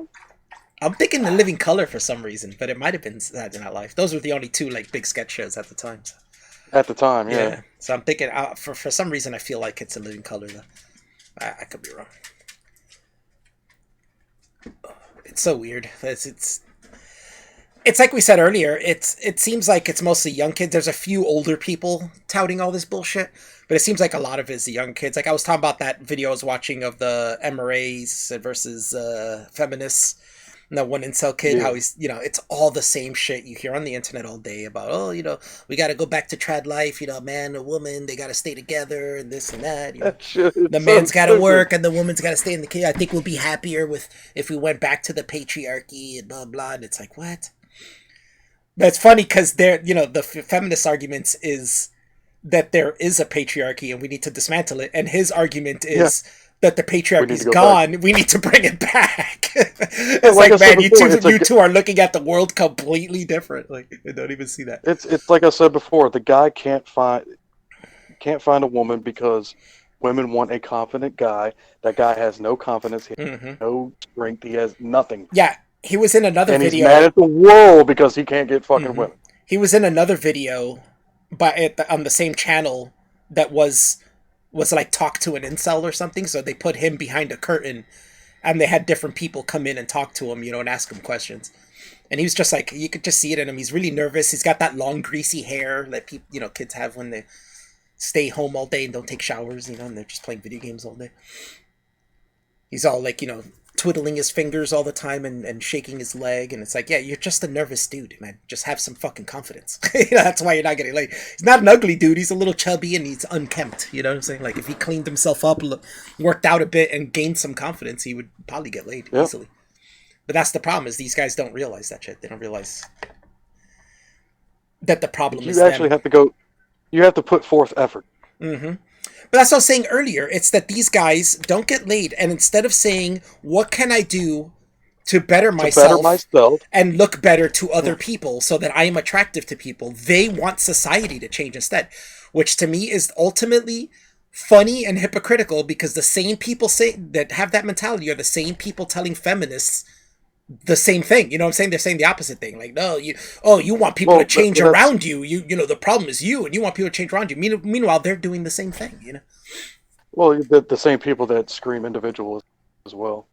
But they want everything to be kind of like this. Yeah, and a lot of these kids are like right-wing. Dressed right, dressed way. They want small government. They want everybody to be free, but they want women to be a certain way, which doesn't make any sense. So it's just freedom for me, not for women. You know what I'm saying? Like, only men should be free. That's basically what they're saying. They don't even realize that that's what they're saying. I do think the MRA and feminists get strawmanned in these videos. It's like how Bill Maher would take a video clip of... Yeah, but that's not what it was. They actually had 3 MRA guys and 3 feminists. And it's not even... They don't all think the same thing. Like, the 3 MRA guys had 3 different point of views. You know what I'm saying? They don't think... just 3 people who think exactly alike. They all had different things. One guy was like really educated on statistics and stuff. Another guy was actually this like really clean cut like Asian guy who was muscular and he was really chill. You know what I'm saying? He wasn't angry. And then the other guy was the chubby, unkempt incel guy. So they're all different. Even with the feminists, there were 3 different like feminists. They didn't all believe. You know, one was intersectional, one wasn't. You know. So it's not like they take just blanket things and strawman people. And then all they do is ask a question to the groups, you know, and they'll split the groups up and say, how many of you believe this? And then whichever ones of them believe that, they all go sit down and then they discuss that, you know, between the groups of people there, you know. So it was done pretty well, but it is, I don't know, it's kind of stupid too. And watching it makes me like, they don't do it enough. Like they'll ask them questions and they don't let them elaborate enough, which is my problem, which is why I wanted to do a video on it. So I can elaborate more into the conversations they were having because they really like, I guess it's time constrained. Like eventually, if they go on in a conversation for too long, they tell them, all right, let's go on to the next subject, you know. Which they should just leave it open and let people talk, you know, so they can get to the bottom of shit. But it's true, a lot of people do live in echo chambers in the internet. And it is cool that they do videos like that because even though I don't really like that channel, they're kind of regressive in themselves, but I do like that they are making videos where they have these conversations on opposite sides because I do feel that there's a lot of echo chambering going on the internet. Like that incel dude, I'm sure he mostly talks to people who agree with him on the internet. Oh, and you can see he was getting frustrated when the shit that happens. It was like a Twitter conversation when he came on, right? Like he would say something, and the girl would be like, "Oh, you don't have the right to say what I said, what I do, and this and that." And you can see in his face he gets so frustrated because it's like that's what you get on Twitter, and he's like, "Oh," he's like, "That's not what I'm saying." You know what I'm saying? What I'm saying is, But it's like, yeah, that's how it is on the internet, right? Anything you say, then you're completely one thing, you know? It's like, oh, you're a racist. And it's like, oh, God, that's not what I was saying. Hardcore Jenna. The trad life MRAs want a bullshit quick fix. They don't like the idea of solving their personal problems in the long run due to laziness. Yeah, that's a good point. I don't think it's just laziness, though. I think a part of it is a lot of people have problems taking the accountability for their own position in life. You know, like if you're in a shitty place in life, most people tend to place the blame elsewhere, and they don't want to see that they're the problem, you know, and be like, wait, I'm the problem. I'm not picking up chicks because I'm not putting myself out there. You know what I'm saying? How are you going to bitch that you don't get laid when you never try to? You know what I'm saying? Well, the society needs to change, so I don't have to try. They don't see it in that sense, you know. They see it as something's wrong. It can't be me, so it has to be everyone else, you know. Yeah. That's why I don't think it's always just due to laziness. I think sometimes it's just due to the inability to take accountability for yourself, you know, for your own agency. Yeah. I mean, and it's not just the ones that can't. You also have the ones that they get burned by one. Oh, yeah. Now all women are evil. Well, that's not incel. That's more MGTOW, right? It's like they get burned once, and then it's like, I'm gonna go my own way. Fuck women. All women are manipulative. Oh, when I used to be on, it's the same outcome though. It's that same outcome. You're right. Fuck women. But that's when it becomes more voluntarily celibate. You know what I'm saying? because of their stupid views, you know. But that's kind of what it is. It's more voluntary in that sense because they got to the point where they're blanketing all women as one way, so they're not going to sleep with them, you know. But I remember I had a conversation once. This is when I was on Facebook, and somebody responded to someone else, and it was like a MGTOW guy, so I started talking to him. I was telling him MGTOWs are retarded. You know, straight up. I was like, you guys are retarded. He's, oh, no, we're not. Then we started talking, and he seemed kind of reasonable at first. But the more we started talking, the more he started saying shit like, oh, yeah, well, you know, women just want to manipulate people. All women just manipulate people. You know, they only care about money, and they only get into relationships to manipulate men into giving them money. And I'm like, what? I was like, you seriously think all women want that? All women want to manipulate? Yeah, all women do that. That's why we got to get away from them until they change, you know, their ways. And I'm like, what? I was like, yeah, this guy's retarded.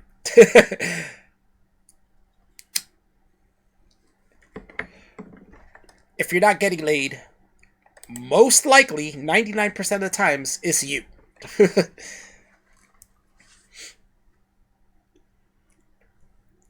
Hey, Alfie, I got to bounce. Yeah, I'm about to end this stream anyway. It's getting late. It's almost 10. I thought it was way earlier. All right, Greg. Yeah. Thanks for coming on, man. I'll talk to you later. If you come back later, I'll be in Discord. Word. All right. All right, man. Later.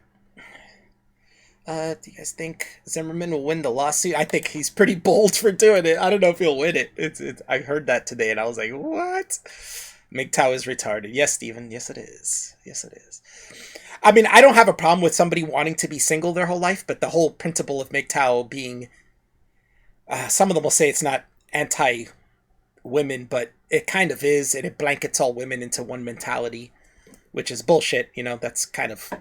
You know, you can't generalize people like that, but like I said, life comes in such huge varieties of thought. You know, you're never going to find one group of people who act a certain way. Everybody has their own thoughts and stuff.